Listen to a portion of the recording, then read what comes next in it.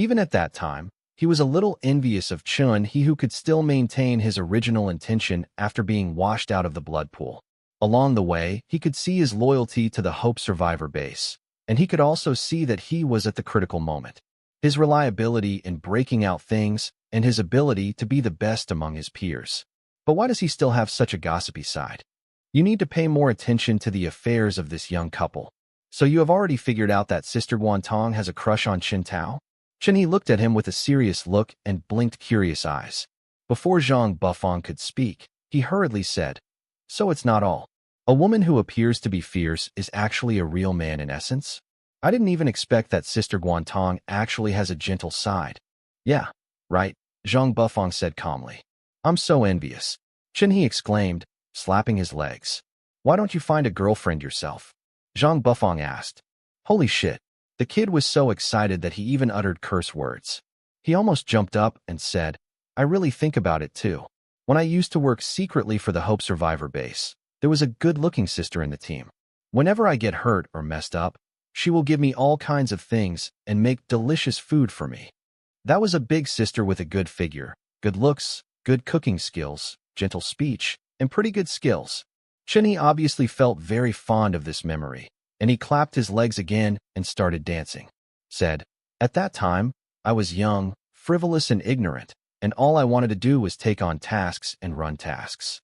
Completing tasks was my greatest happiness. I was so simple that I only regarded that eldest sister as a brother." "Then you are really miserable."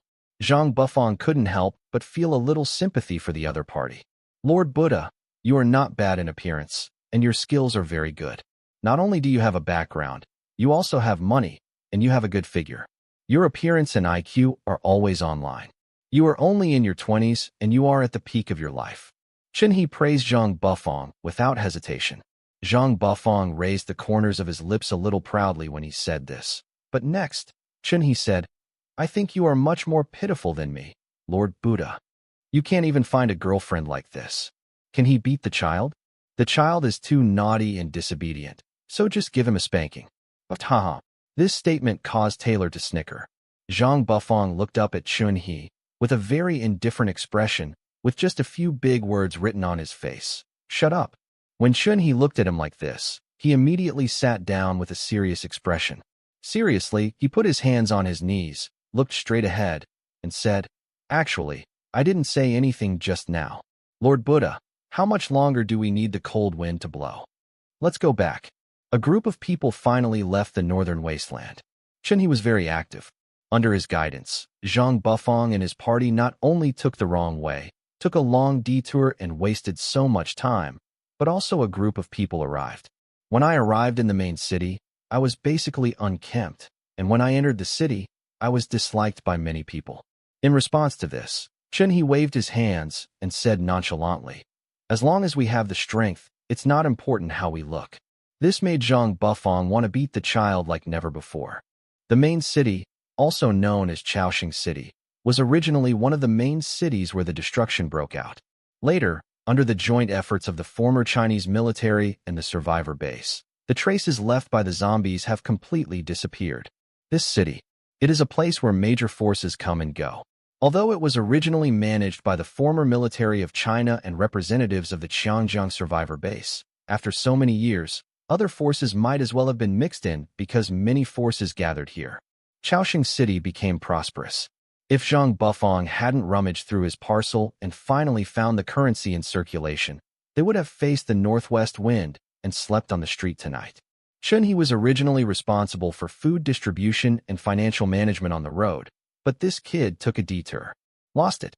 After choosing a room in the hotel and settling in, Zhang Bufang and the others couldn't wait to take a shower.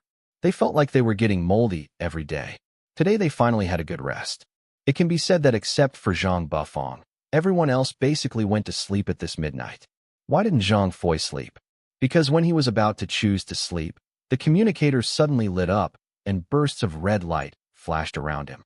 My eyes hurt, and when I got irritated, I just wanted to throw this thing down. Unexpectedly, as soon as I touched the screen of the communicator with my hand, a light curtain appeared on it. Jin Jin. You are really good at picking the time. Zhang Bufang looked at the face on the screen that still needed a beating expressionlessly. After a long silence, he said quietly, I can't help it. Who allowed me to be free at this time? Jian smiled and then said, It seems that you have done a very good job in the publicity mission outside. Today, people came to the door. He is really not an ordinary person. How did you get him? What's your name?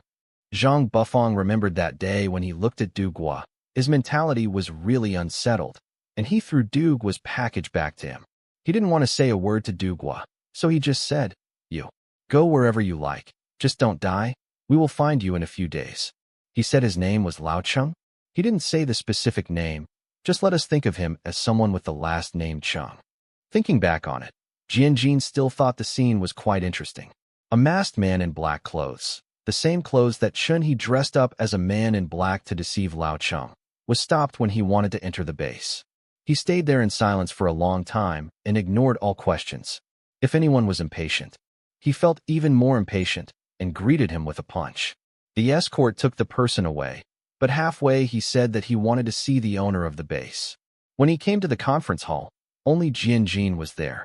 The other party took off his mask and said in a familiar voice, Oh, Zhang Bufang, I haven't seen you for a few days, and you suddenly changed your face? The key is that there is nothing wrong with what he said, but what he said next instantly made Jian's face darken. What kind of material is your character mask made of? You really look like a pretty boy now. The other party pulled down the stool like a second uncle, crossed his legs, and looked at Jian leisurely. Seeing that Jian was black, after keeping a straight face and saying nothing for a long time, he finally realized that he might have mistakenly admitted the wrong person. Oh, you're not Zhang Bufang? Didn't you say he is the master of the Hope Survivor base? You still want me to come? I made the wrong move. I left. The man took his feet that were on the table again. Come down. I am Jian. This is the Hope Survivors base. Zhang Bufang, the owner of the base, is still traveling abroad, Jian said. Really? The man stopped and paused, thought for a moment, suddenly turned his head, put away his smile, and said to Jian, I think you might want to contact her, otherwise he might. Died on the road. What? Jian was stunned. I mean, I originally came to the Hope Survivor base and thought he would be here, but I didn't expect that he was still outside. Then there is no point in my coming here for the time being. I will leave first. As for what I said just now, what I want to say is, the man suddenly smiled triumphantly and said, Don't I have little traveling expenses when I come here? Your little shabby place doesn't have a teleportation array. I just wanted to get some money from her, but I didn't expect that I would get it this time. I took it wrong. There is quite a lot of money in my pocket. Hey, wait. The other party was about to run away after saying that. How could Jian stop him with these words? The guard standing outside wanted to keep this, but to his surprise, the man just waved his hand easily, and the two of them. The guard was knocked to the ground. On the light screen, Jian's appearance was magnified a little, and it was probably him who moved forward and said, That person said, My name is Lao Chung. Don't look for him unless there is any major issue of destroying the base. You know, in order to prevent any evildoers in the conference hall, I secretly placed a level test chip on the wall. As long as there is a slight fluctuation in power, the level can be sensed. The chip says level 50. Can you get to the point? I still want to sleep. I have already transferred the expenses. I hope you haven't lost your card. I don't know where Chin-hee is. Besides, I don't think you'll come back in 10 or 8 years. Try to transfer a few more like this. When you return to level 50, striving for the best people will be more serious and responsible, and by that time, I can't do it. I'll just let it happen. Shut up. Goodbye. Zhang Bufang said the words in one go with a wooden face. He directly pressed the light curtain to turn off the communicator and threw the communicator into the corner of the room. Then he lay down on the bed contentedly, hoping that no one without eyes would disturb him this time. As a result, when he was about to fall asleep, there was a bang sound, and Zhang Bufang jumped up from the room as a conditioned reflex. He had already prepared a defensive posture and looked at the person coming. When he looked at the face opposite, Zhang Bufang, I really can't hold it back. Can't you just walk out the door? Go out. I want to sleep now. Go wherever you like, and don't bother me before noon tomorrow. So far, among the conquered teams, Chun Tao, Guantong, and Dugua are 100% loyal.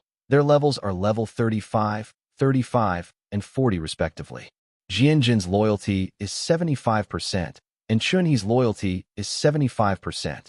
95. The levels are 25 and 40 respectively. Zhang Haiyang's position has not yet been determined. The last test showed that the loyalty was 60% and the level was 28. After the next day, Zhang Bufang woke up in a daze to the system's prompt sound. He said that he felt like he had forgotten something yesterday. After the system said this, it turned out that Zhang Haiyang hadn't come back yet. He happened to be going to the hiring guild to finish the task today, so he wanted to ask Zhang Haiyang what was going on. Among the entire team, except for Zhang Haiyang, whose specific loyalty and level are currently undetectable, Jianjin has the lowest loyalty. Zhang Bufang thought again that although Jianjin was of low level, her brain power was surprisingly developed. I can't help but feel suspicious, but at present there is no threat to Zhang Bufang. Lord Buddha, what should we do next? After the group had breakfast in the hotel, they were thinking about the next thing. Zhang Bufang did not let Dugua stay with them. Thinking about it, the other party should also have that self-knowledge. If he is alive in the employment guild for now, but he may really die soon. Go to the hiring guild first. The mission must be completed first, Zhang Bufang said. After arriving at the employment guild, Zhang Bufang handed the mission chip to the front office staff. The other person took the chip and swiped it on an electronic device. The green light of the device turned on, and the other person handed the chip back to Zhang Bufang, and then asked, "You can keep this chip for now. Just put it in the third chip space on the left row of your communicator. Then you can check the daily mission updates at any time. In addition, your mission rewards have been all completed. This card has been scanned." Zhang Bufang took the blue card with the Mercenary Guild logo on it, nodded to the waiter, and then asked, "I came here with a friend before taking the mission, but that friend of mine hasn't come back yet. I'm a little worried about him. How should I find his location?" The location cannot be found. The Employment Guild has strict and clear regulations. Information about the person who issued the task and the person who received the task cannot be leaked. If there is no other way, you can only wait for him to come back. Is there anything else you can do? The waiter on the other side still had his trademark smile on his face, but he already showed his impatience. "Thank you," Zhang Bufang said. "Are you here to ask Zhang Haiyang?" A charming woman walked towards them. "Are you the woman who took the mission on the 4th floor that day?" Zhang Bufang thought for a while, and then continued. "When will Zhang Haiyang come back?" "Oh my, he told me that he wanted to practice well outside, and he kept asking me if there were any tasks that were more difficult and took longer, so I recommended one to him. In order to prevent him from being like you. People who can't find their teammates for a long time will come to the guild to cause trouble. No, this is a voice he recorded for you using my communicator, the first time he took the mission and the one from yesterday." The woman smiled nonchalantly. The flaming red lips and thick eyeliner, as well as the V-neck that exposed half of the chest and the high-slit skirt. This charming smile made many men feel embarrassed to leave their eyes. Su Hong handed the communication bracelet to Zhang Bufang. Zhang Bufang walked aside and turned on the communicator, listening to Zhang Haiyang's recording on the first day. "Lord Buddha, you don't need to worry. I will just kill those zombies outside. Yes, I think it won't take too much time. If I don't come back before you come back, I will trouble you to wait." Yesterday's recording sounded a bit low, and the environment felt a bit noisy, not the kind of noise that people were making. Zhang Haiyang recorded. "Hey, I have the last bit left. I should be able to get back tomorrow. I think after this mission is over, my level will definitely not be the lowest. Okay, I've finished listening. Let's go first." Su Hong sent Zhang Bufang and a group of people away, but as she was walking along, Su Hong suddenly grabbed Taylor's hand, and Taylor, seeing that the other person was gradually becoming wary, Su Hong turned around and smiled at Taylor, but secretly gave a few people a look to calm them down. When they reached a certain corner, Su Hong pressed some mechanism. Before Zhang Bufang and the others could react, they were already in another dimension. "You are really, really bold." After Su Hong lit the lights in the room, she sat on a stool, crossed her legs, picked up a cigarette, and started smoking. "What do you mean?" Guantong was about to stand in front of Taylor, but Taylor smiled and shook her head. Guantong respected Taylor, but the scene below had to make her wary of Su Hong. "Huh? Taylor," Su Hong still smiled so casually, but this name was enough to make everyone break into a cold sweat. Zhang Bufang secretly cursed himself until he woke up in the morning, and he probably didn't wake up. He saved Du Gua and also saved Lao Cheng. He actually forgot a key clue. Du Gua's team was destroyed, and Lao Cheng. The pursuit of Du Gua was all because Du Gua had a piece of news, and the main point of Du Gua's news pointed to Taylor. What do you want to do? Zhang Bufang's face turned cold. Su Hong was probably less than 30 years old. She was a kind of royal sister whose charm had settled down and had the beauty of time. But Zhang Bufang couldn't see through the other party's level. Ha ha, Su Hong covered her lips and smiled. She simply put out the cigarette and stopped smoking. She exhaled a puff of smoke and said, "Why are you so nervous? If I hadn't pulled you just now, a group of you would have died long ago. You should be very lucky. Only people on the 6th floor and above know about Taylor's mission, and more than 60% of the people who issued the mission are a group of arrogant people who don't like to interfere with the lower levels. They were stared at by the hired guild just now. I'm worried something bad will happen, so I brought you here quickly." Su Hong's expression turned serious after saying this. She said, "People above the 6th floor are not only the top brass of various warlords, but also extremely powerful base personnel. As for why I know that the mercenary guild will arrange their people to enter various forces, why can't other forces arrange themselves? Where are the people who go to the hiring guild?" Su Hong asked back, but these words made this kind of person confused. Zhang Bufang felt that Taylor's identity could not be as simple as his appearance. He still didn't understand more than half of it, and most of this, for him. In other words, for their team and the Hope Survivor base, it is either the right to live or the right to die. "Forget it, I don't have much time anyway. I'm not talking to you about this." Su Hong subconsciously wanted to take out a cigarette to relieve her craving for cigarettes. When she thought about the room being filled with smoke again, the other party. There may be some people in the team who don't like smoking, but Su Hong endured it and looked at Taylor and said, "Taylor, if you want to survive, and if you want anyone you come into contact with to survive, you'd better do it. Tell your identity completely. What you are carrying is very troublesome, and it may even be the key to changing the world." What is the key to changing the world? Isn't the world full of apocalyptic zombies? How else can this world be changed? Could it be that Taylor has a magic medicine that can solve the zombie virus? Chenny disliked Su Hong very much. Judging from his feelings, Su Hong is not only a dangerous person, but he also doesn't like women smoking. Su Hong, a woman who seems too strong, he still prefers a gentler elder sister. But Chun-Hee's words, which were both joking and sarcastic, made Su Hong stop talking unexpectedly, and then looked at him with a serious face. Chun-Hee couldn't help blurting out, "Huh? Really? Impossible. Tyler, you need to think clearly about your current situation. I am not saying that you have the key to changing the world, but according to the information I have received, everyone above the 8th level of the Mercenary Guild knows about it. But I don't. I don't know what you are talking about from beginning to end." Taylor frowned. "Yes, little girl, don't worry, you don't have it, but people say this, so you have to have it. If it is said a lot, you must have it." Su Hong looked directly into Taylor's eyes and said, "In the far north, there was a piece of land bought by a wealthy family. They were good at doing business. Soon, most of the land in the far north was owned by them. Until the zombie virus broke out, this family was. It is so mysterious that after the zombie virus broke out, countless people wanted to use the zombies to directly destroy the family. This. Taylor looked at Su Hong in disbelief. Although Su Hong had not mentioned anything about her life experience so far, Taylor at this time had already believed what most people said about this woman. "Taylor, the only news I received is that your name is Taylor. I'm afraid the information such as your last name that's been circulated is also false." Su Hong turned around and groped for a while on the screen not far behind the chair. The embroidered. She took off a piece of the screen, and then Su Hong put the piece into Taylor's hand and said, "You are not unfamiliar with this pattern. You should know who I am." Taylor took a piece of embroidered cloth from Su Hong's hand, stared at the pattern on it, and looked between the embroidered cloth and Su Hong. Zhang Bufang and the others felt confused when they saw this scene. He just stood aside silently.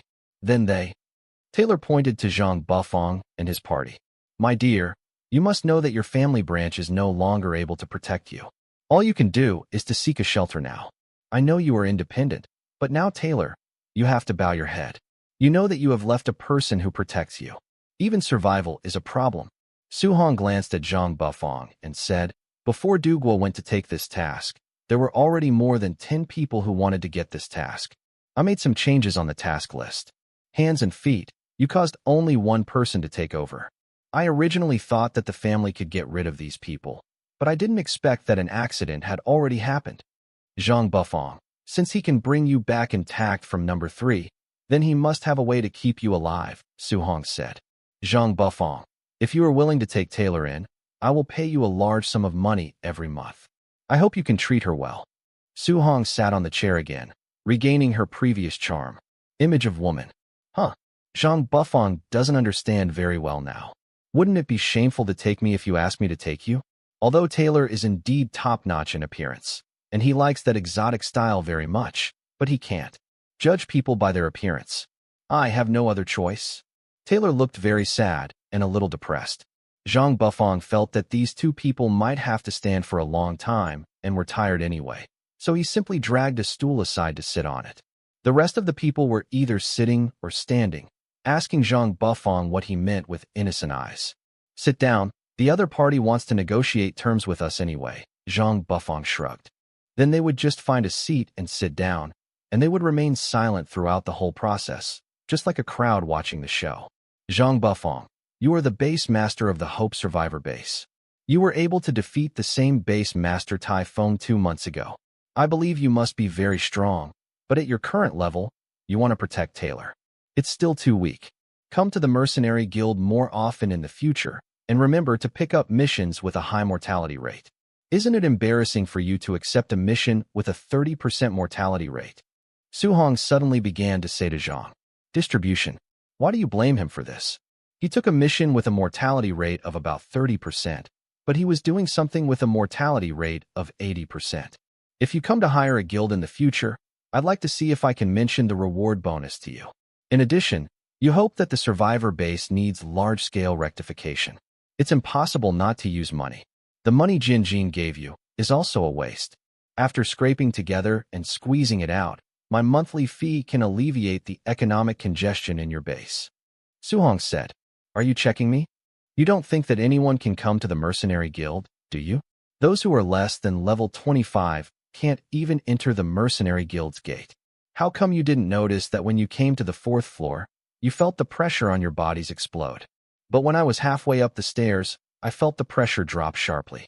That's because I was kindly debugging it for you, Su-hong said. I'm afraid your mission is a bit difficult. There is no limit on the mission duration or the final reward. I feel that if I take this mission, it is equivalent to taking on a mission with a mortality rate of almost 90%, Zhang Bufang. Answer. Su-hong was probably determined today and must convince Zhang Bufang. Suddenly, Zhang Bufang was afraid that the woman would give him a long argument, saying, it's okay to help Taylor, but I have such a time bomb with me. You have to know the model of the bomb, etc., right? My real name is Tyler Useface. I am the successor of the second line of the Useface family. I come from the far north. Far north is the general name for the far north islands. That is my home, Taylor said in detail. Is this invisible pretense? People and their family can actually buy an archipelago?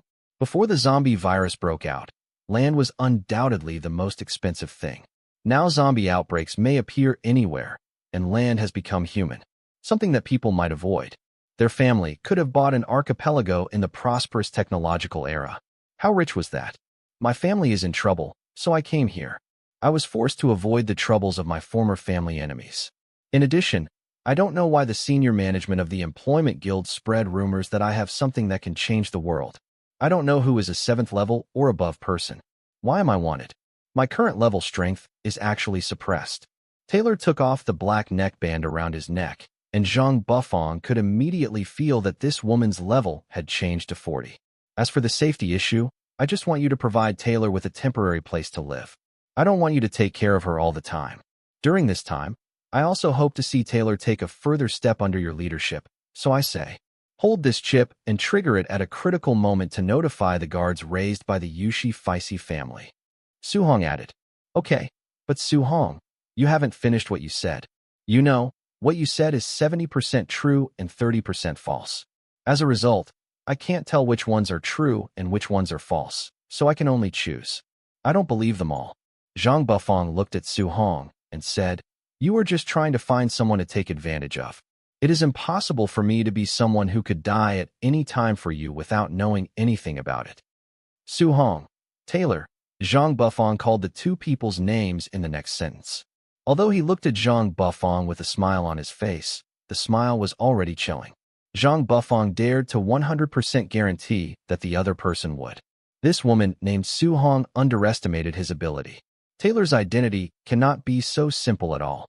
This is something that can be figured out with your feet. Based on what Su Hong said, Taylor is not worth the trouble of hiring a guild. Zhang Bufang looked at Su Hong, while silently scrutinizing this person's psychology. Being able to be a person with a high status in the employment guild for so long. If Su Hong really cares about something between her and Taylor, it may be family friendship. To put it bluntly, Su Hong is a person who values love and justice. It is impossible for him to survive in this cunning mercenary guild. This woman must have other selfish motives. Zhang Bufang appreciates people who value affection and righteousness, and he is also a person who values emotion and righteousness. However, not all people with a character that values love and righteousness can have a place in this world. This world is divided into many types. Sections.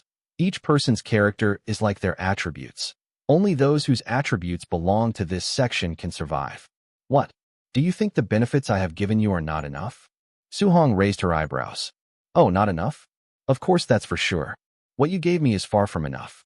So far, you want you to use such a simple thing, money, and let me do this for you. If you are not careful, you will die. You just want to reap the benefits of the disaster. I'm curious, if that's really the case, how much profit can you take? Zhang Bufang looked at the cup of tea that had been placed on the table in front of him for some time. Maybe this cup of tea has been heated a long time ago, and he just didn't pay attention to it when it was placed here. Don't try to make excuses again. My lord, do you think I can do what I want to do by relying on something brought by a woman? Su Hong, I'm curious about how you hire a guild here in order to survive. Go down. How much thought did you spend to feel so superior? Zhang Bu's square hand slowly covered the teacup. There was water in the teacup, but it had already cooled down. Zhang Bufang, don't show shame. Bang! Was the sound of ceramic shards breaking and flying.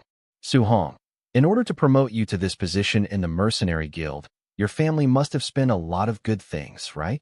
In other words, these things consumed have made your family unable to support it at all. Maybe, this is just me. It's speculation, but one thing I'm sure of is that you must be alone and helpless now. Zhang Bufang slowly let go of his hand, and some fragments fell from his palm. You? Su Hong couldn't say a word. See, she's using you. Zhang Bufang casually tossed his hand and returned to his usual carefree look, leaning on the chair and smiling at Taylor. Taylor actually didn't want the two people to quarrel, and it seemed so awkward for her to be caught in the middle. But she half believed what both sides said, and by listening to it, she could probably connect the whole thing. The reason why she didn't say anything was because of Zhang Bufang's. The guess is correct. Su Hong, who was left in the mercenary guild, was isolated and helpless. If Su Hong wanted to get out of this dead situation and ordinary predicament, the best way was to find her successor who was living outside. How normal. It's human nature to take advantage of it, isn't it? Zhang Bufang didn't seem to notice that the atmosphere in the room had cooled down. He still smiled and joked to himself. He said, "It's okay, Taylor. It's because you want to be our teammate and develop side by side with us that I'm willing to help you at this time. Not because someone talks nonsense and talks about the most worthless things in the end of the world." Taylor sighed and shook his head, accepting his fate. At the same time, he helplessly expressed his apology to Zhang Bufang. "Sorry, I am different from most people in the team. I am alone now, but there are still people behind me. My entire family and my relatives are still there." Lord Buddha, Guantong couldn't bear it. If there is still a relative living in this end of the world, it would be great luck. Guantong could only secretly envy him. "It's okay, it's good. Just like the Hope Survivors base we have behind us, we also consider it our home," Zhang Bufang said with a smile, not the superficial smile he had before. "Then let me introduce it. Based on my previous understanding of this place, Chunhee said proudly. The most interesting thing here is not the things on the surface, but the underground things. Don't be so mysterious and keep everyone appetizing. Say what you want to say quickly, Chen Tao urged. Chunhee curled his lips, cleared his throat, and said, since this place can be called the jewel of the main city, it's not because of how beautiful and brilliant it looks on the surface, nor because it is the home of all the major forces. A gathering area, it is the paradise of this continent. The main city refers to the place on this continent where there are no zombies. This is just a general term, not because it was built by one force. There are 4 districts in total, one of which is here. 3 districts. It forms a triangle, and the 4th area is in the center of the triangle. So most people like to call this city the main city. Because there are a large number of sources of economic material, people living here do not need to consider the troubles of zombies at all. All major forces have wiped out the surrounding zombies. Any zombies that appear in the main city are definitely used for artificial experiments or for dissection. Therefore, the main city is developing rapidly. Representatives from all the major forces will use this place as the core meeting area. Anyone who needs to discuss any important matters will come to this place. Therefore, there is no shortage of rich people who will come here. Since everything that should be destroyed in the apocalypse has been almost destroyed, but the unclean things around have also been cleaned up, they will find a lot of fun to solve their problems. Boring, like building an underground area. It's funny to say that the surface of the main city is just for all kinds of serious things. But this underground area is the real purpose of many people coming here. What's in the underground area? There's everything. Whether you are full and want to have a close encounter with zombies and come to the underground area, or you have too much money and no place to spend it, but don't want to show it off in the street to show off, and just want to throw it away in a low-key way, come here.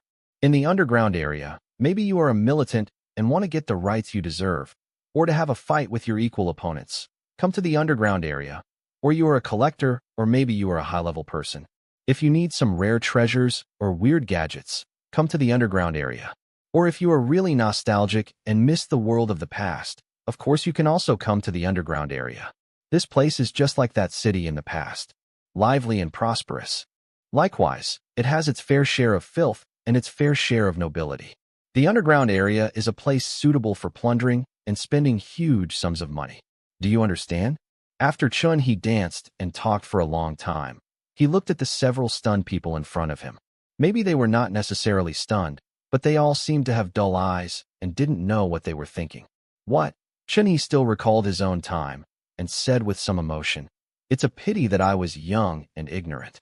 I had nothing but frivolity. I had no money, no power, and no influence. I could only go to that Colosseum. Huh? Colosseum? Zhang Bufang listened to Chunhee's long speech. He kept thinking about a question. Since the underground area has said so much, there is still one key point. You must have money. Then this is a problem. How much money are there for them to spend in this spending zone? The Colosseum. Zhang Bufang somehow thought of the Spanish bullfighting scene on TV. Huh? Why don't you say anything?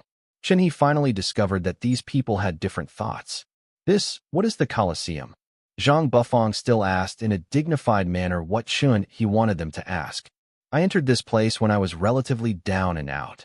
After hearing Zhang Bufang's words, Chunhee's eyes lit up and he said, usually there are 3 identities in this Colosseum. 1 is a desperate person, the kind of person who may be at the end of his rope, or may be more ambitious, but unable to support what he wants to do. He goes into the Colosseum and fights with different people. It's a bit sweet to say it's a fight. Anyway, as long as you kill the opponent at all costs, you may be noticed by a powerful person, and you can rise to the top in one step. It's no exaggeration. The second type of people are those who are rich and powerful. There is no shortage of people like this in this place. They are distributed in various places and in all walks of life. They are all doing whatever they want. They have that kind of psychological abnormality, or they are too stressed and have nothing to do. So they come back to a place like this to gamble.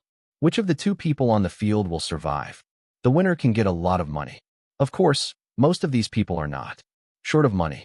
The third identity is the kind of person who wants to make money but can't fight.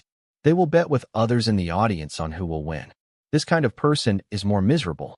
Not only is he betting money, but he is also betting on who will win. There are also those who gamble their lives, usually those who have no money, no identity, and no ability. Such people will also be reduced to the entertainment of those with power. Those who lose the bet or have no money can put themselves at risk. Press on any organ of the body. Well, I once saw a man being chopped up on the spot.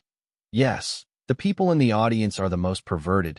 Chun-Hee said so much in one breath, then picked up the teacup next to him and took a sip.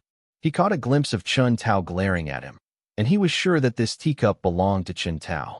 Well, it does sound perverted. Guantong didn't like this kind of place. She was different from some grown men. She didn't have much blood. She just killed zombies when she had no choice but to survive. This didn't mean that she would have any. I like this kind of behavior. So soon, Guantong said, "Sorry, everyone, I don't like this kind of place very much. Can I not go?" "No problem." Zhang Bufang did feel a little complicated about the place described by Chun-Hee. Isn't it exactly the same as the underworld gambling described in his world novel? He wanted to see it, but was afraid that the scene would be too bloody. What a joke. If it were a zombie, of course he wouldn't be afraid. Zombies can no longer be called humans. If zombies were not highly aggressive, they would still be an interesting new species. Unlike himself, cutting them would be like peeling a piece of tofu. It doesn't matter. But the place described by Chun-Hee is completely a hell on earth? Is this the legendary hell is empty and the devil is in the world? The same kind kills each other just because of the happiness of another kind? Zhang Bufang may not accept this. Why don't you seem to be interested? Chun-Hee looked at these people who were a little reluctant to answer. Don't you think this sentence is terrifying? Chun-Hee described the underground area as a Shura field. From his words, it can be seen that he has entered this place and personally became a member of 3 identities in it. Just listening to it can already feel shuddering. But since Chun-Hee can say so much, he must still have fresh memories of this place. But why is there not a trace of negative emotion on his expression? Instead, is he excited? "Aren't you afraid?" Taylor asked. She decided to go with Guantong, although she also wanted to see this place out of curiosity. But at least she had not lost her humanity. If she went, she was also afraid that she would see too many things about it. There are bad things about the same kind of people, so just don't understand them. You're not afraid. What's so scary about it? Chun-Hee was puzzled. Similar species are killing each other. You are gambling with your life. Everything is just a moment of happiness for others. Judging from the place you described, it feels like you are a person who regards human life as nothing and blood as commonplace. This is a place, Taylor said. He was also very dissatisfied with Chun-Hee's unburdened expression. It doesn't matter. When I see my own kind, even if blood splashes on me, I actually don't feel anything. But why should I feel it? Why do I have to feel some emotions because he and I are both human beings? First of all, if he died in front of me without knowing him, what does it have to do with me? Chun-Hee scratched his head. Some of the 2-foot monks were confused. But what he said really overturned everyone's impression of Chun-Hee. This is the reliable, lively, and sunny young man that everyone thinks of. Zhang Bufang has been listening silently in his heart. When he heard these words, he was not as surprised as others. It was just that there are always some people who are born with something lacking and are always completely inexperienced in a certain field. Really, there are too many people like this. Everyone has it, but the degree of expression is different for each person. For example, there is a natural lack of perception of a certain part of emotions, such as joy, anger, sorrow, joy, fear, and so on. One piece is not a bad thing. So, does Chun-Hee have a weak perception of the field of fear? Zhang Bufang's knowledge is also limited, and he is not a professional psychiatrist, so just take a guess. What Chun-Hee said is true. It may make people feel surprised or even scared, but this does not prevent him from still being a reliable partner in the team. Chun-Hee will still obey the orders of people he respects, will help the base, and will help his friends. He will be loyal to something or someone. He is not afraid of human beings killing each other, and he is not afraid of the blood. The scene of blood flowing across the street and brains splattering all over the place does not prove that he is a strange person. Maybe being too outstanding will make them an outlier among the crowd, but it is precisely because of these outstanding talents that they have become their strongest talent. Being an outlier is not necessarily a bad thing. It is a gift from God, not a monster. Zhang Bufang decided to go to the underground area to have a look. So the final result is that those who go to the underground area are Zhang Bufang, and Chen He. And those who don't go to the underground area are naturally Taylor, Guantong, and Qin Tao. It means that it doesn't matter what the friendship between the boss and the base team is, the most important thing is to spend time with his wife. There is no Du. Guo and Su Hong spent so long talking that when they returned to the hotel, it was already 2 o'clock in the afternoon. Zhang Bufang looked around, but couldn't find anyone from Du Guo. Du Guo shouldn't be stupid enough to dig his own grave and do something like walking on the street and being recognized directly. Anyway, with Du Guo's current state, even if Zhang Bufang accepts Du Guo into the team, it will be a big deal. It is impossible to let Du Guo wander around casually. If Du Guo could find a way to solve his current troublesome identity, it would be best, and Zhang Bufang would leave it alone. However, he suddenly remembered that Su Hong was still holding on to several of them in the morning. Originally, he was impatient and crushed a cup. He planned to make the matter as clear as possible and let Su Hong and Taylor tell the truth on their own. After he came out, the conversation ended up talking about money. His thoughts and topics were all diverted, and Zhang Bufang forgot all these things. One day, sooner or later, he will have to figure out who Taylor is. Originally, he wanted to inquire about this matter secretly, but suddenly found that Taylor's full name seemed to be very long. Taylor, Yushi, What Fei. See, and there seemed to be 5 or 6 more characters after it, which meant that he couldn't even remember the person's full name and couldn't find out. I can only go back and ask Jianjin if there is anything I can do. Oh, Jianjin dialed the communicator for him in the middle of the night. After dialing the communicator, where did he throw the communicator in a rage? Forget it. Find it again when you have time. Then the question is, when did you go to the underground area? Zhang Bufang asked, folding his hands on his chest. Okay, it seems 11 years old. Chen He forgot one of the most critical points. He is in his 20s this year. Almost 10 years have passed. Where is the entrance to the underground area? Then what should I say now? Zhang Bufang asked speechlessly. How about we find Mr. Jianjin? The 2 most powerful people in Qin Tao's mind are Zhang Bufang. When Zhang Bufang is at a loss, he will think of the second most powerful person in his mind. That person is Jianjin. Did you call him on the communicator during the day? Zhang Bufang said. I've been beaten, Qin Tao replied. Okay, how many times have you spanked him? Zhang Bu raised one corner of his lips. Have you beaten him no less than 20 times this month alone? Qin Tao seemed to understand what Zhang Bufang was going to say. So, how many times have you been able to get through? Zhang Bufang's smile widened a little.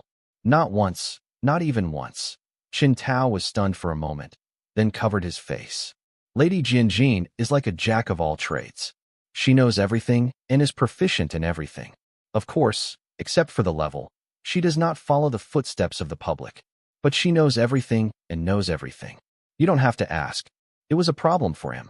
To communicate with Jianjin during the day, he could only accept the 1 in 1,000 chance. But Mr. Jianjin seems to particularly like to communicate in the early morning. Does he not sleep during the day, or can he really survive?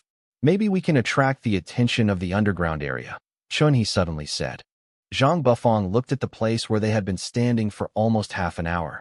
The surrounding area was busy with people coming and going. Both pedestrians and vendors had smiles on their faces. Such a smile was the same as when he was at the base in the past. The smiles here are different. It can be said that the smiles here are much cleaner and even much more pure. Perhaps in such a peaceful place, it is impossible to imagine such a violent and bloody underground area. Lord Buddha, how about we go to the auction house? Chen Tao searched carefully in his memory and finally found a good place where he didn't have to wander around on the street.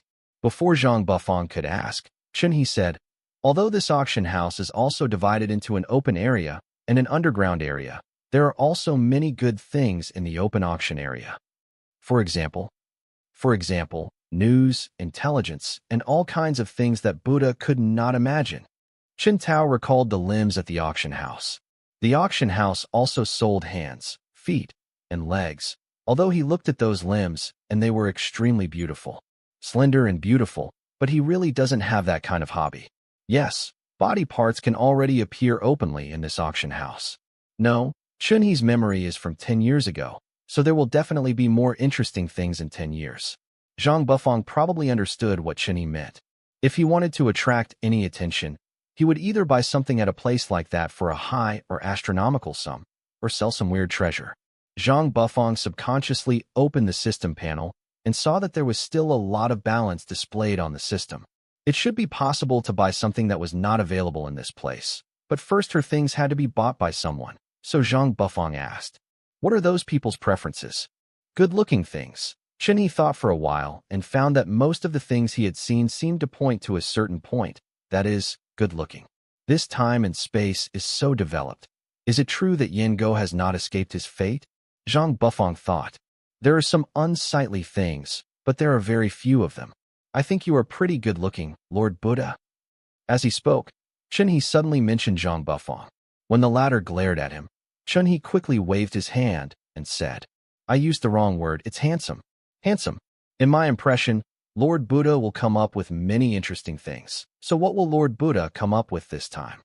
If you hadn't seen that your smile meant no harm, I would have blacklisted you. Zhang Bufang thought silently in his heart. On the surface, he seemed to be thinking about something in Chenhe's eyes, but in fact, he was looking at the system's shopping mall interface.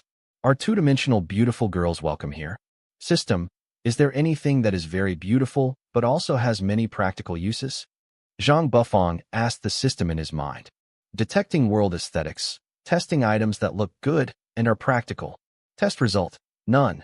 Is there anything that can make something look good? Zhang Bufang asked. Under testing, the appearance improving agent will make a person's face become more and more in line with the world's aesthetic standards in the future, until the user feels that he or she is perfect enough. The duration of use is 2 years. Okay, let's take this one. Thinking about it for a while, if you want to sell this thing, people will definitely want to see if it is effective. Will this period of time be relatively long in the future? Thinking of this, Zhang Bufang asked again, is there any catalyst to get results quickly? Yes, a bottle of appearance improving agent and a small bottle of quick trial sample cost 8,000 gold coins in total. Do you want to buy it? No. Zhang Bufang felt distressed, but he still exchanged it. I may have something like this. Let's go back and take a look. My package is still at the hotel. Zhang Bufang couldn't take out the potion directly from his pocket, so he took Chenhe and pretended to go back to the hotel and rummaged through his bag for a long time. Then he took out such a thing and went to the auction house while spreading the pot. Fong was explaining the potion to Chenhe on the road. This is an open auction house, and you can still find it by asking for directions. Let's see if what you're selling is worth it. If it's not of that level in our minds, I'm afraid we won't be able to sell it to you on the same day, the person in charge of the auction house said with a smile. In fact, he also estimated that it would be impossible for these two people. What good things can I come up with? Seeing that these two guys were very interesting, I stood there and explained for a long time. So when Zhang Bufang took out his own medicine, he handed over a small bottle of quick-acting medicine and another bottle of regular-acting medicine to the personnel for testing on the spot. During this inspection process, Zhang Bufang deeply understood how important beautiful things are in this area, but he still wanted to use an internet vocabulary from his world to describe it. Bah, Yango. Well, this bottle of potion of yours is really interesting. The person who used the quick-acting potion compared his original appearance 10 minutes later and was shocked for a long time. It took him a while to realize that he wanted to praise the potion, but he didn't know how to describe it. Another bottle that usually takes effect may have been too long, so there is no change. After further testing, it was found that the 2 bottles of medicine did not have any side effects. Zhang Bufang also clearly told them the usage time of the medicine, and after testing, they were almost consistent. Therefore, Yango people unanimously agreed that these 2 bottles of medicine could be saved for the third to last auction. However, Zhang Bufang was in a hurry and said that after the first item was put up for auction, this one could be auctioned. The service staff also quickly agreed and completed the entry process. Looking at this efficiency, there are some weird things that can jump in line like this every day, and the service staff have long been accustomed to it. However, Chenhe never told Zhang Bufang about the body parts that could be auctioned, so when the first item on the market was a stuffed animal that had been soaked in preservatives and made into a specimen, Zhang Bufang stunned.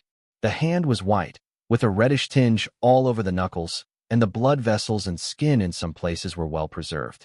It was white and red with a light blue background, making the skin look translucent. Well, I remember that 10 years ago, things like hands were among the last to appear, Chun-hee affirmed. So since the hands can be sold, can the legs and feet also be sold? Zhang Bufang's worldview was refreshed again. Any part of a person's body can be auctioned? Sir, your eyes are very beautiful. The service staff said this thoughtfully, but there is no need to say the second half of the sentence. Zhang Bufang felt that when his items were sold as second items, they should be able to fetch a very good price. Otherwise, he would really be sorry for the 8,000 yuan he had saved so hard. As a result, when his items were put on the market, the service staff next to him told him thoughtfully, "Your items were noticed by us adults, so they will not be auctioned. She is willing to give you what you want directly. So, sir, do you want to come with us? Want to take a trip? If you don't want to go, the adults in our family have said that you can give it to her for free as a favor." Zhang Bufang was silent. And yes, the auction house is such a powerful place, and the adults in their family must have the right to know all the good things at the first time. Of course, for someone like him who has no money, no power, and no authority, it seems that, as someone who is very easy to mess with, there is no need to auction him off. If he doesn't go, his 8,000 gold coins will be in vain. No, in vain, but at least there will be a splash. Two gentlemen, please. After the service staff took them to an antique room, they stepped out cognizantly and closed the door, but Zhang Bufang seemed to have heard something similar to locking the door. Kind of sound. Yeah, don't even think about leaving once you're here. Looking at this room, the owner of the room is indeed very tasteful. Even the legs of the table are carved with exquisite and beautiful patterns. Those floating red gauze look very vulgar at first glance, but if you look closely, they are also inlaid with dark patterns. Even the smell of money seems to be floating in the air. What kind of voluptuous woman is this? Zhang Bufang has already imagined in his mind what this woman will look like. She has big breasts and long legs, a curvy front and back, very rich, speaks arrogantly, has enchanting eyes, and has a charming voice. Hello, you two. Zhang Bufang and Chun-hee looked at each other at the same time, and both of them saw the word surprise in each other's eyes. It seemed that it was not what he imagined. Zhang Bufang heard the voice was gentle and couldn't describe it, but at first glance, he thought of Jiangnan in a novel or a magazine article. Misty Rain, a gentle description of Jiangnan women. Well, please don't be afraid. I invited you two here today, and I didn't auction your things according to the procedures. It was indeed me who was rude. A woman walked over slowly, her figure gradually becoming clearer, wearing light blue clothes. A colorful cheongsam with pink lotus patterns embroidered on it. They are both wearing cheongsam, and they are also high-slit skirts. Su Hong wears bright red with black embroidery, a pair of black high heels, and the tear mole at the corner of her eye, which makes her look more powerful and mysterious, but Su Hong looks more powerful and mysterious. The special identity also makes people feel a hint of threat and murderous intention. The woman in front of me is wearing light blue and pink. She has a petite figure and white wedge shoes. Her face has a very gentle willow eyebrows and her eyes are almond-shaped, watery, more aura, and she looks more personable. Gentleness is more lovely, and I even feel pity for some of them. Chun-hee immediately roared in his heart. What I like is the eldest sister, although she is not like Su Hong, but she must have Yujia's attack energy. But the little girl in front of me also feels very good. But why is she a girl? Type of, two gentlemen? Let's sit down and talk, okay? The woman was a little confused as to why the two people in front of her remained motionless. She tilted her head slightly and smiled. Okay, no problem. Zhang Bufang and Chun-hee agreed in unison. Girls always like to be beautiful. The woman gently gathered the broken hair around her ears, lowered her head slightly, feeling a little embarrassed, and then raised her head again after a brief pause. But she did not look straight. Looking into the eyes of the person opposite, he said, I like this thing from these two gentlemen very much, but it is really my fault that I took away your things forcibly at this auction. It doesn't matter, Chun-hee said quickly. A girl is so beautiful. Beautiful things should be given to people who are suitable for them. Haha, thank you, big brother. The woman's eyes were crooked, and the feeling of the sister next door came out again. The woman said, My name is Tingquan, the Ting of Anji Tinglan, the spring of spring water. Zhang Bufang. Chun-hee. Sure enough, It was the misty rain in the south of the Yangtze River, the gentle beauty of the women in the south of the Yangtze River, standing on the bridge. Ting Quan matched all Zhang Bufang's imagination of the women in the south of the Yangtze River. Then, can I say one more thing? Ting Quan seemed to be about to say something that would make her lower her head shyly. Of course, this girl is so soft. Where are you two gentlemen from? It's all a base of hope survivors. No. Chunhee, you can't answer so quickly. You promised that if you like the big sister, you can't slap yourself in the face. Hope for the survivor base. But then, Ting Quan changed the topic and said softly, do you have more of this beauty potion?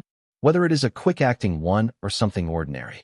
I hope you two can bring out as much as you have. After hearing these words, Zhang Bufang and Chun, he seemed to have woken up from a dream. There seemed to be a gentle mirror in front of Ting Quan, but Ting Quan herself did not hesitate to put it in front of her. This mirror is broken. It seems. In this mode, how is it possible to meet a truly gentle girl? Which woman he has met so far is not a femme fatale? Zhang Bufang felt scared because he almost let down his guard just now. I'm sorry about this, girl. Zhang Bufang became alert and said calmly, I got this by accident. This kind of potion, unless it is a special private potion laboratory, it should not be produced. Ting Quan still maintained that smile, but the feeling was different, like a drug that clearly wanted to poison quickly. A snake that kills its prey still pretends to be decent.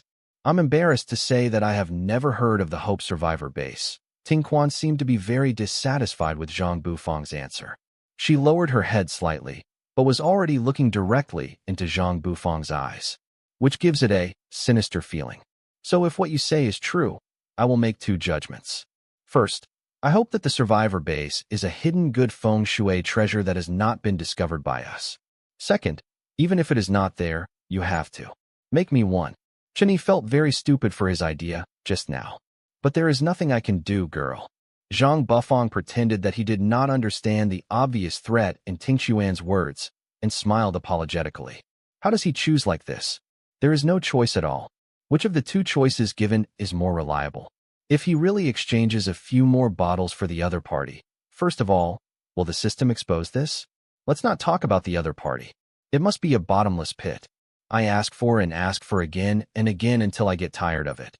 So I take it out and chop it into pieces to feed the dogs. But if you refuse the other party's request, why do you feel like you will be chopped into pieces on the spot? Miss Ting Quan, you have already used that bottle of potion, right? And it is still the quick effect of that small bottle. Zhang Bufang will still insist on his toughness. Although a man can bend and stretch, his decision may give him.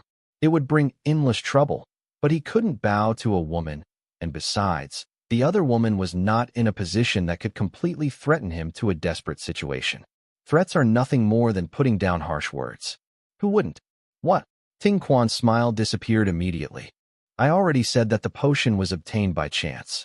I said that its useful life is 2 years, but why are you so anxious to take it and try to see if it really has a 2-year period? Zhang Bufang, explain. You lied to me? Ting Quan frowned. A person who can make this kind of potion, a little person like me, who can't even tell the name of his base and no one knows it. How can he know the name of the big shot who makes this kind of potion? Zhang Bufang deliberately said. After a pause, he said, when the adult gives me this medicine, he will definitely tell me the precautions carefully. Where's the good thing in the sky? If you get something, you will definitely lose it. If there is something that should not be present in something and breaks the balance, how bad would it be to look bad? That is to say, you are asking me to use some special means to get you to tell you the news I want to know. Ting Quan relaxed his frown and started to laugh again. Chenhe was not very good at talking, and he knew that he would definitely be self-defeating. So he stayed silent and quietly watched the conversation between the two gods. But when he heard Ting Quan's words, he couldn't help but think of it. Maybe, if the other party. If I don't get the information I want, I will chop them both up and keep them. What I mean is that I have to send a message to the people at my base and ask them to help me think about who the big shot is. Zhang Bufang didn't want to involve his teammates. When this troublesome thing comes, I guess the other party's face will darken and he doesn't want him to find reinforcements. Girl, please don't worry. It's just an ordinary exchange. Zhang Bufang emphasized that he would not call for reinforcements. Okay, I can give you some time. I hope you won't leave before you make up your mind. Ting Quan said with a smile. Chun-Hee accidentally caught the other person's gaze and quickly looked away. But I also hope that, sir, you won't be punished with a toast. I have a lot of collections. In order to recoup the money, I will reluctantly auction off the specimens. I hope that the two gentlemen will not be alone in certain parts. Appeared at the auction, Ting Quan had no patience to talk to these two people anymore. After putting down his words, he stood up and left. Lord Buddha, we are being held here like this. Chun-Hee cried sadly. He didn't want to see this duplicitous woman at all now. Lord Jianjin. Jianjin was very confused. He had always had a rule that he would never answer calls during the day, because sometimes he had to deal with some things, and sometimes he needed to calmly think about what to do next. In short, he was too busy. Kong went to answer the call. But when I thought of Zhang Bufang's character, it was impossible to call him for help until he was in a state of rage. So I had the foresight to change the ringtone that Zhang Bufang actively dialed. The only ringtone that is different. As a result, as soon as he turned on the communicator, the light screen showed these two people facing him expressionlessly. It was rare for Zhang Bufang to call him sir, together with Chun-Hee. The last time an adult came to the base, it was the adult who we rescued, but only left us a bottle of beauty potion. Do you remember? Zhang Bufang suddenly shouted at Jianjin on the screen and smiled. Jianjin instantly understood that this was a more difficult matter. She was also annoyed that she had answered the communication too quickly and didn't wear a mask. At any rate, she shouldn't have appeared with full face now. Remember, what's wrong? Didn't I say that the base has no money? The traveling expenses for you are all collected through hard work and frugality by the entire base, just to send this bottle of medicine to the big city. Look, let's see if there is anyone who knows the goods. If you can buy it, you can at least give the base some money back. Jianjin cooperated very well and started acting directly. Don't sell the good image of the base industry and worry about life. We sold it, but the other person said that these 2 bottles are not enough. Are there more? Of course, Chun-Hee chose to sing along with Zhang Bufang. What? Our base is already poor. Meeting that gentleman is a blessing that we have cultivated for thousands of years. How can we meet him again in the next 1,000 years? Can the base still survive? Jianjin, frowning, with a heavy look on his face, he continued. Oh, you two are really not thinking about the future of the base at all. The base has to face zombie attacks every day. I'm counting on you too. Bring the money back. I definitely don't have these other potions, but how much is the other party willing to pay for those 2 bottles? This sentence is full of you two are the hope of the whole village. That girl is very beautiful. I was stunned for a moment. I thought, why such a beautiful girl needs potions? She is already perfect enough. She is simply stunning. No matter how beautiful she is simply stunning. What a crime. Chun-Hee praised calmly, showing his heartfelt praise every word, but then he changed his tone and said with a sad face, that girl is very impatient and hasn't given the price yet. But we think. So, a good-looking girl should be equipped with such beautiful things. So can you think that we gave it to her for free? You didn't see it, but the girl is the prettiest among all the people I have seen. Jianjin almost vomited out without restraint on the opposite side, and suddenly she became curious. Who is this person who can force Chun-Hee, who usually uses adjectives to describe certain things as if his mouth is dead, to do this? On the other side, even Zhang Bufang tried his best to keep a smile and acquiesced. Jianjin's appearance on the light screen was such that she was so anxious that she could not speak. She stammered one word and spoke for a long time. All right. Zhang Bufang and Chun Tao felt terrified when they heard this sound. They heard the same sound when they first entered the room. I'm sorry for causing trouble to you, Ting Quan said. She walked back again. Listening to these 2 people praising her, she felt a lot better. However, this did not make her more patient. Jianjin's voice seemed to have a special local accent. Just to maintain his own image, he couldn't bear to think that the other party might be a rural non-mainstream uncle dressed in old-fashioned clothes. When Zhang Bufang and Chun-Hee saw this woman walking towards them, they subconsciously wanted to move away. This was definitely a conditioned reflex. This woman was really too dangerous. As a result, when Ting Quan saw Jianjin on the light screen, he was stunned. Zhang Bufang and Chun-Hee originally wanted to lower their heads and keep an out-of-sight, out-of-mind mentality, but then they found that there was no sound from both sides for a long time. They raised their heads and looked at the light curtain in confusion, and then involuntarily twitched the corners of their mouths and felt again in their hearts. I suddenly thought, when did Jian-Jin change her head? Since there is only half of Jian-Jin's body on the light screen, it can be seen that Jian-Jin is wearing a white shirt and a black tie. She doesn't know when she wore a pair of gold-rimmed monocles. Her hair is neatly combed, which makes her look quite charming. There is a mature and steady aura, and the pupils suddenly turn into a beautiful royal blue, and the thin lips are lightly pursed, giving people the feeling that this person is not very old. This is exactly the type Tinquan likes. It can be said that Tinquan was unlucky when he met Jian-Jin.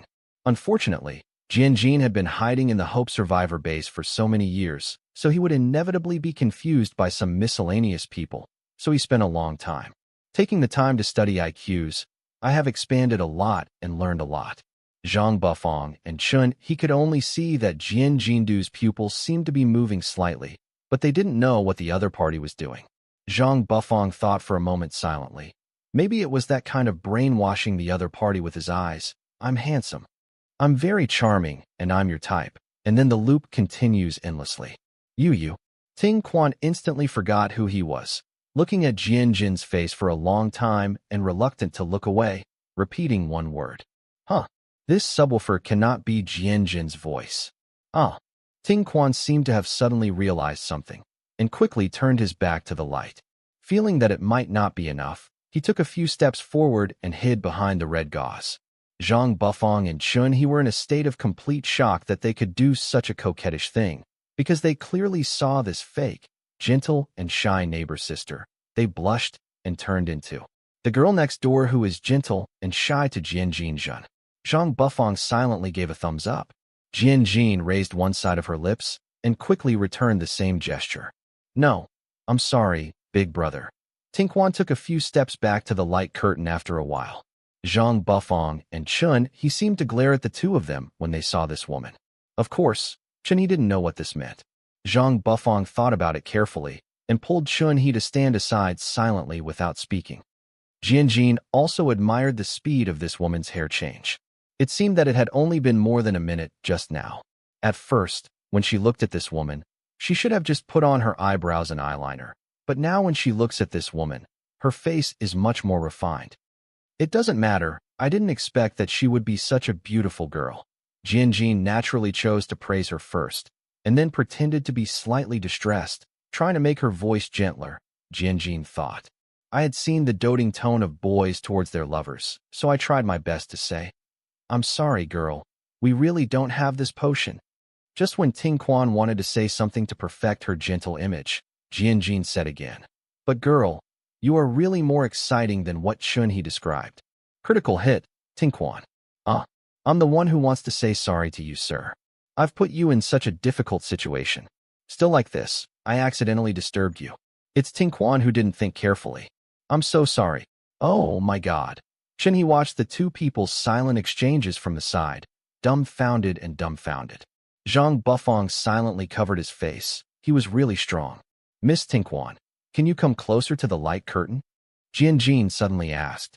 Tinquan, who had been brainwashed, naturally agreed completely and was almost close to the light screen. Then, Jian-Jin leaned down, and his face on the light screen became larger, and he leaned forward, but the light screen became much smaller. From the perspective of Zhang Bufang, Chun-He and the crowd, there was something strange, but they were not qualified to say anything.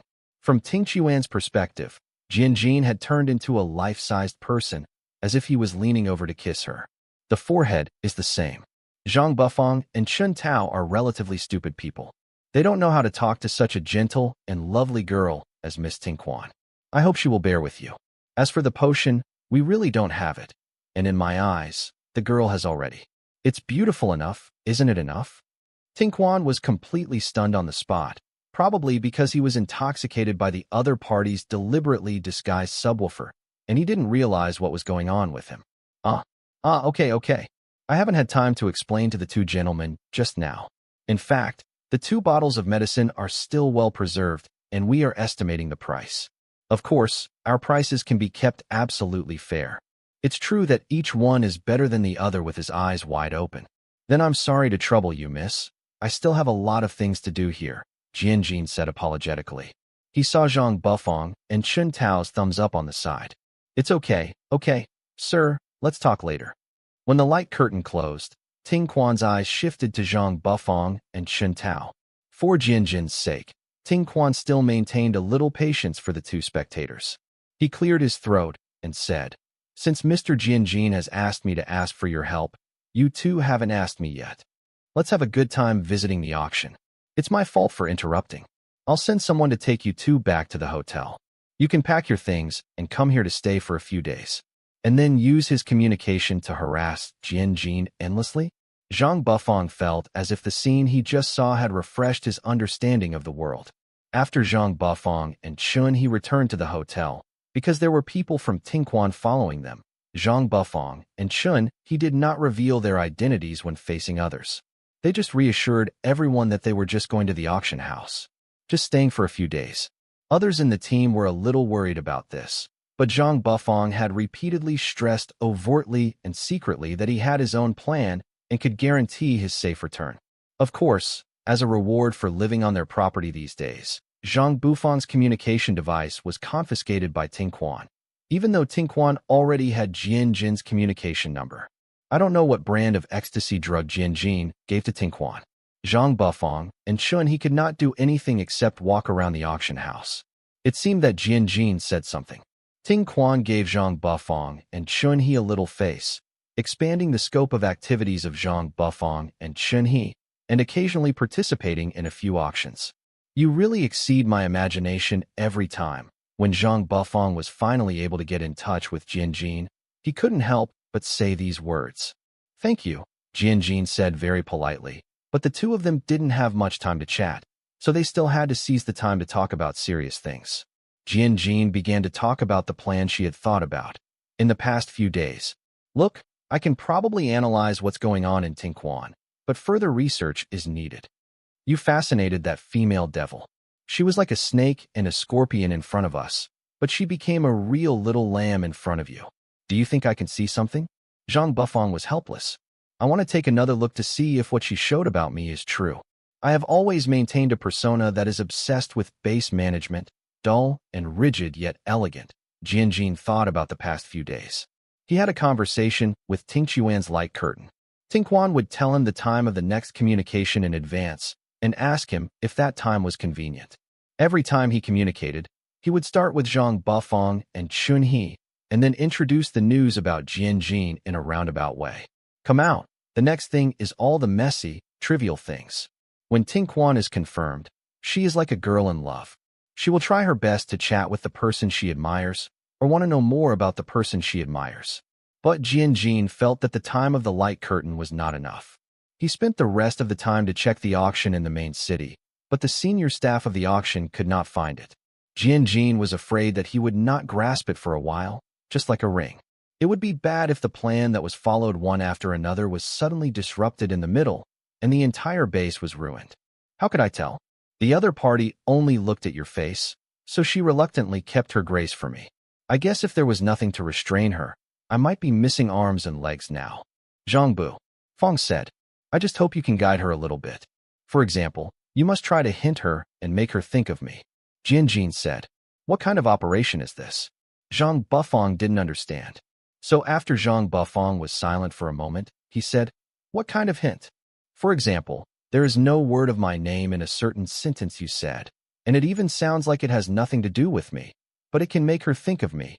Jianjin felt that her description was still very clear.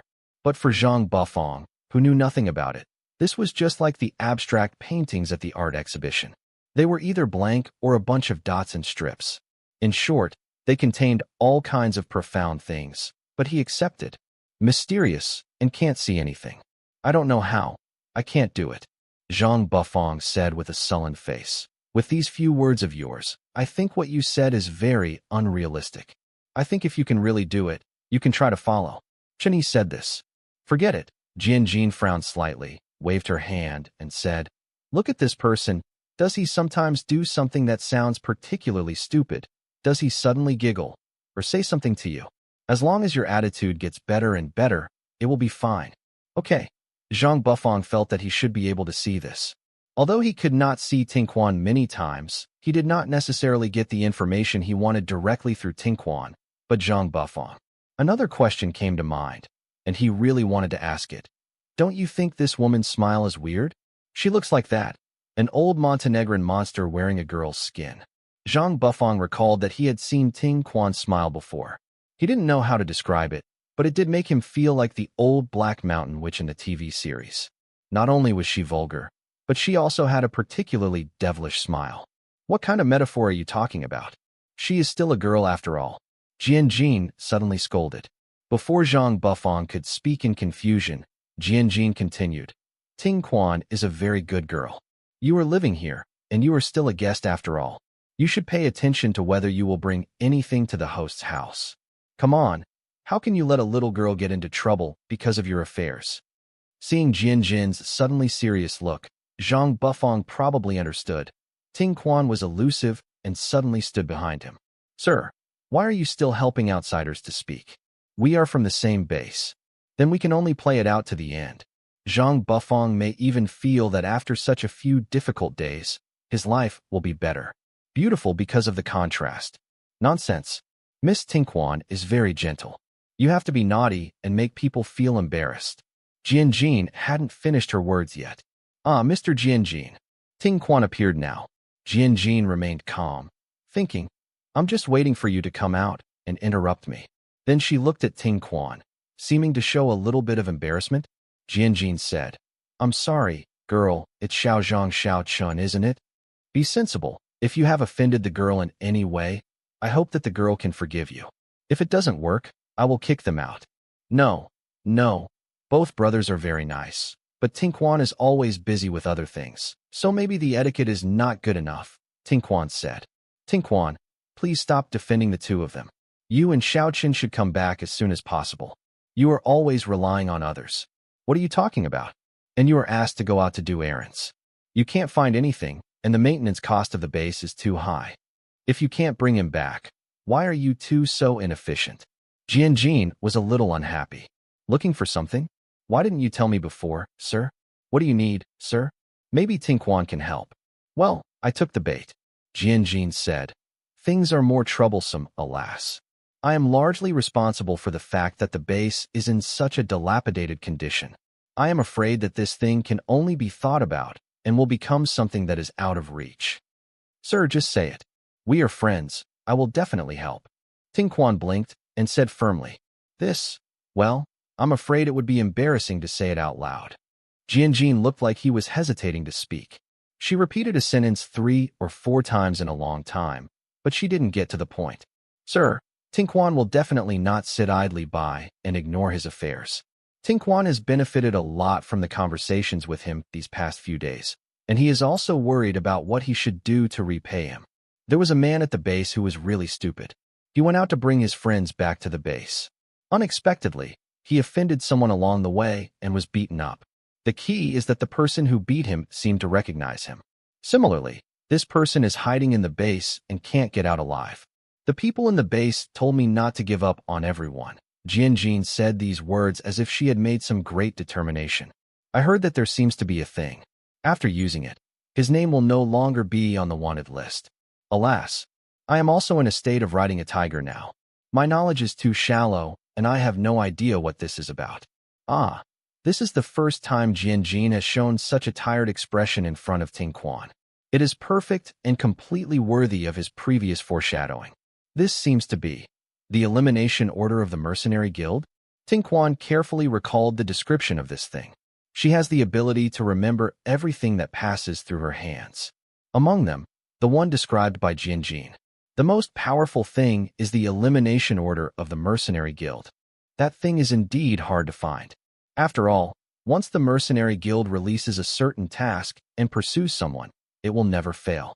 This has caused panic among people for a period of time, and the Mercenary Guild has also been suppressed by other forces.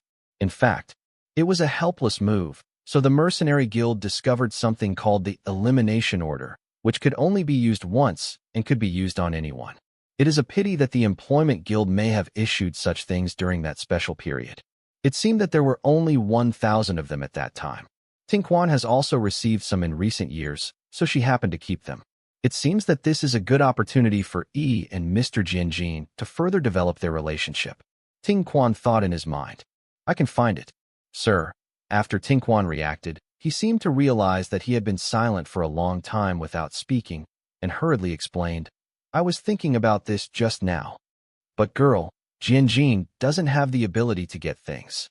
Since she can't get them, she can only give up. She just needs to spend some sleep time to calm down those rumors. Sir, there is one in the underground auction house. How about I give this to you as a gift? I don't have to owe you anything.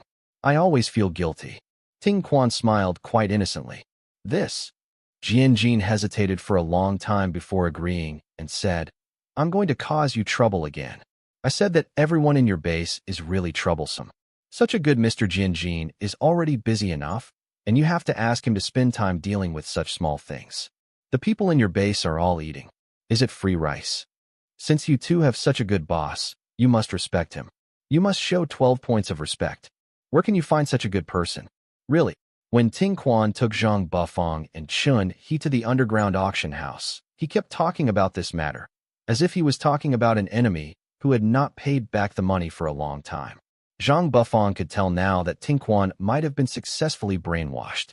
He wanted to see if he could find a place where she couldn't see him, secretly observe her performance, and then quickly move forward with the plan. Zhang Bufang. Bufang thinks about it layer by layer. Where did it go? Zhang Bufang and Chun He felt as if they had been walking in a long corridor for a long time before they saw a door at the end. When Tinquan opened the door, Chun He found a very beautiful man standing behind the door. The young lady was obviously stunned for a moment when she saw Tinquan for the first time, and then her attitude became more respectful. There are rules here. Things stored in the warehouse can only be taken back and auctioned again. It's not early now anyway, so you can just wait until tomorrow. There will be one tomorrow morning. You can just watch the bids then. I will pay, Tinquan said, and then remembered that Jianjin had told her during the communication that she hoped to help take care of these two naughty children, so she agreed immediately. Since it was promised to Mr. If something happens, then she must do it. There will be a lot of weird things being auctioned soon. Don't look surprised at the auction house on the ground. Otherwise, you will be the one being auctioned later.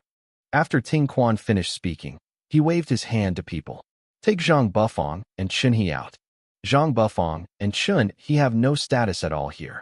Zhang Bufang also felt the feeling of living on other people's faces for the first time. Although he knew that this was part of the plan, it is inevitable that after comforting yourself, you will still feel mixed emotions.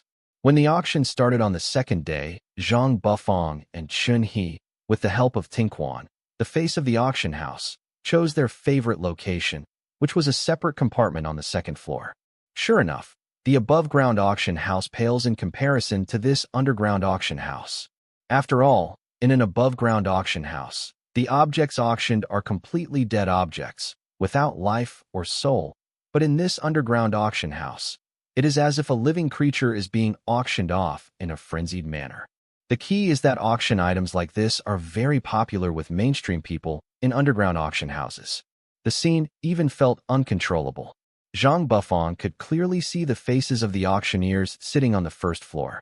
When they saw that the auction item was a living creature, they looked at it with unscrupulous eyes. Because the creatures in each auction are different, their expressions are also different. Some are greedy, some are disappointed. If Zhang Bufang hadn't been reminded many times by Chun He, he would have almost stopped watching. The next item to appear is this. The host pulled down the red cloth at once, put on white gloves, then carefully took off the glass cover, and then said to the audience, "This is the Employment Guild. A token issued 10 years ago. The elimination order can make you disappear from the wanted list of the Mercenary Guild. Half of the elimination order has been used, and half of it is missing. Today's auction house only got such a thing by chance. Then I won't continue to whet everyone's appetite. Please come up with the price. The minimum price is 3,000. The minimum price increase for each increase is not less than 50. Thank you for your cooperation. 5,000. Is it so fierce? 5,000 at the beginning. I forgot to explain that there is a big difference between the underground auction house and the above-ground auction house.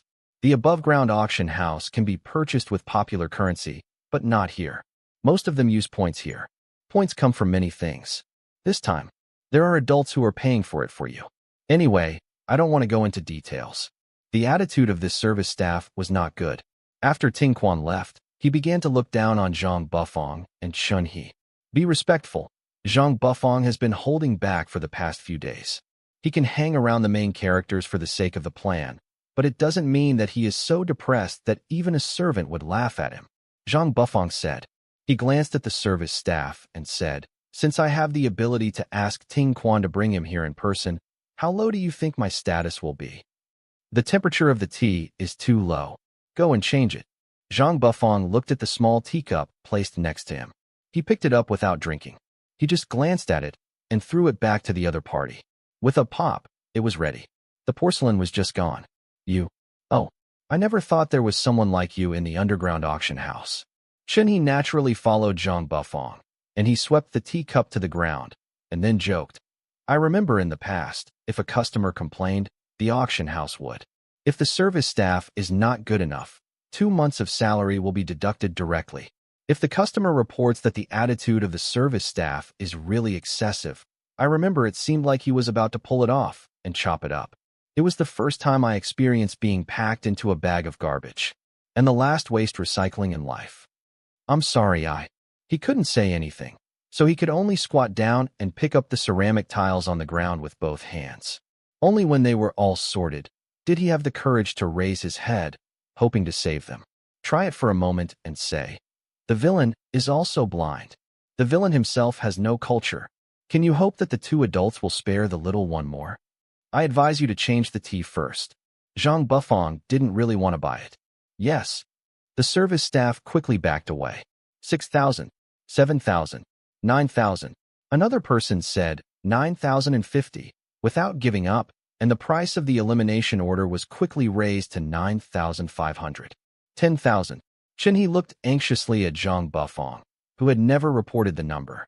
He couldn't just watch this thing fall into the hands of others, so Chun He really couldn't pass the elimination order for these 10,000 points. This sentence came out in my head. Zhang Bufang frowned at that time, but thought there was no other way. If they reported 10,000 points directly, I hope no one would target them. 10,000 points once. 10,000 points twice. 10,000 points 3 times. Congratulations on this elimination order. It belongs to the guest on the 2nd floor. Now that he has got what he needs, there is no need to stay here anymore. Zhang Bufang can't wait to drag Chun He away from this place, just in case the next auction item is something weird that refreshes his bottom line. His eyes couldn't stand it. Originally, I was afraid of being targeted by someone who was interested. Sure enough, Murphy's Law is right. The more you are afraid of something, the greater the chance that something will happen. You too. I am a servant of the person who competed with you just now for the elimination order. A man in a suit blocked the way of Zhang Bufang and Jianjin. What's going on? What's the matter? Zhang Bufang is still not sure of the specific representative power of the other party, so it is best to keep a low profile and be restrained. My master wants this thing from you. Do you want to give it to me voluntarily? Or we will go to your base when the time comes. Isn't this a clear-cut robbery? Just pretend that there is no one in our base. Chun He felt very angry when he heard this. Oh, I'm sorry. There must be people in your base, maybe even more. But you know, our strong craftsman survivor base not only has more people than you, but everyone's level is also higher than yours. Come on.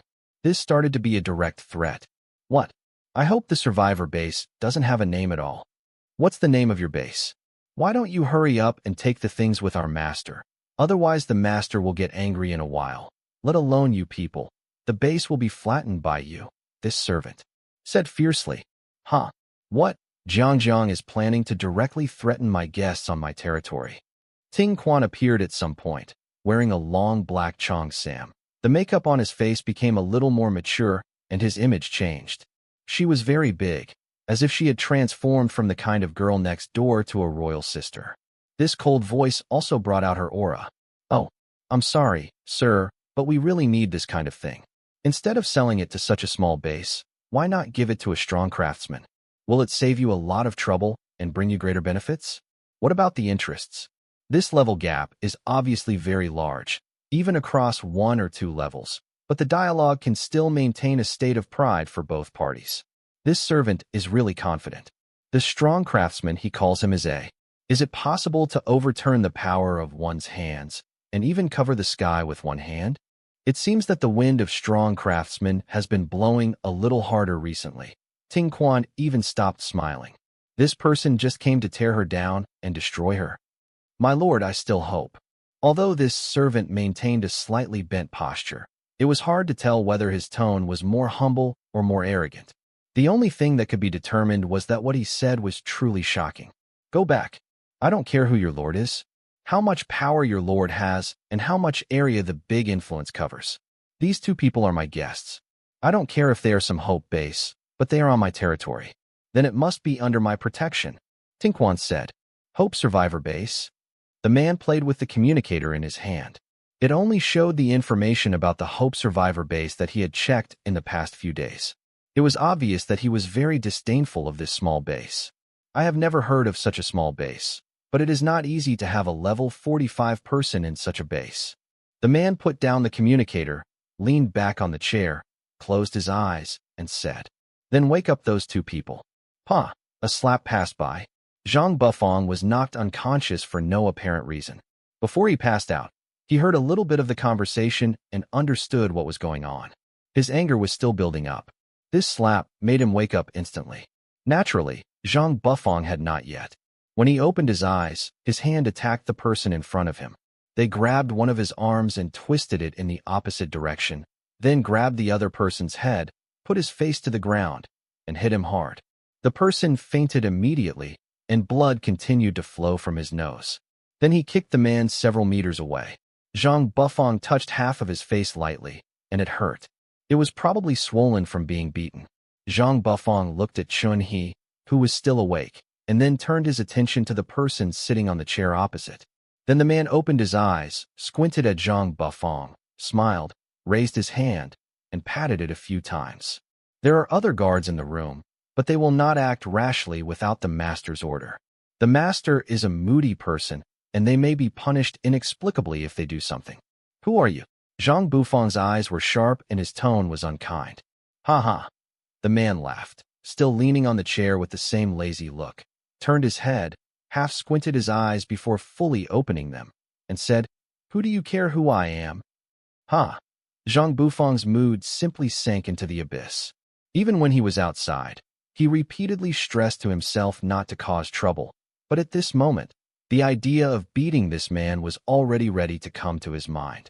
Is there something wrong with this person's mind? You'd better apologize to me and explain why you came, Zhang Bufang said. Oh, you want me to say that? I won't say it yet. All you need to know is... The man paused, patted the dust on his black suit, put his hands on the armrests of the chair, and sat up slowly. He said provocatively, Seeing that you are unhappy, I came here to beat you. Really? Zhang Bufang looked around the room. In addition to the man in black clothes at the front who looked like a dog, there were 4 other people in the room. They should be the guards brought by the other party because he could not fight alone. You don't have the ability to challenge me in a duel? Zhang Bufang said. The man squeezed the armrest's hand, tightened it for a moment, and then released it, hiding the displeasure he had just felt, and continued to pretend to smile. They are nothing more than my uncle's family. Waste. Zhang Bufang interrupted him directly, folded his hands on his chest, and looked at the other party provocatively. Seeing that the other party's eyes widened in disbelief at these 2 words, it was already a sign of rage, and Zhang Bufang became even more angry. Oil said, Is it because your family sees that you are really useless, and they are afraid that your headless and brainless temper will cause trouble and lose the face of your family by being beaten by a group in the street? So they gave you these guards? Bar. One of the guards wanted to blurt out, You are not allowed to be disrespectful to the young master. But it flashed through his mind that the last time he said that, unfortunately, the young master became furious and then killed the enemy. Fong actually had someone drag him down and receive more than a dozen lashes. Maybe others think so too. No one among the 4 guards spoke. They just looked at Zhang Bufang calmly. Look, your people have all acquiesced, Zhang Bufang said with a smile. Shut up. The man knocked over the things on the table, stood up, turned his head, and cursed at the guards. Why don't you speak? Are you mute? You have forgotten who your master is, right? Zhang Bufang didn't forget to add, you have to be nicer to them. They are all above you in level and strength. If they hadn't listened to other people's orders, why would they want to come here to be angry with you? You look down on me. The man turned to Zhang Bufang and shouted again. It's not that I look down on you. Zhang Bufang deliberately lengthened the last word, looked around for a week, scanning everyone, and finally raised his eyebrows at the other person and said, it's everyone present who looks down on you. You. Very good. The other party was irritated and took a few steps forward to punch him. Just when Zhang Bufang was about to grab the opponent's arm and slap him back, the guards rushed up, stopped him, and distanced him from his young master. The two guards who grabbed Zhang Bufang whispered 2 or 3 warnings to him. Again, don't talk nonsense. But Zhang Bufang acted as if he hadn't heard anything. Not only did he not shut up, but he went even further and said loudly and directly, why did you warn me? I didn't talk nonsense. Wasn't what I said the truth? You were also forced to. You just followed this loser. When the guards heard this, they secretly said something bad. Sure enough, their eldest young master's face was as dark as the bottom of a pot that had been burning for 3 or 4 years. Even the veins on his head were a little obvious. They threw the guards away and grabbed him. With his hand, he pushed the person in front of him away and said unconvinced, you are just a reckless Nomura? Why should you scold me? It seems like there's something really wrong with this guy's brain. Just when Zhang Bufang wanted to continue provoking the other party, the guard was afraid that he would say something random again that would add fuel to the fire, and he would be doomed by then. So he quickly covered Zhang Bufang's mouth. I asked you to move. Let him go and go away. As a result, the young master became even more angry after seeing the guard's actions. The silent guard remained indifferent when his master was scolded.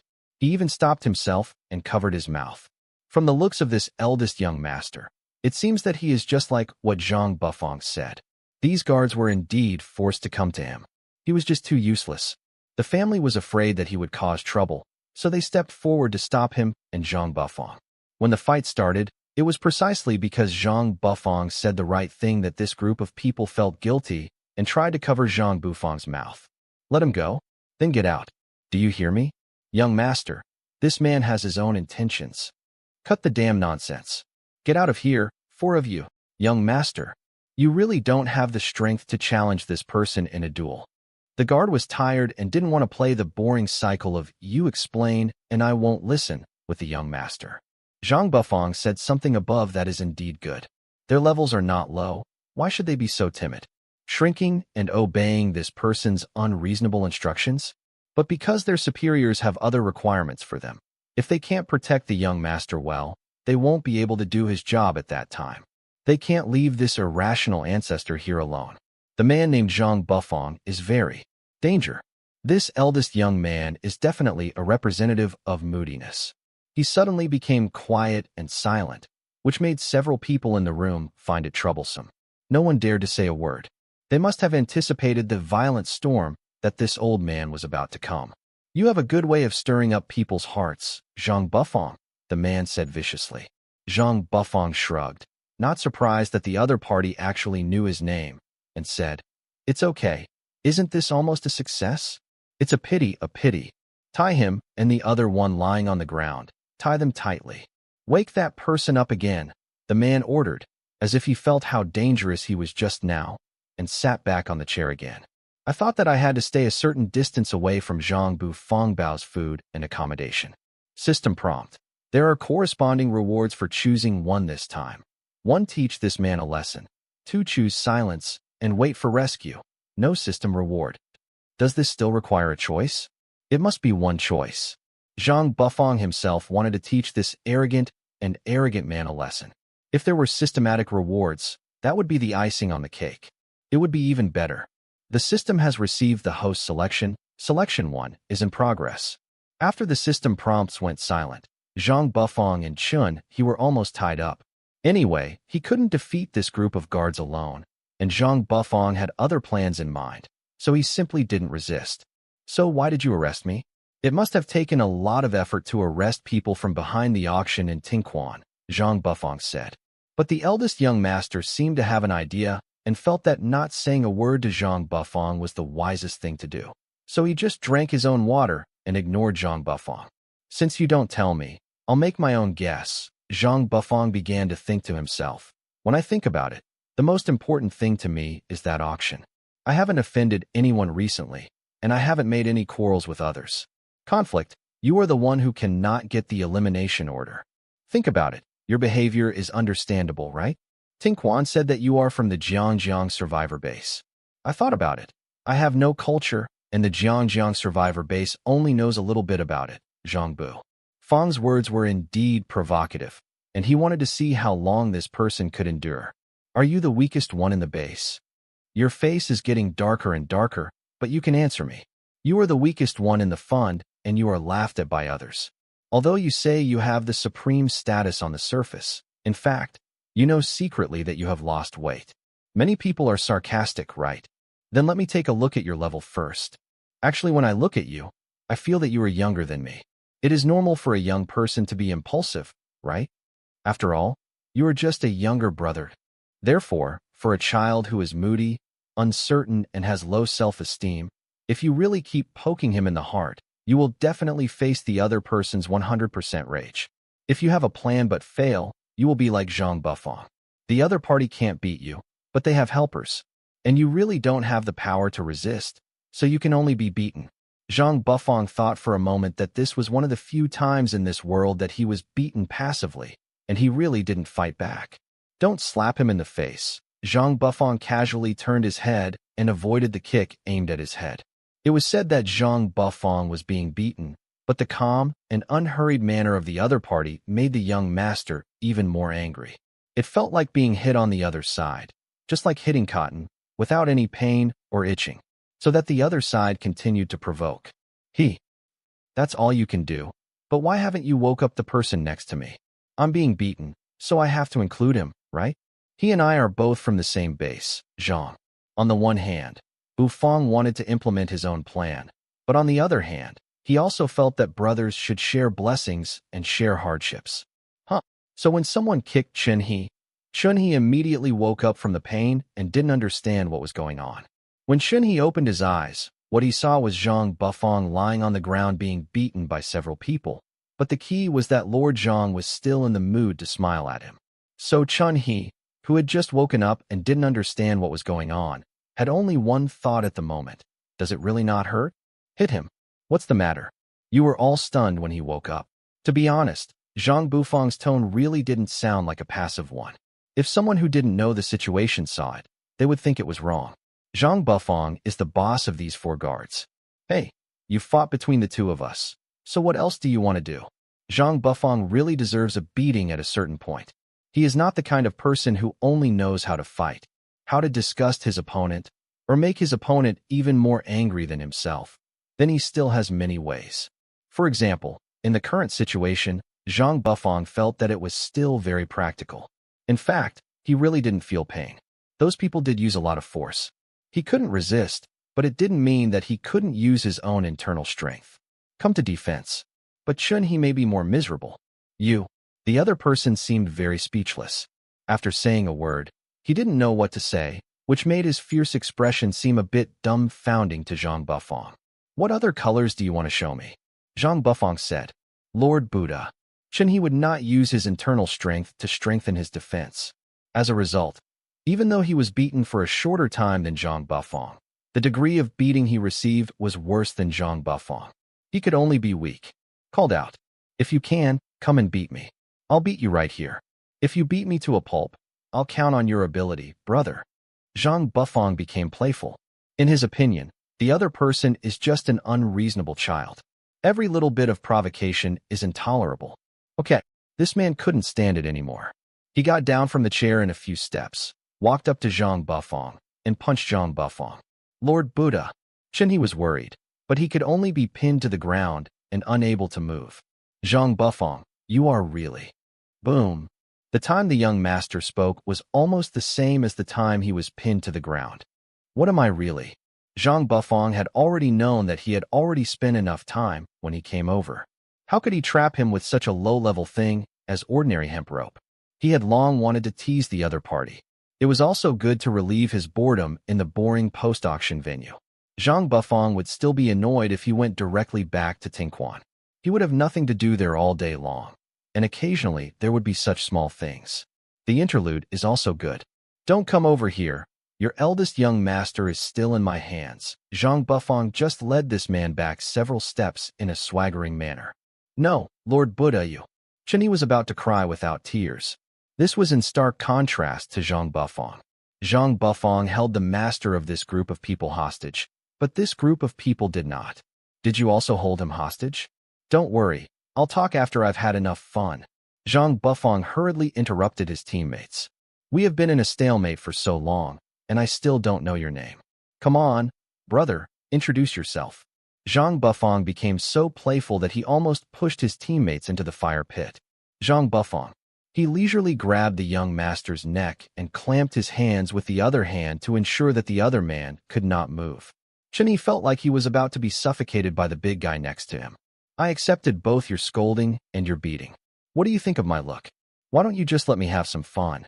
Zhang Bufang understood that the person in his hands was indeed a person in his 20s. There were no useful people, so the 4 guards he was more wary of. He only saw 2 of the 4 guards' levels. Fortunately, they were of the same level as him. He was probably the only one who could walk on the edge of a broken leg with ease. Zhang Bufang couldn't help but want to praise himself. So now it's time to delay as much as possible. Tinquan will come every day to monitor whether the 2 of them have run away. After all, if they run away, Tinquan will lose contact with the good Mr. Jianjin that she misses so much. It is estimated that Tinquan is already searching the whereabouts of him and Shunhe. You let me go. This man refused to answer all the questions Zhang Bufang asked him. His mentality was about to collapse. No matter how unstable his personality was, he could not be willful. He was afraid. He was really afraid that if this person was a little careless, he would break his neck. Why should I let go? When you find someone to fight, shouldn't you be prepared first if the fight fails and you get beaten instead? Just like this situation now, Zhang Bufang joked. Our strong craftsman base will not let you go. I know. People say this to me every day. In fact, I'm tired of hearing it. Zhang Bufang didn't care at all about the child's defenseless threats. So let's take a look at when the 4 guards will make their next move. Zhang Bufang saw that Chunhe's neck had been strangled red by the opponent. Chunhe seemed to be lacking oxygen, and his face turned purple. Both legs were pressed to the ground, and he could only look at Zhang Bufang with his eyes. Be kind to my people. Zhang Bufang lifted the young master up with all his strength. Seeing that the other party had no expression, he emphasized again. You'd better let go of your hand. How did you do it? What I did to him, I will do to your eldest young master. The guard looked at Zhang Bufang and then at the leader. He really had no choice but to stare at Zhang Bufang with unwilling eyes, and at the same time let go of his hand. When did you arrest the 2 of us? Your room is sealed. Even with the light on, I can't see anything, Zhang Bufang asked. It was about 12 o'clock, maybe 4 or 5 o'clock now, the eldest young master replied. Really, what I hate the most in my life is 4 or 5 o'clock. Can you young people really make it through without feeling sleepy? If I don't sleep at 4 or 5 o'clock, I will either be fighting with so-and-so or being beaten by someone else. If things get too annoying and I can't find time, my temper will become very irritable. Zhang Bufang estimated that time is almost up. If Tinquan can't find anyone again, then her auction house will be closed. Sure enough, as soon as this thought came to an end, Zhang Bufang already felt a series of footsteps walking towards this place, and it wasn't just the sound of one person. Zhang Bufang observed the expressions of the 4 guards and found that their expressions also changed. The young master noticed something and said, Zhang Bufang, please let me go quickly, or you will be rewarded soon. That will be after a while. Zhang Bufang estimated that in about 5 minutes, the group of people would enter the room, and they would definitely kick the door open by then. So Zhang Bufang said. Fang didn't waste any more time and simply negotiated terms with the 4 guards. If the young master is caught and the people in your base see it, they will definitely report it, right? And judging from your reaction, the punishment should be quite large. How about we make a better deal? You guys, I don't really want to offend your base to get your eldest son back intact. Of course, the prerequisite is that you have enough credibility. Zhang Bufang had already begun to make calculations in his mind. Do you think it's possible for you to walk out of this room intact? The person opposite asked. You know, here we are just playing a game of chess. Wouldn't it be better to maximize our interests and avoid those insignificant conflicts and punishments? After all, this conflict is just an unreasonable trouble that arises out of nowhere, Zhang. Bufang was referring to the fact that their eldest young master had nothing to do and came to look for him after he had eaten. You have no choice but to go to Zhang Bufang, just for the 10,000 elimination order. What does it mean that the gain outweighs the loss? Zhang Bufang, how dare you negotiate terms with my people? Actually, you are the one least qualified to speak now. If you hadn't told us about this farce and made it impossible for both parties to end it, I wouldn't have wanted to talk to you. Zhang Bufang was helpless and looked at. The IQ of this young master is really not up to par. I hope you can keep your word. Zhang Bufang smiled. With a bang, the door of this room was mercilessly smashed open. Then a group of people walked in. The leader was the expressionless Ting Quan and a woman he had never seen before. Sister. After Zhang Bufang caught the young master and saw the leading woman, his eyes immediately lit up and he howled. This eldest young master's sister is really very powerful. At least among all the women Zhang Bufang has ever seen, she is the most powerful one. There is no long hair that is characteristic of femininity. It is a man's short hair, combed back, with a few strands of hair falling on his forehead. This woman's eyebrows are slightly thicker, with a bit of a sword eyebrow, but her eyes are slender. Her red phoenix eyes, the kind that gives off aura with just a slight glance. The clothes he was wearing looked like training clothes. His wrists and waist were all sealed. There was also a dagger and a gun fastened to his thin waist. He was wearing a black suit. The top was somewhat similar to a shirt. Maybe it was because he was going to participate in an important event. Because of the occasion, I also wore a tie. Big sister? What Ting Quan is wearing today is a blue and white Lolita dress. Zhang Bufang was very shocked. It seemed that once, when Ting Quan was on the phone with Jian Jin casually mentioned something like you. Girls like this will be more popular if they wear light colors. But wouldn't it feel inappropriate to have an expressionless face? But Zhang Bufang knew that these two people were not easy to mess with, so he didn't say anything. He pressed the young master and looked at the person coming, raising his eyebrows. Let him go, Zhang Bufang, the eldest young master's sister said. It seems that his name is very easy to find if you want to. This is the first time this month that someone Zhang Bufang has never met can call out his name. Is his reputation really famous? Or is it easy to find out? Are you? Zhang Bufang decided to get to know him. Humph. The strong craftsman survivor base. The captain of the maintenance team, aloof. This eldest sister made it clear that her name is Gaolong. You can see that he is quite aloof. Your brother just grabbed us here casually and beat us up without telling us the reason. Zhang Bufang happily kicked the young master to Gaolong's side, clapped his hands and looked at. Gaolong said, if you can arrest people from behind the auction, you craftsmen are very powerful. Oh. Gaolong glanced at his brother indifferently, then looked at Zhang Bufang and said, I already checked this matter when I came here. It is indeed our fault. You guys, let Chunhee go. Gaolong also noticed Chunhee, who was huddled in the corner and was being held down by the 4 guards. Zhang Bufang originally wanted to have a good chat with the guards, so that everyone could collude with each other and do a favor, so that everyone would be happy and no one would have to bother.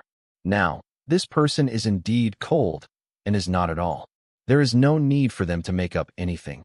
You can find out everything clearly by yourself. Why did a well-laid plan to win over people go sour? Zhang Bufang, of course I know about you. I know exactly who you are.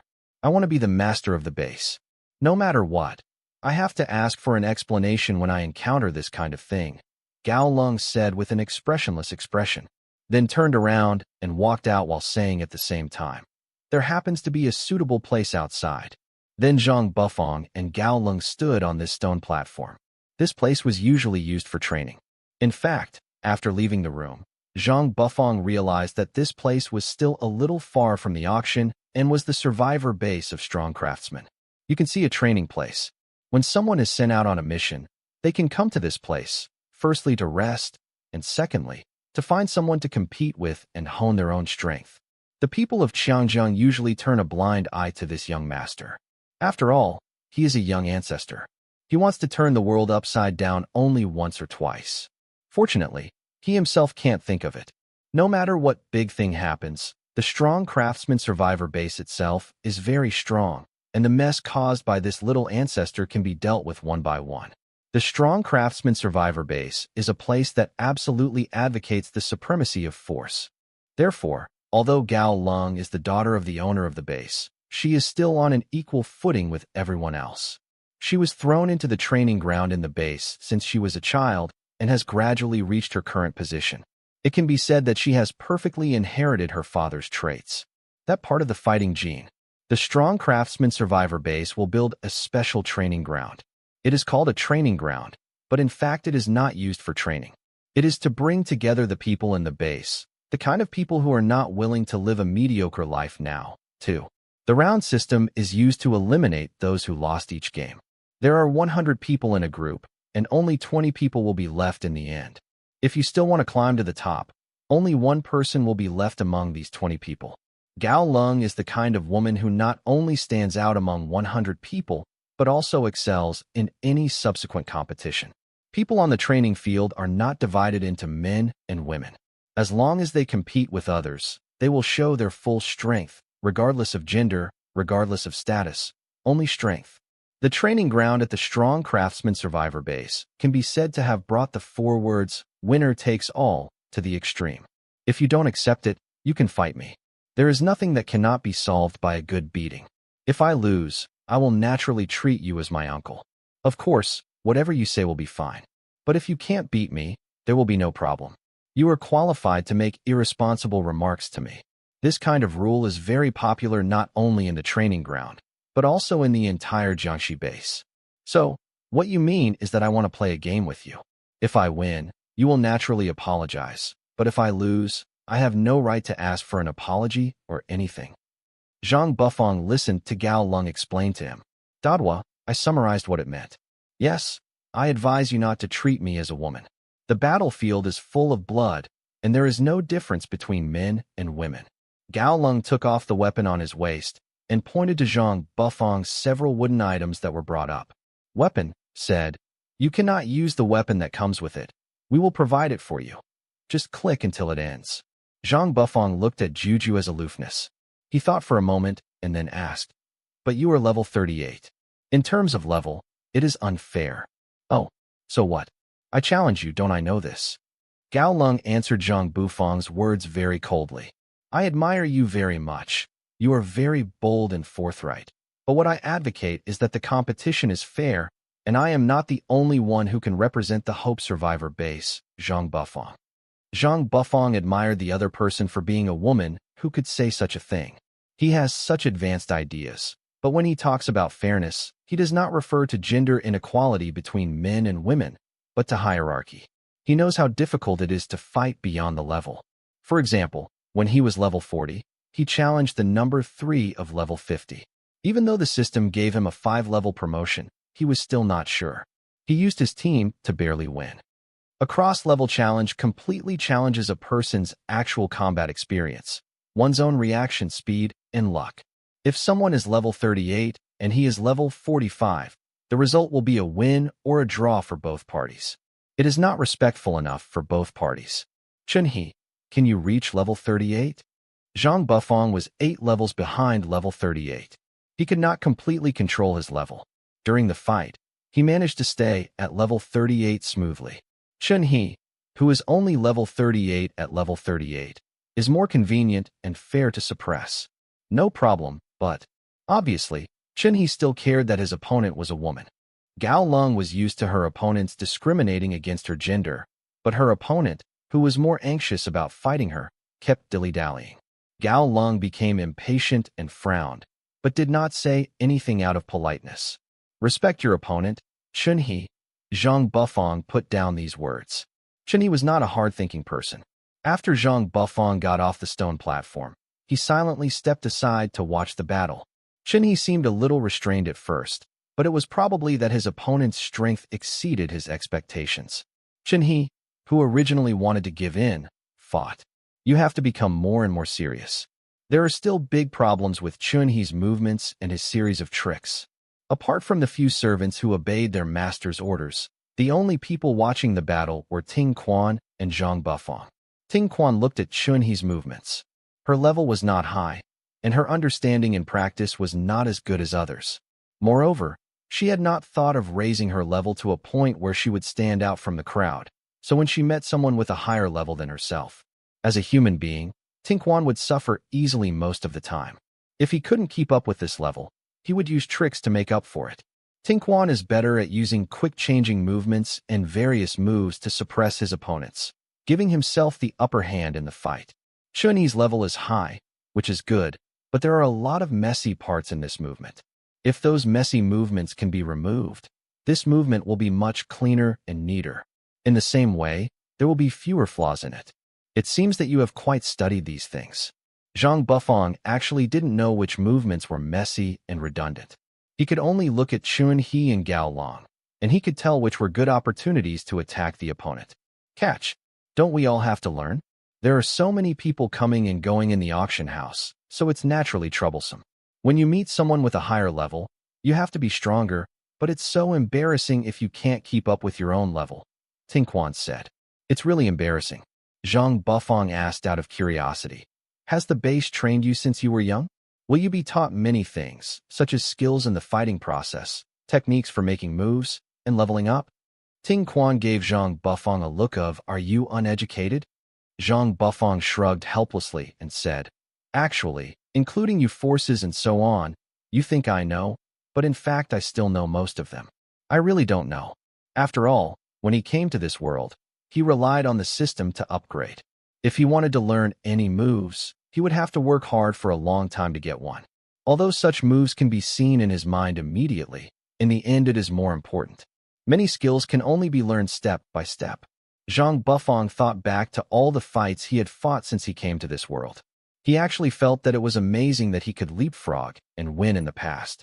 In the past, he might have been a clueless young man. From the beginning, he only knew how to fight without looking back, rushing forward.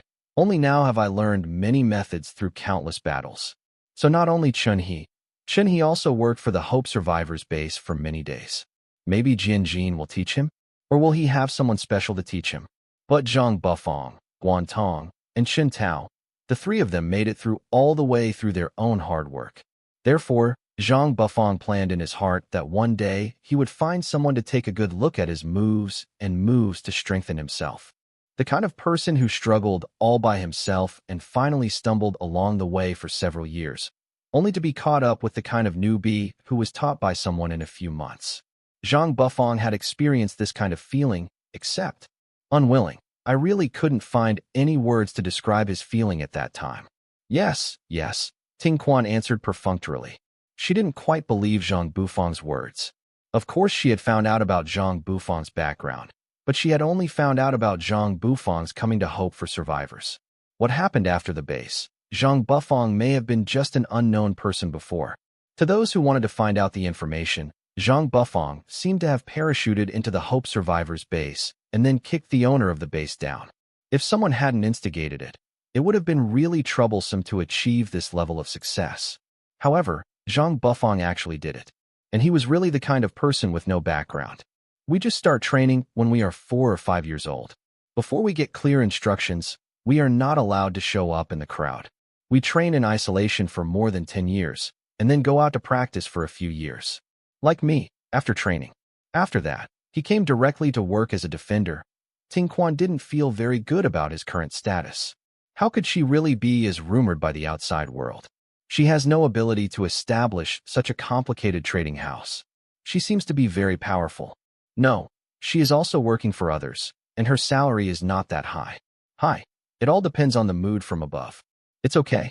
If you don't want to work anymore, come to our Hope Survivor base.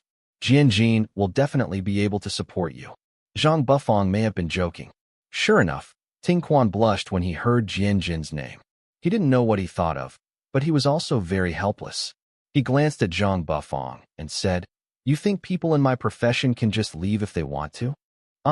The organization has raised you for 20 years. If you leave as soon as you want, your legs will probably be broken. Besides, whether Mr. Jian needs me or not is still a question. If I can support you, it doesn't mean I want to raise him well. It turns out that Ting Quan still understood that Jian Jin was lying to her. Although Zhang Bufang and Ting Quan were just two spectators watching the competition, and they could chat a few words from time to time, the atmosphere was not bad at all. But it's not that simple here with Chunhee. He found that after lowering his level to level 38, he could no longer beat this big sister. Every time it feels like the other person is letting him go quietly. Isn't it embarrassing to be let off by a woman? So Chunhee became more and more serious. Even if he could fight back and stab the woman in the vital part at a certain time, he didn't do it. He felt that something was not enough. For example, even though he was on top during the fight, that one, however, still couldn't dodge some of the opponent's moves. Okay. Gao Long stopped what he was doing and said to Chunhee, who still had the same paralyzed face that remained motionless for thousands of years or even struck by lightning. If you continue like this, you will at most be able to struggle. It's true that I can't beat you. When Chunhee saw that the other party had stopped, he planned to ask the other party about his moves. After all, there were some strange moves like this. He couldn't help but be curious and wanted to solve it. From a certain point of view, the moves used by Gao Long were very tricky. If the position is slightly inappropriate, it will fall into a dead end, and it will be completely impossible to avoid the opponent's moves. Chunhee always uses his own strength to forcefully reverse the situation with this move. For this kind of point, it was just a trial for the small sparring so far, but once other troubles broke out, it would still be a hidden danger. Hey, Gao Long. Chunhee directly called the other party's full name. As a result, Gao Long raised an eyebrow at him. Chunhee hurriedly changed to the honorific title and said, I want to know that move you just made. But it's the difficult one to turn around and criticize later. I think it's very difficult to avoid it. Chunhee didn't expect Gao Long to actually smile after hearing what he said. He originally thought that the other party would definitely ignore him. After all, this move was also in someone else's base. How can I put it? Created by yourself? How could you tell him about it? But Gao Long really explained it to Chunhee and pointed out some shortcomings by the way. This move is a melee attack.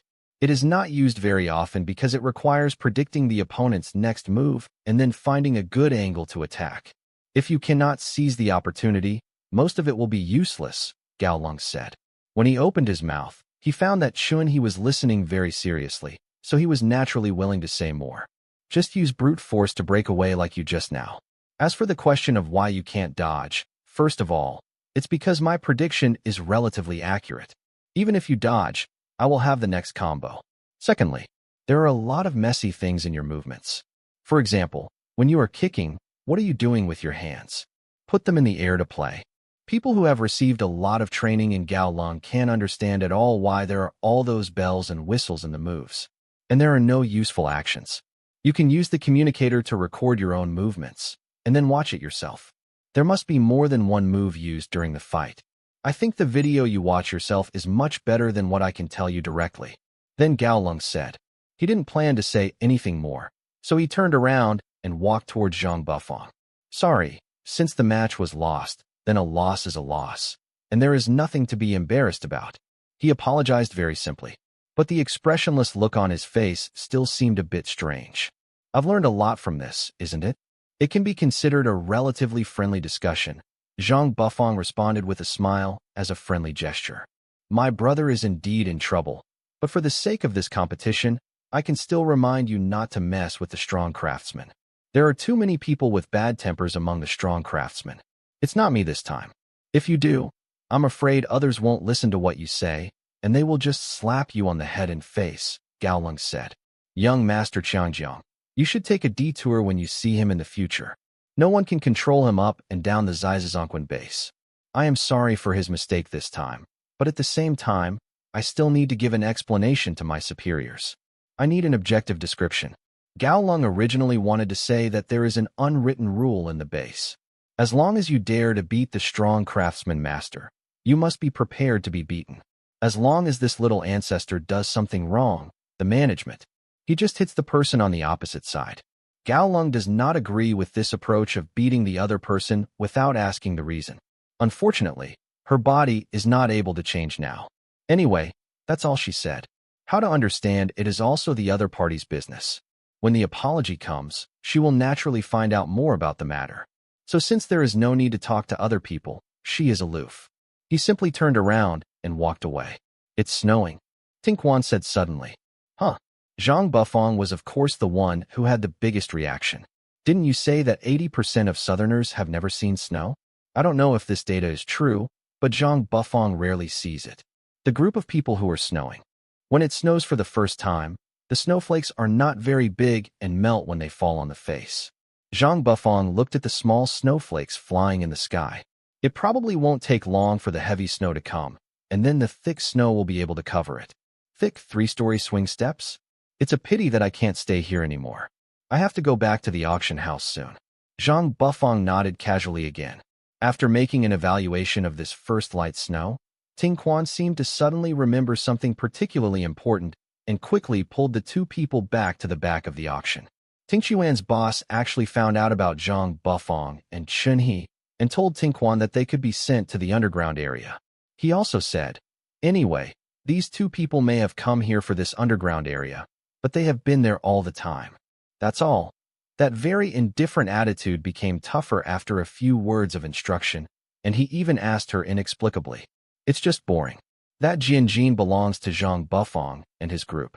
But the strange thing is that I checked his information a few days ago, but didn't find much. It's just rubbish information like gender and age. Jianjin is here.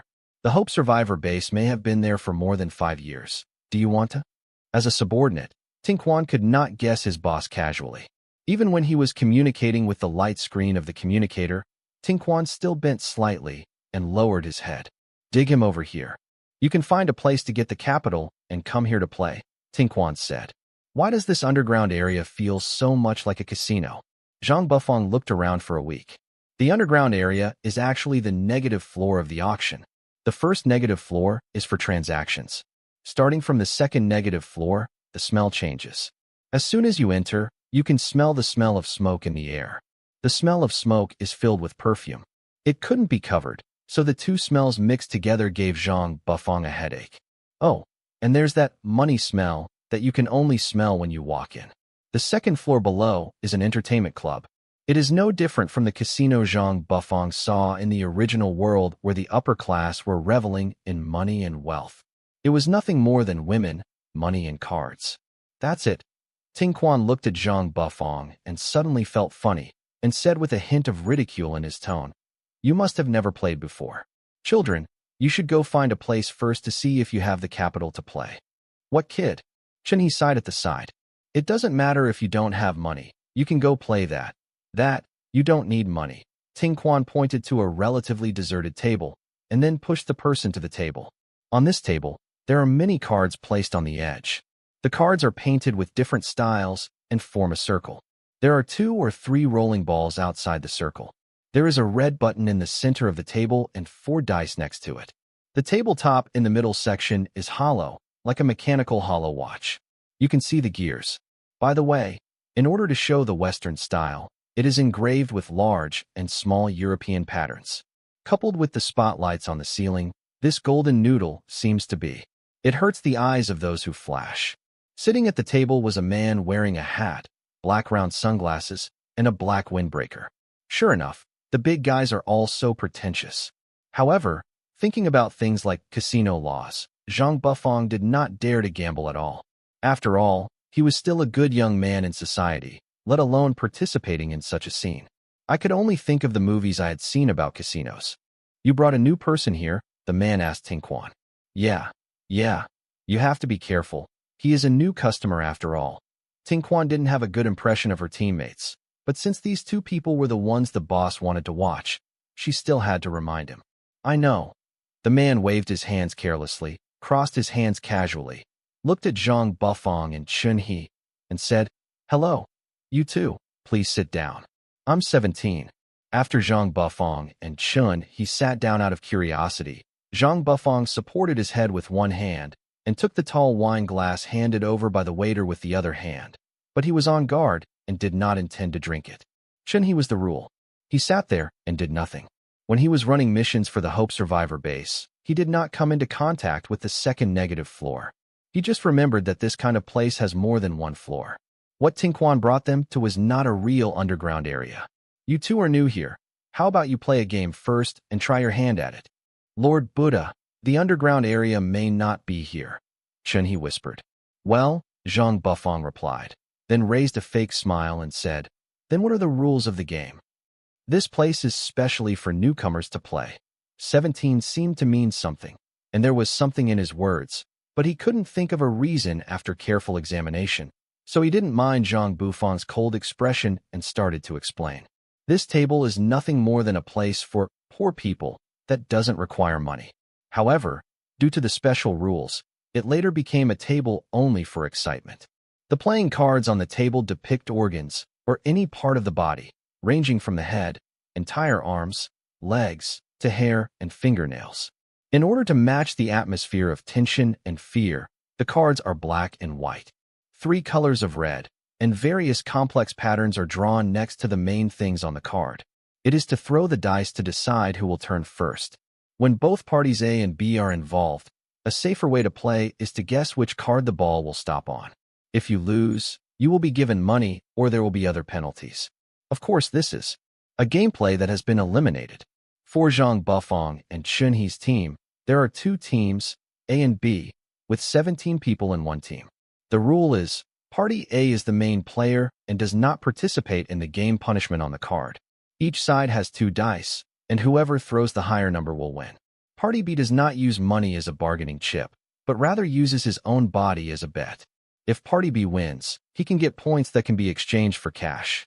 If he loses, he will enforce the card's order on the spot. No dice, Zhang Bufang said.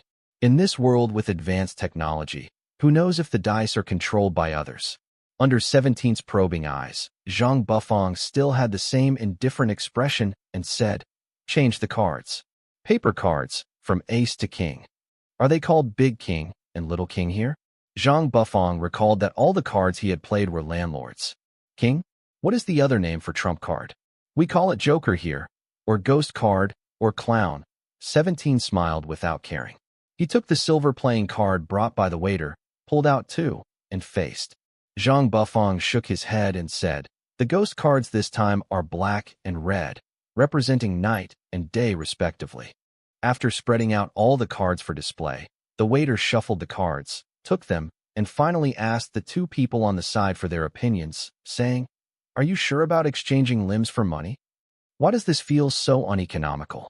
Zhang Bufang had no intention of doing this, because in any casino, it is impossible for gamblers to win. To lose for no reason like this, and to be forced to chop off a certain limb. Think about it, it's very nausea. Lord Buddha, I don't want to play this boring game that relies entirely on luck, Chunhee said as he really had a tacit understanding with Zhang Bufang. Oh, so what kind of kids do you like? 17's eyes turned to Chunhee. His baby face looked like he was underage. Such a kid would probably only be a hindrance with his careless hands and feet. I've grown up a long time ago. Thank you. Chunhee looked at the other person's sarcastic eyes and understood something. He quickly searched for things he had seen before and said a name uncertainly. Arithmetic method. Is there any? Arithmetic gameplay, what is this? Zhang Bufang was confused but did not realize it. You're quite interesting. You like to play with such mentally demanding things. After hearing the name, 17 was stunned for a moment and then laughed a few times. You can also play on this tabletop. There are numbers marked on the upper right corner of the cards. 17 touched the playing card embedded on the tabletop and looked at it like this, with a heart drawn on it and a 1 written on the upper right corner. What are the rules here? Chunhee seemed to have an ominous premonition. Among the cards on the table, 5 numbers will appear randomly. These 5 numbers are all related to each other. Party A and Party B need to come up with the 6th number. Whichever side is closer will be the winner. Mathematics? Zhang Bufang silently covered his face and looked to see what good thing Chunhee had found. In the past world, he was quite good in science. That is to say, he did not go to graduate school after graduation and went to work on computers by himself. Is it related to mathematics? Well, he was not bad in binary. Zhang Bufang stared at it with a smile. Chunhee, with an unclear tone, said, are you still a math genius? No, he didn't. He only knew how to fight zombies. Chunhee gave a stiff smile. Then let's take this, since you 2 agree. Then, please press that button. Don't worry, we are newbies, and we won't be able to use any tricks. After all, what do we get from you two? 17 smiled. The ball on the table was rotated, and the machine under the hollow table started to start. Then the ball stopped in some places. Zhang Bufang didn't care, but just looked at the 5 numbers that lit up: 3, 42, 24, 66. Look, the first round is very friendly. It's directly a multiple of 3, 17 smiled. So this first round was the least interesting. He could only wait to figure out the answer, and then move on to the next sentence. In fact, I prefer to go directly to the 5th game and am impatient of useless preludes. 17 The answer was revealed in the first game, 72, and then he calmed down and carried the rhythm to the 5th game. Zhang Bufang felt that it was quite easy at the beginning, but the difficulty seemed to rise several levels with each passing round. In the 4th round, if it was not 17 within the prescribed time, he seemed to be very anxious and said directly, 35. Let's go to the next game. This is too easy. Zhang Bufang was sure that he might have to time out. From the moment the waiter pressed the switch for the 5th round, the atmosphere became tense, especially since the spotlight was still shining above them. It felt like the whole place was dark, but the focus was on them. Look, there's someone playing at that table, and it's with the cheater 17. Naturally, there are people who want to pay attention to this place. It's like deliberately increasing the psychological pressure on both parties. However, as Party A, 17 certainly doesn't care about this. After all, he has been in charge of this table for a long time, but he still doesn't look intact. The numbers for the 5th game are out: 2, 72, 63, 28, 99. In this table, the smallest number is 1 and the largest number is 99. Each one has its corresponding number. For example, in the 5th game, which is really serious, they correspond to lungs, fingers, eyeballs, feet. 99 corresponds to intestines. You are a newbie. You are allowed to make a mistake once, but you have to be careful the second time. Zhang Bufang and Chun-He originally had bad expressions when they saw the number 17, but they added it leisurely at this time, as if he wouldn't lose anything by guessing wrong. How do you figure out the 6th one? Zhang Bufang gets a headache just looking at it. There are no rules at all, right? Chun-He also looked at the numbers, but didn't know what to do at all. In fact, he naively believed that arithmetic gameplay was just a matter of calculating numbers. It's okay to guess. You have to tell a number anyway. Each of you still has a chance to avoid punishment. 17 was quite casual and tilted his head, not looking at Zhang Bufang and Chun-He. It seemed like he was really showing off how to guess for 2 people. He opened his mouth and said, 17. Lord Buddha, how about one of us guess 16 and the other guess 18? Chun-He approached Zhang Bufang and said in a low voice. Of course, Zhang Bufang replied loudly before he could speak, which made Chun-He a little embarrassed. What are you afraid of? If I lose then, I will still give you the money. 17 seemed to not care at all whether he won or lost, but became more and more casual. Okay. Zhang Bufang hesitated in his heart for a long time before he answered. He repeatedly calculated the probability of winning in his mind. The 3 consecutive numbers made him feel very dangerous, but among the 3 of them, no matter what. After all, only one person will win. 17. 17 said regretfully, and then laughed loudly. After laughing, he noticed his gaffe, quickly straightened his clothes, and coughed a few times, although it was just him. Part of the cover-up. 17. Party had just guessed this number correctly. Lungs, fingers, eyeballs, feet, intestines. 17 read out the things corresponding to the 5 numbers he just measured, and then looked at the 17 cards. On the 17th card, there was. It's a person's face. This seemed to be a relatively light punishment. Looking at the nervous expressions of the 2 people, 17 returned to his original serious look and said, then in the next game, if you 2 lose. If you do, there will be no chance to repent. Zhang Bufang's face turned completely cold.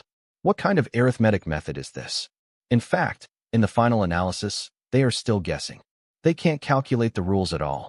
Among these 99 numbers, pick 5 at random and tell you. These 5 numbers. There are connections and patterns among them. He will think there is something wrong with this person's mind. The edge of the table rolled out and began to rotate rapidly in circles.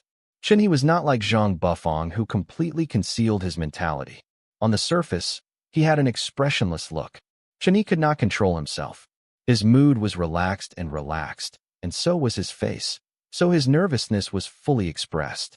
He was grabbing the edge of the table uneasily and placed his other hand on his leg, bending it slightly unconsciously. What does face mean? To scratch his face? Chani shuddered. Zhang Bufang evoked the system in his mind and asked, "Can you discern the pattern of this number?" When the 5 scary numbers on the desktop lit up again, the system answered Zhang Bufang, "Yes." Are these 5 numbers really regular? Zhang Bufang was skeptical. At this time, the guard on the side was already counting down the 10 seconds. Yes, one query requires 50 gold coins. Okay, hurry up. Zhang Bufang was still a little anxious. On the surface, he was still sitting in his seat, with the drink next to him untouched. His eyes were staring deeply at the numbers on the cards, and his fingers were sliding something in the air, making others feel that he was really calculating those numbers. Law. They are actually playing arithmetic. The melon-eating audience next to them was also affected by this tense atmosphere. I heard that not many people have won the game. Soon a few people started whispering. Yes, last time I came here, there was a guy who was not afraid of death who was playing this. Sure enough, he lost in the first game. That number, 17, was pressed on the spot. On the table, he cut his face open with a knife. System query. There are 5 patterns for 5 consecutive numbers, all of which can be used. The system answered him at this time. 5 seconds left. Speak. If there are 5 rules, that means there are 5 different numbers. Zhang Bufang clenched his other hand tightly. He still had to guess which of the 5 numbers would be displayed on the desktop. Of numbers. So, what happened to that person? The crowd seemed to be very interested in what happened to the person who lost the game. Ouch. I heard that his face was actually used for experiments and turned into some kind of human skin mask. Counting down to 3 seconds, the waiter on the side reported here, staring at the pocket watch in his hand. Everything around him seemed to have nothing to do with him, indifferent, mechanical, and numb. 69. 17 gave his answer. Zhang Bufang was stunned. 17. This answer happened to be one of the 5 answers he got from the system. How did you calculate the number? Tell me. I am afraid Zhang Bufang cannot directly guess a number, otherwise he will lose no matter what. Lord Buddha. Me. Chun-He was the one who couldn't bear it. He actually wanted to just tell the number in his heart, but Zhang Bufang suddenly held him down and glanced at him. Chun-He. He chose to believe Zhang Bufang, and he remained silent. The answer will be announced later. Let's pause for a moment, 17 said. Zhang Fui, you are really amazing. Not only did you not say a word for 10 seconds, but you could also be so calm. Look, you didn't even break a sweat, 17 shrugged, with a somewhat joking smile on his face. Then what are you going to do? If you don't say anything, you are giving up. 17 took a sip of the wine in front of him, then frowned, seemed a little angry, and scolded the waiter on the side. This kind of, did you bring out the wine? The 2 guests haven't drank it yet, and I still find it strange. Let's exchange it. Don't bring this out in the future to make yourself look embarrassed. Zhang Bufang and Chun-He exchanged drinks in front of them. I didn't say I wanted to abstain.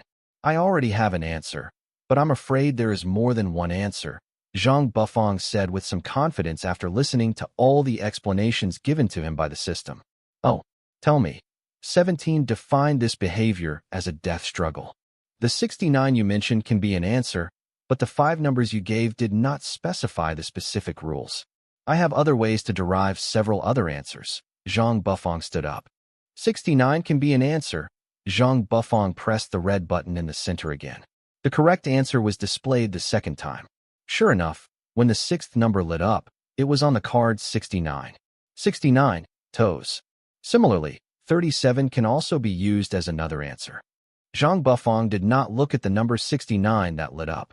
He placed his finger lightly on the red button and looked at 17.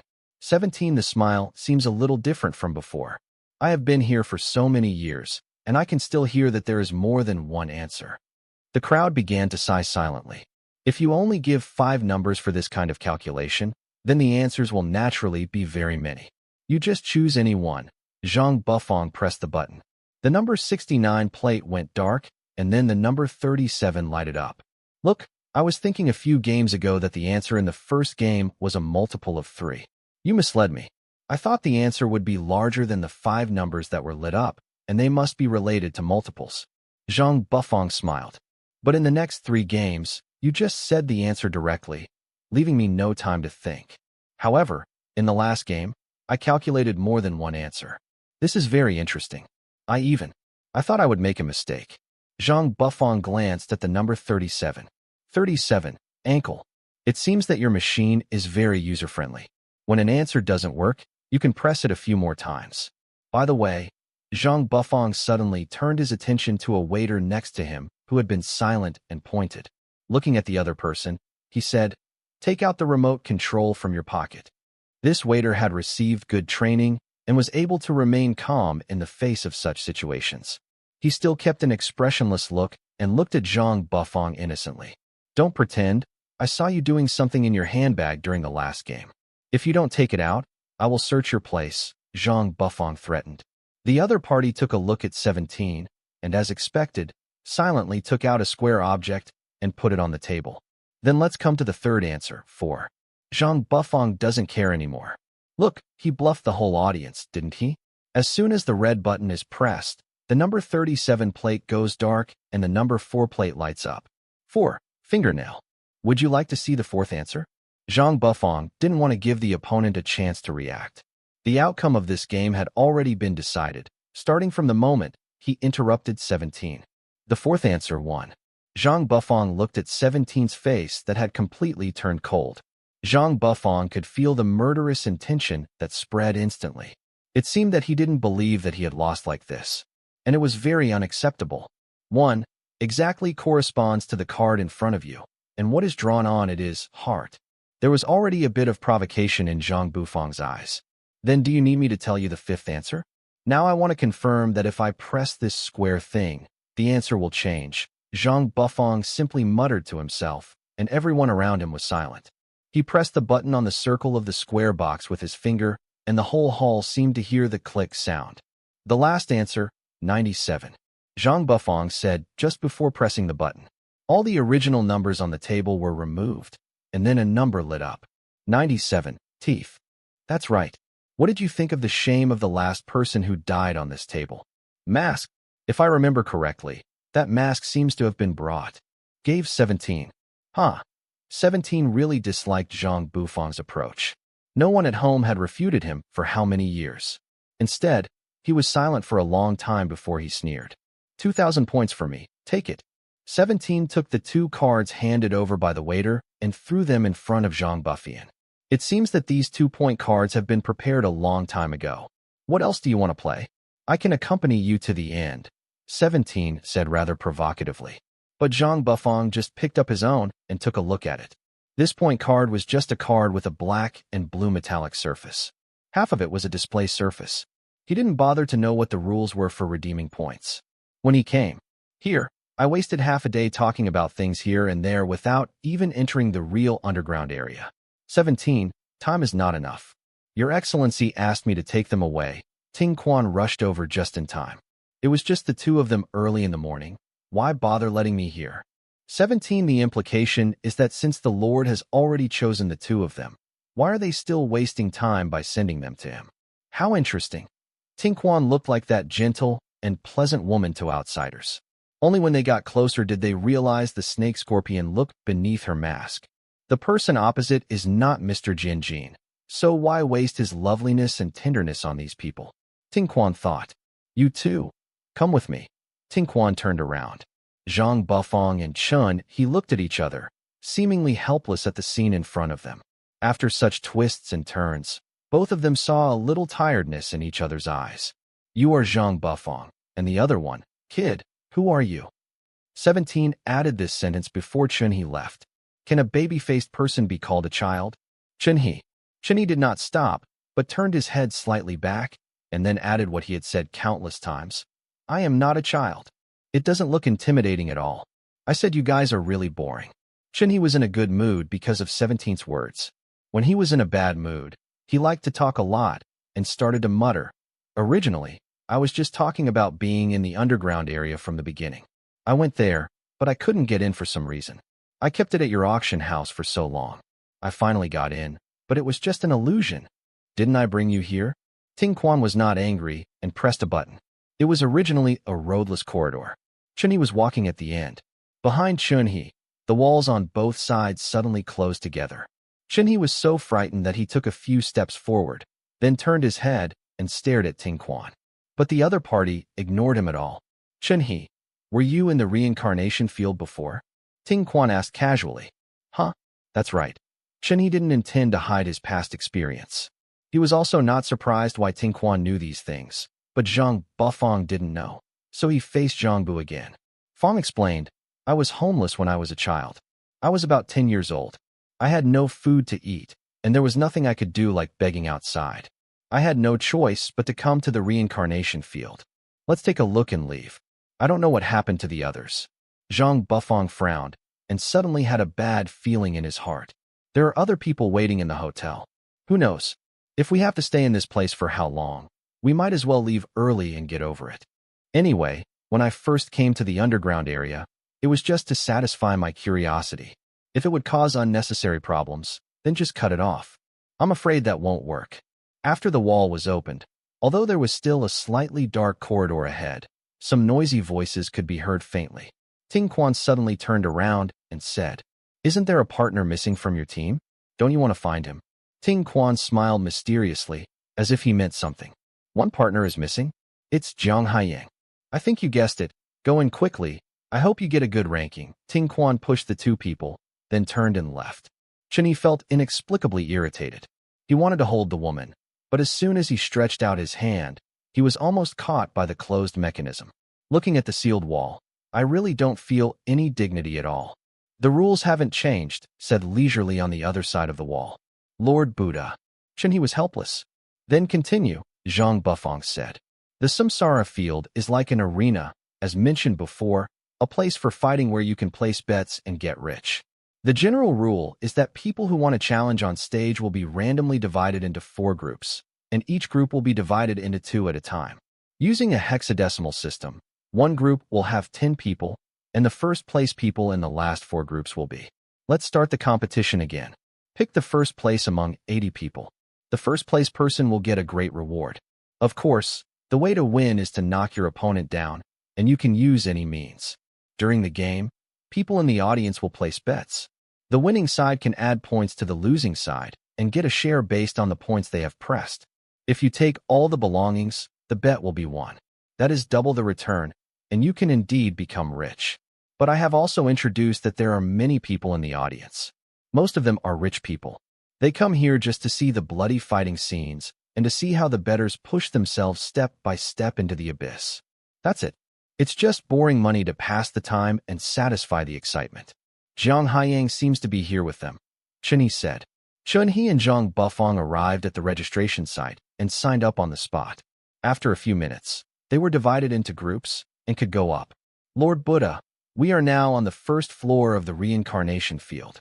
The first floor is the preliminary round, the second floor is the screening, and the third floor is the final battle of the 4 people. Chunhee glanced at the environment in front of him, and it was indeed similar to his impression back then. A white spotlight is placed in a dark place, surrounded by auditoriums on both sides, then an isolated aisle, and then the 1-meter-high competition stage, where the spotlights are also specially focused. It's just a mixture of white and black. But the people in the audience looked a little ferocious. I think it's boring except for meeting people with higher levels, Zhang Bufang said, while submitting his scorecard. No. Chunhee looked at the white stone platform and recalled that the white stone platform he had seen in the past was completely stained with blood and could not be wiped off. Maybe it was paved with bricks now. Laughing at the irony. You can explode all the dark side here, and the violence and bloodshed that you hide under the surface can be expressed without reservation. Chunhee turned to look at Zhang Bufang. Surprisingly, this time, he didn't have his signature smile from before. Instead, he looked a little heavy. All darkness. Zhang Bufang was slightly moved when he heard Chunhee's explanation to him. No wonder this kind of underground area is a good place to release stress. Violence and blood fill the air. Those who are disgusted with the crowd and angry with the unfair fate. As long as you have the ability, even if you are powerless, you can still come here. A place to vent and shout. That's right. Chunhee looked at Zhang Bufang, who seemed to be deep in thought, and his suddenly bright tone brought him back to his senses. Chun-Hee said again, "They say they beat the person down, but in fact they just don't do it at all. Let the opponent still have energy, let the opponent lie down forever. Lord Buddha, this place is not suitable for mercy." That is the experience Chun-Hee gained after spending many years in the reincarnation field. Under the dim light, Chun-Hee half seemed to be trapped in darkness. His whole person was a bit illusory, except for his smile, which remained unchanged as before, adding a bit of reality. Just like when he entered this place. Although he was scared, he forced himself to be tough. Looking at it now, this place is much cleaner, but the smell of blood seems to have settled. What is rare and fortunate is that Chun-Hee came to this place to seek survival with hope for life and unlimited expectations for life. He stayed in this turbid place for several years, but when he left, his original intention was still. Nothing has changed. I remember when we were looking for the auction house again. You said it was your memory from 10 years ago. Zhang Bufang felt a little surprised and said, "I remember you were 20 this year? 10 years ago, you came to the auction house at the age of 10. How do you survive here? Although there are no distinctions between men and women here, they are divided into old and young." Chun-Hee took Zhangbu a few steps further inside. Except for the white table where the spotlight hit, the light elsewhere was very weak. Chun-Hee confirmed repeatedly. After reaching a place, he pointed and said, "There is a children's area right there. Only those under 16 and over 9 years old can join. It's still the same, but there's no one there now. It probably hasn't started yet." Zhang Bufang felt mixed emotions after hearing this. "Then how did you get out?" Zhang Bufang asked. "I've been hanging around there for about 4 or 5 years, and I was taken back by Lord Jianjin," Chun-Hee said. Thinking of that scene, if Lord Jianjin hadn't left him, he would have died here by now. If he stays in this place for a long time, he will go crazy. Jianjin, and you, are all quite mysterious, Zhang Bufang smiled, unable to explain what he felt in his heart. He had seen places similar to this in novels, and only after experiencing it himself did he realize that this was in great conflict with the moral principles he originally pursued. The feeling in his heart was both shocked, sad, and maybe a little excited. The field of reincarnation is the other side of a person's face. It is the madness beneath the skin of human nature. We can't call them humans here. They're animals. Master He, are you back again? The staff member looked at Chun-Hee, as if he was sure that he might be here and would not leave. Ah, yes. Chun-Hee didn't know this person for a long time. He was surprised that the other person still remembered his former code name. And then he remembered to add, "Lord Buddha, you don't need to use your real name here. You can. Think of a name. Then let's go to Mr. Zhang Fo. Your name is Mr. He." Zhang Bufang shrugged and faced Chun-Hee with a slightly joking tone. I'm young, not very educated, but I've been too lazy to think of a new name for so many years." Chun-Hee seemed to be a little ashamed of the name. Chun-Hee quickly explained, "Ah, it suits you fine." After Zhang Bufang took the scorecard, he said, "My scorecard shows a 1. Huh." Chun-Hee quickly looked down at his scorecard and said with some regret, "Mine is 2. It seems that we are not in the same group." "It's okay.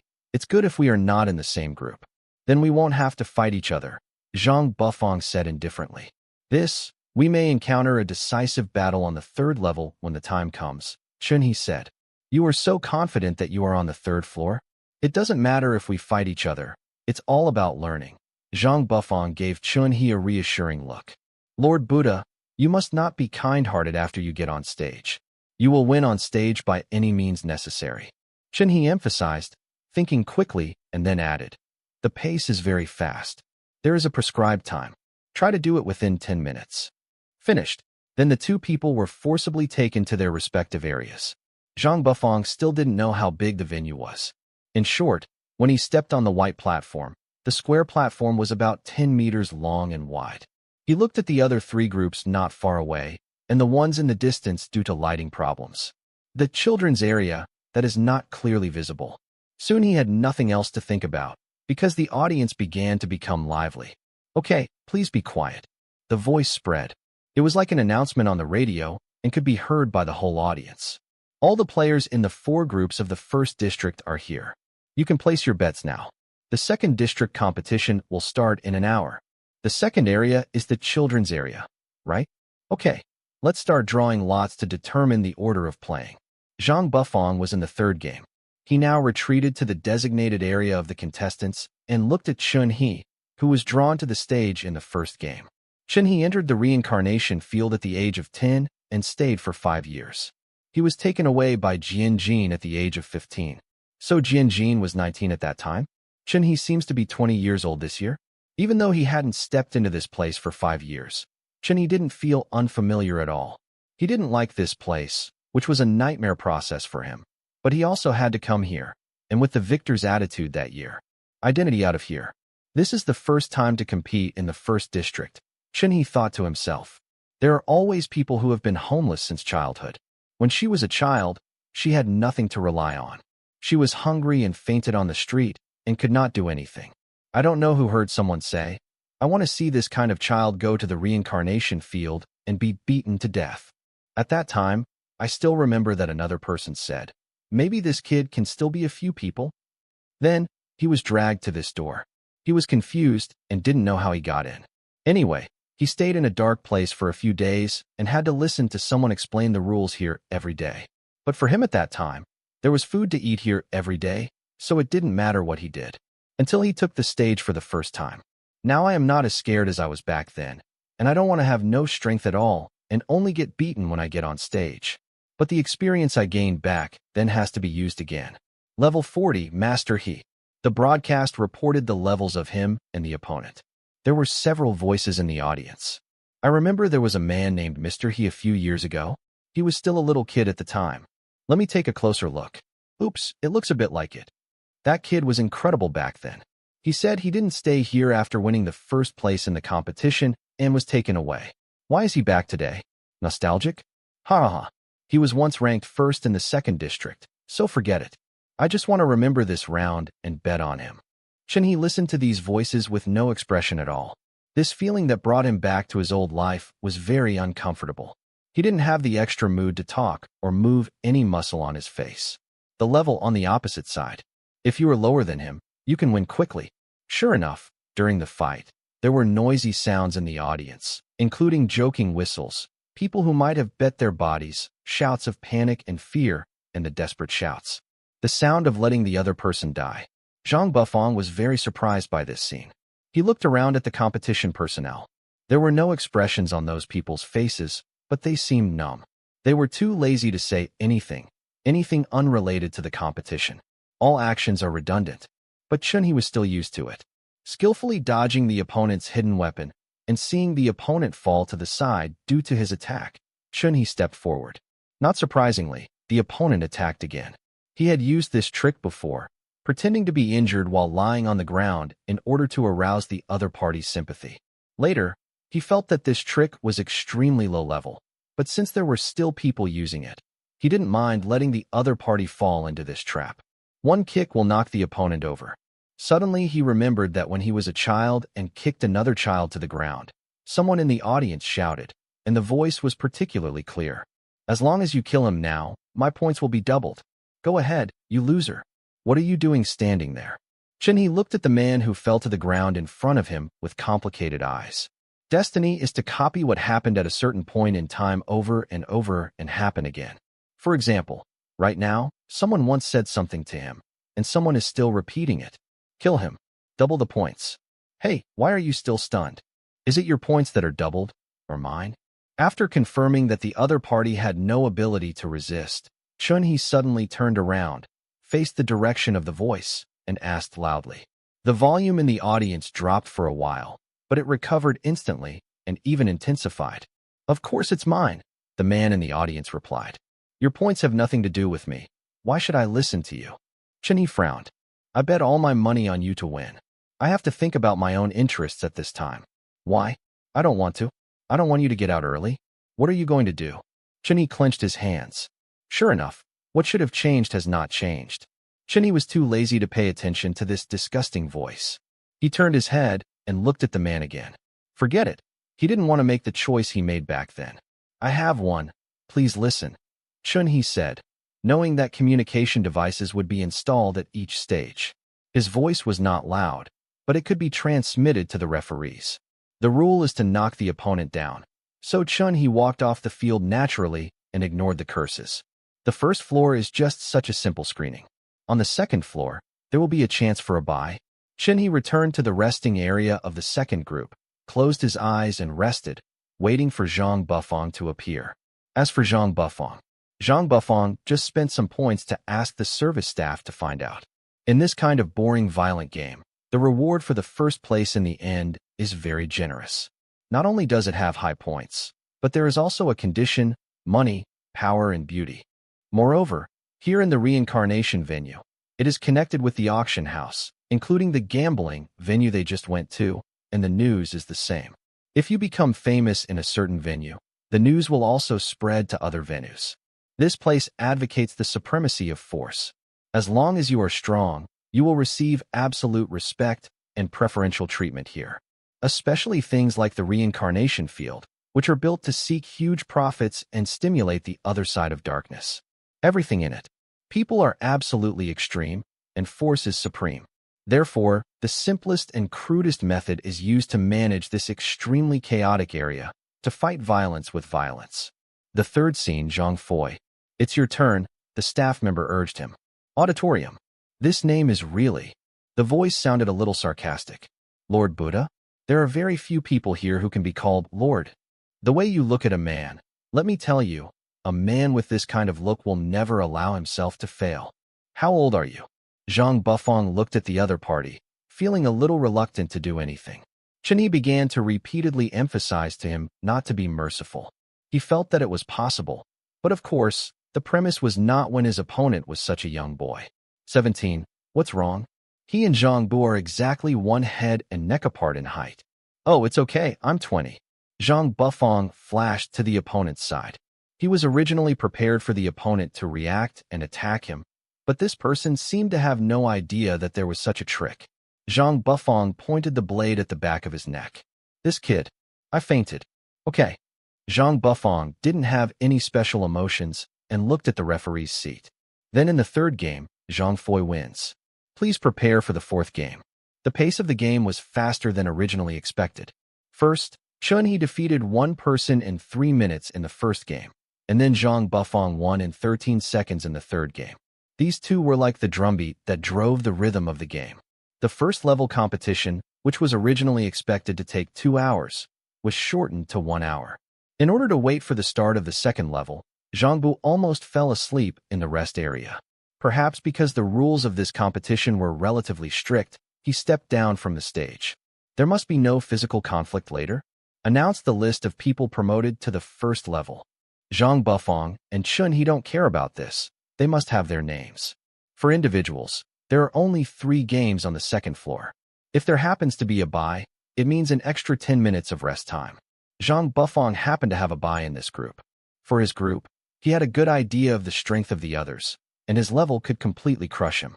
Moreover, Zhang Bufang had absolute confidence in his actual combat experience, so he decisively went to watch Chun-Hee's game. But because he was too bored, he walked to the betting place in the audience area. It's really noisy. The place to bet is when both parties are preparing before the start of the game. You can take your scorecard and swipe it into the sensor area to select the amount and person to bet. Zhang Bufang looked at his points card that had used up 300 points and was about to swipe it up when a person next to him suddenly grabbed him and said in a fuss, "You actually have 1,770 points. What's wrong?" Zhang Bufang said, "I saw you were a member of the competition just now. You had to play more than 50 games to get 1,700 points. Oh, you seem to have used some points? Don't spend your points indiscriminately. 1 point is equal to 1 meal." Oh, Zhang Bufang's tone was very calm. He basically gave 1,700 points to Chun-Hee, then shook off the hand that grabbed him, returned to the lounge, and watched the second group's game. Just in time, it's begun. Did Chun-Hee reach level 40? Because he suffered a lot of injuries when he saved Dugua last time. Zhang Bufang murmured. By the way, the scheduled times he and Dugua had originally missed were all missed. Then let's ignore him for now. I remember you. Chun-Hee looked at the man opposite him who was several years older than him. His originally expressionless face seemed to have a slight fluctuation. Huh? Mr. He. The man just smiled and then said, "Long time no see." Chun-Hee still remembered that in the past, his opponent who was a little bigger happened to be this person. The reason why he could remember him was because the opponent had a hideous scar from his neck to behind his ears. At that time, he would still think that this person will be very fierce, but I didn't expect that he would let him go and let him win. Later, when Chun-Hee was a child, he discovered that this person was the gentlest among all the competitions in District 1, and he was also older. Destiny plays a trick on people. Chun-Hee still remembers that this person is very kind. Anyone who has watched a few games about him will not bet on him, because this person will be disrespectful to anyone with a lower level than him. Even after being taught several times, he still doesn't change. Probably because he has been wandering here for many years, letting others advance time and time again. But he has always been here. Seeing that he doesn't have any big scars on his body, maybe people who know him will still retain some kindness towards him. Chun-Hee was quite grateful to this person. As a reincarnation field in the dark period, he could still be a little touched by Chun-Hee when he was young. But this person's approach is not suitable for the survival laws here. At least considering his personal future, he shouldn't do this. Why not abandon those useless kindnesses and find another way out for yourself now? As long as you get out of this prison, aren't there still plenty of opportunities to express what you want? After all, in your current situation, come on, your kindness will not be reciprocated. Unreciprocated kindness, mostly unnecessary. Just like Chun-Hee now, it is impossible for him to give up this game. But in the previous few battles, Chun-Hee felt that the opponent was so merciful and merciless in this one. Not only because the opponent was still letting off steam, but in terms of current strength alone, Chun-Hee's level had already exceeded. This person, Chun-Hee couldn't figure it out. Why not abandon the current rigid principles and figure out a new way out? But Chun-Hee was luckier than this person back then. At least he was taken away by Jian, avoiding the possibility that even if he won the first place, he would still be trapped in this place. So if he can't figure it out, he can't say it. Look, it's over, Chun-Hee said looking at the other person. Similarly, Chun-Hee felt that this game was boring, but at the same time, he was also boring, just like his soft-heartedness now. He wanted to be like Zhang Bufang in the game. Just hit the opponent on the back of the neck and stun him, so there would be no real physical harm. Until the opponent's dagger came from nowhere and pierced his body. You think it's ironic, too. The man looked at Chun-Hee with disbelief in his eyes. The man's momentary weakness due to pain gave him a chance to suppress him temporarily. I also find it ironic. I keep thinking about why I did that in the past, so that he didn't get any benefits at all. The man had barely re-entered the blade, and he said, "Then I take the initiative to repay you. Isn't it too much? You owe me a favor anyway. The world is warm and cold." Chun-Hee's face turned pale with pain, and there was cold sweat on his forehead. The gap in strength was just a gap, and using hidden weapons could only make up for it. The opportunistic method did not apply to him. Chun-Hee fought back with his backhand and grabbed the opponent with his other hand. As long as Chun-Hee injected 10% of his own strength into the opponent's arm, Chun-Hee could cripple his arm. Chun-Hee's sudden burst of strength was really surprising. As the blade was drawn out, red spread instantly appeared on the clothes on Chun-Hee's abdomen. He is a person who likes to wear white clothes, although white clothes can get dirty easily. With just one set of combos, this person fell to the ground. Chun-Hee covered the wound on his abdomen.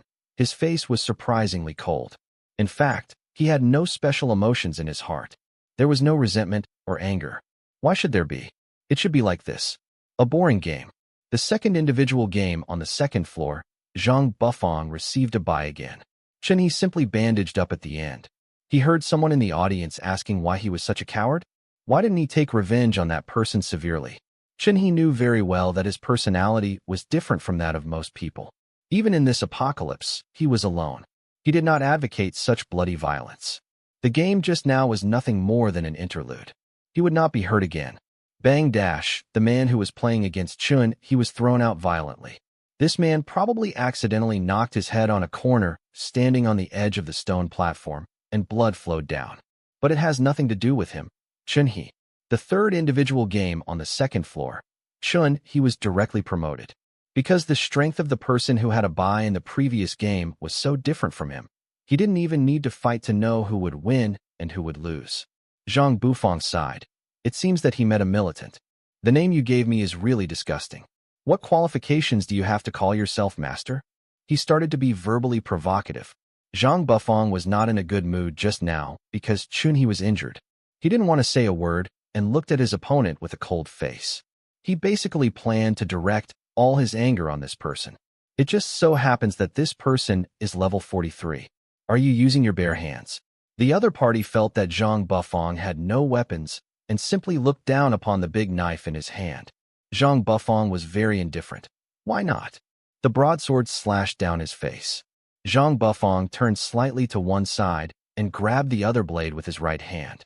If you want to maintain flexibility with such a big knife, unless this person can use this knife like a tofu, Zhang Bufang is a little relieved that his opponent has done it. The blade forcefully turned over and struck Zhang Bufang horizontally. The wind of the blade attacked him instantly, as if it wanted to bite him in place. Then just break it and drop the sword wind.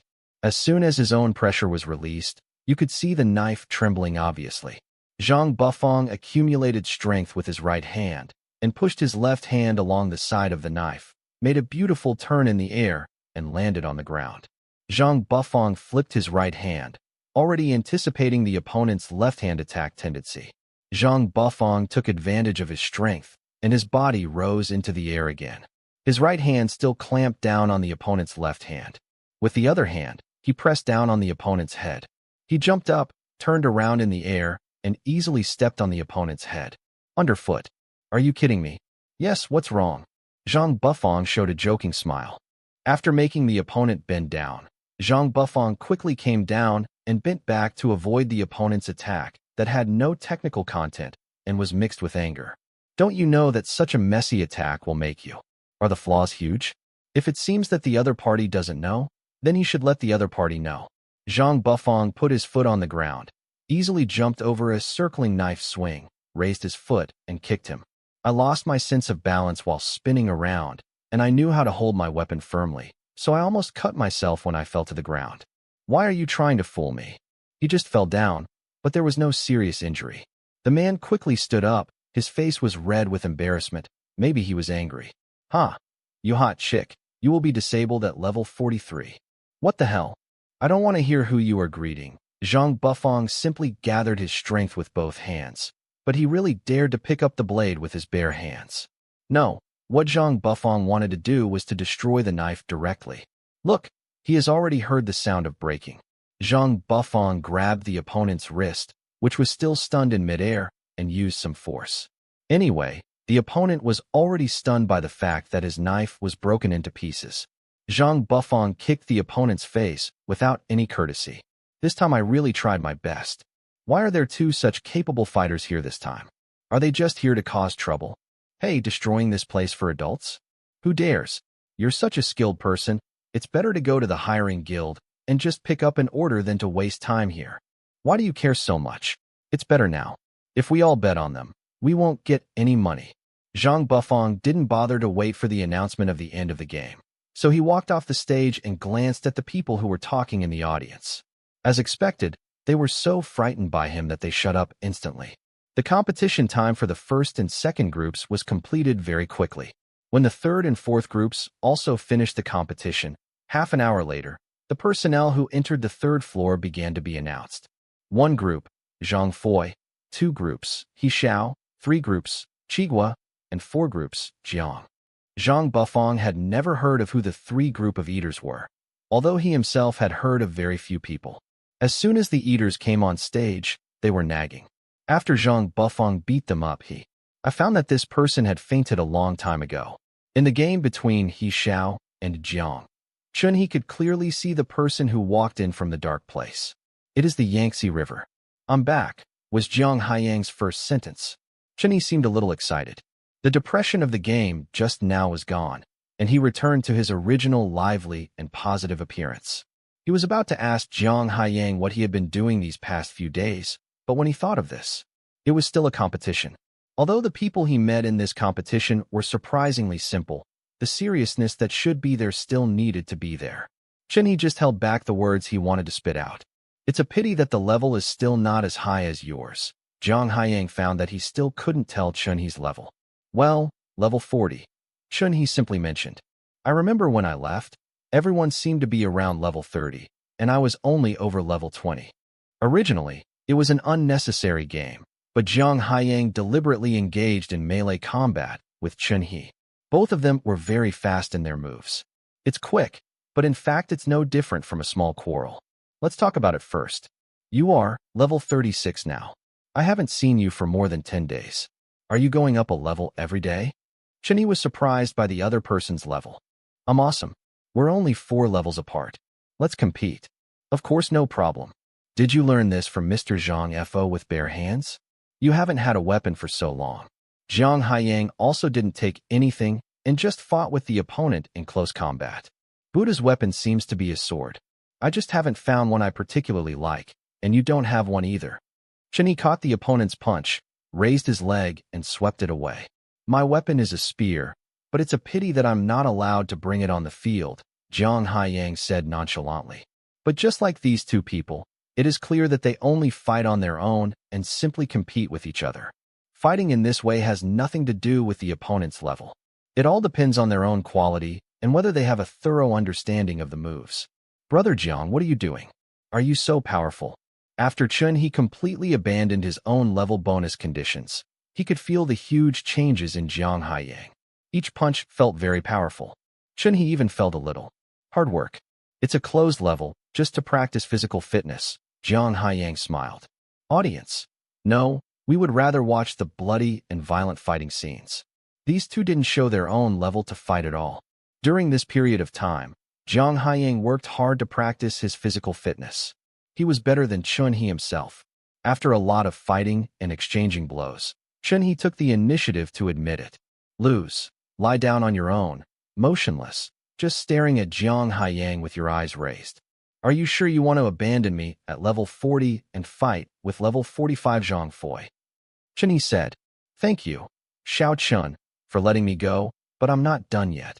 After the referee reluctantly said, Jiang Haiyang wins, Jiang Haiyang stepped forward and pulled Chunhee up. After the game, Jiang Haiyang turned around and left without hesitation, as if he didn't recognize Chunhee, and returned to his expressionless expression. What qualifications do you have to blackmail me now? Jiang Haiyang's tone was very unkind to the person sitting alone in the small cubicle in the auditorium. It can even be seen as forbearance and Jiang Haiyang's tolerance for this person. The level is completely on the verge of explosion. I let you take first place on the field, but you deliberately tricked me? This person never thought that Jiang Haiyang would know Mr. He from the second group. Since I came here alone, and you insisted on trying to answer me on the way, I advise you not to be ungrateful. Jiang Haiyang said harshly. If you have the ability, beat me to death right here. I want to see if you can still get your things. Then you have to be careful. Jiang Haiyang was on the verge of anger, but his tone became more and more calm, and his expression did not change, which made people feel chilly. The last game, Zhang Fui versus Jiang. Are you being kidnapped? Zhang Bufang paid special attention to Jiang Haiyang just now. He found that he had walked into a dark place and followed him. Although he was a little far away from the other party, he roughly heard some words and could guess what happened. There is a reward for completing the mission, and it was taken by the other party. Jiang Haiyang thought that his mission reward could reduce the burden on his team, so he never gave up. Why don't you just go and get it? Zhang Bu's dialect meant, why don't you just beat the opponent up? I'm afraid of damaging the base. Jiang Haiyang shook his head. Oh, what is his identity? Zhang Bufang asked. People from the former military of China probably don't hold high positions, but I'm still afraid of causing trouble. Jiang Haiyang felt annoyed when he thought of that person. What are you afraid of? Just as the game was about to begin, Zhang Bufang still went to attack the opponent with interest and added, I hope the people at the base can still be wronged outside. Fight as long as you want. Okay. Jiang Haiyang was very happy after listening to Zhang Bufang's words, but he remembered that this game itself was just for asking Zhang Bufang for advice, so he said seriously, Buddha, can you discuss with me? No problem. Zhang Bufang did not suppress his level. Every punch thrown at Jiang Haiyang was full of punching style. Jiang Haiyang was extremely serious. Since he had no advantage in level, he could only choose the superior attack method. There is basically no pattern to Zhang Bufang's attack paths. Most of Zhang Bufang's attack paths are redeemed from the system. Some of them come with redeeming a skill, and some of them are obtained from gift packs. These attack methods can be deeply imprinted in his mind. Zhang Bufang is completely unconsciously synthesizing them and then using them flexibly. He is learning every move in every round. Zhang Haiyang knows very well that he is not a gifted person. He is not as talented as Zhang Bufang, nor is he as Chun He, who is young and promising and works harder. Zhang Haiyang gradually felt the suppression of his level by the surrounding environment. He chose to take on the mission alone in the first place in order to find a new way to improve. As expected, it is much better to be alone. At least he has found many ways to upgrade himself. In terms of talent, Zhang Haiyang didn't feel that he lost to anyone. It was just that he had too few opportunities to practice. Zhang Bufang's level rises quickly because he is in charge of the overall situation. He participates in every important battle and often faces cross-level challenges. Zhang Haiyang still didn't dodge the attack. He was knocked back half a step and fell to the ground. He was just thinking about giving up and giving up. Unexpectedly, Zhang Bufang suddenly lay down and closed his eyes. Lord Buddha. Zhang Haiyang didn't understand what was going on. Zhang Haiyang called for a long time and found that Zhang Bufang didn't respond. It wasn't until Zhang Bufang felt that this man didn't understand his intentions and couldn't help but softly that Zhang Haiyang understood. Okay, let's declare it over. Zhang Haiyang became unkind when he saw Zhang Bufang's cooperation and returned to his cold and unapproachable appearance. The judge hesitated. Master He, take this person down, Zhang Haiyang said, and then stared at the referee. Okay, that means the third group, Jiang, wins the first place in the second district. Zhang Bufang was helped off the stage by Chun He. After a while, he slowly opened his eyes and found that Zhang Haiyang was looking at him after he stepped off the stage, as if asking him what he meant with his eyes. Isn't it necessary to beat up the person who threatened him? Beat him. After receiving Zhang Bufang's supportive look, Zhang Haiyang stopped thinking about anything and walked to the auditorium, grabbed the collar, and dragged it to the stage. You, what are you going to do? Let me go? Let me go. I remember that there is a hidden rule in the reincarnation field. Zhang Haiyang threw the man onto the stage and warned him in his eyes not to run away. The man was so frightened that he froze there and did not dare to move. Besides, there were so many eyes in the audience staring at him. Lord Buddha, Shaochun, can I lend you 1,500 points each? Zhang Haiyang asked. Of course, no problem. Be happy. The two of them happily handed over their points cards. As a violent field, the reincarnation field itself supports force challenges. These rounds are so simple, quick, and convenient. Simply because the reincarnation field has not encountered people like Zhang Bufang and Chun He who are already at a high level and have very good actual combat skills. From the level, Zhang Bufang and Chun He have already begun to crush the players who entered the reincarnation field. Zhang Haiyang met a well-matched opponent in the fourth group at level 36, but he managed to defeat him. There was Zhang Bufang in front of him, and Chun He solved it. For those miscellaneous fish, Zhang Haiyang only needs to pass his group smoothly, and basically anyone can come and take the first place depending on their mood. After all, these three people are teammates. 6,000 points. Zhang Haiyang handed over his points card. After thinking about it, he only had 3,000 points in his card. He estimated that Zhang Bufang and Xiaoqin's points might not be enough. As you wish. The staff member wiped off the points on the card and returned them to the three people. There is no way. There is indeed this rule, 6,000 points, in the reincarnation field, can indeed force a person to challenge. What I thought at the time was that if the boss who worked so hard to have 6,000 points wants to spend them, he must find someone he admires very much. Besides, there are no people in the samsara field who can lend points to others. I didn't expect that there is such a thing as 6,000 points, just for beating people. It can be said that Zhang Bufang and his group completely ignored Dugua. Dugua couldn't let himself just sit there and wait for death, right? Without seeing Zhang Bufang, he had to find a way to solve the surveillance of the people who hired the guild. Dugua himself thought that he had not been able to achieve this point of coming and going without a trace. He could not wait for Zhang Bufang. This main city was originally the headquarters of the mercenary guild, and he was like a sheep here. Jaws of death.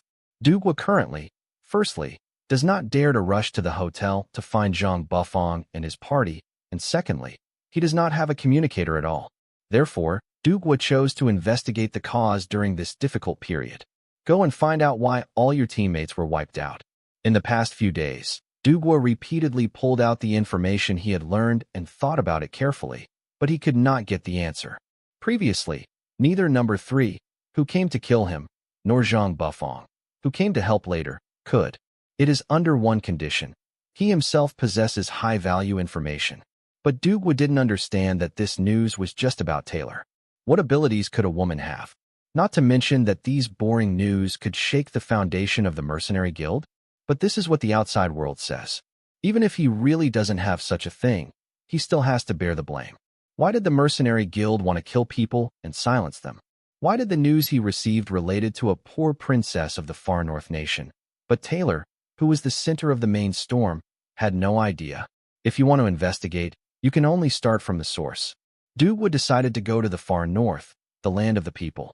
But now he has nothing on his sleeves and nothing on him. He needs a partner, at least someone who can help him. Dugwa, who wanted to be loyal to Zhang Bufang, decided to go to the Hope Survivor base first. As the master of the base, Zhang Bufang still dares to travel boldly, and the people he brings out are of high level and must be the backbone of the base. So it can be seen that there must be a powerful person in charge of the base. Maybe you can ask that person for help. Dugwa tried his best to leave the city, but he couldn't use the teleporter at all. If he used it, his position would be exposed, so he walked to the Hope Survivors base with amazing perseverance. I want to see someone, Dugwa said to the escort members at the Hope Survivor base. I want to see whoever is taking care of the base now, Dugwa said. It's impossible for us to let a stranger like you in directly. Hoping that the people at the Survivor base would not let him go so easily. Please inform me that my surname is Du. Zhang Bufang must have discussed it with the person who manages the base, but Dugwa was a little unsure. Wait, the Lord specifically ordered. All talented and promising people must be invited in and treated with respect. The members of the escort team and Dugwa originally had a small dispute. Dugwa was not willing to reconcile. Some people wasted time and simply let go of the pressure of their own rank, and the successors all turned pale. My lord said to take this man directly to him. Your name is Dugwa? Zhang Bufang did mention such a person to him, but his tone was not very good at the time. Jianjin thought about it, and she seemed to have reminded Zhang Bufang that it was best to subdue this person. Go to the base.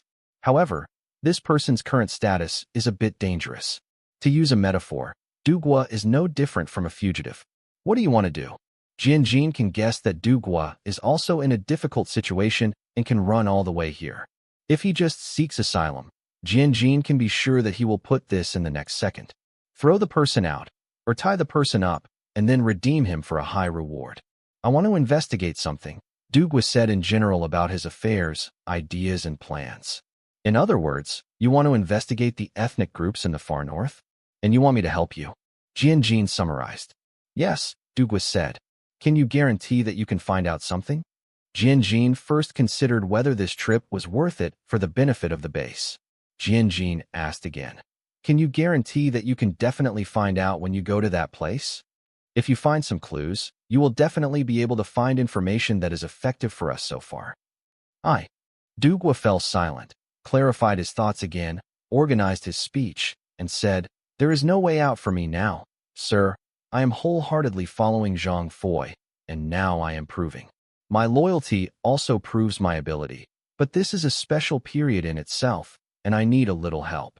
Then you might as well tell me, what is the probability that you can find valid information when you go to the ethnic lands in the north?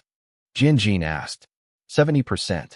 70% is enough. Jianjin repeatedly thought about how to maximize the benefits with this 70% certainty. There were so many intricate things that might be of great use value. I understand my current situation. If I want to wash myself away from those troubles, I have only two options. 1. If I die, then all the shameful clues to my past that have been buried for a long time will be cut off.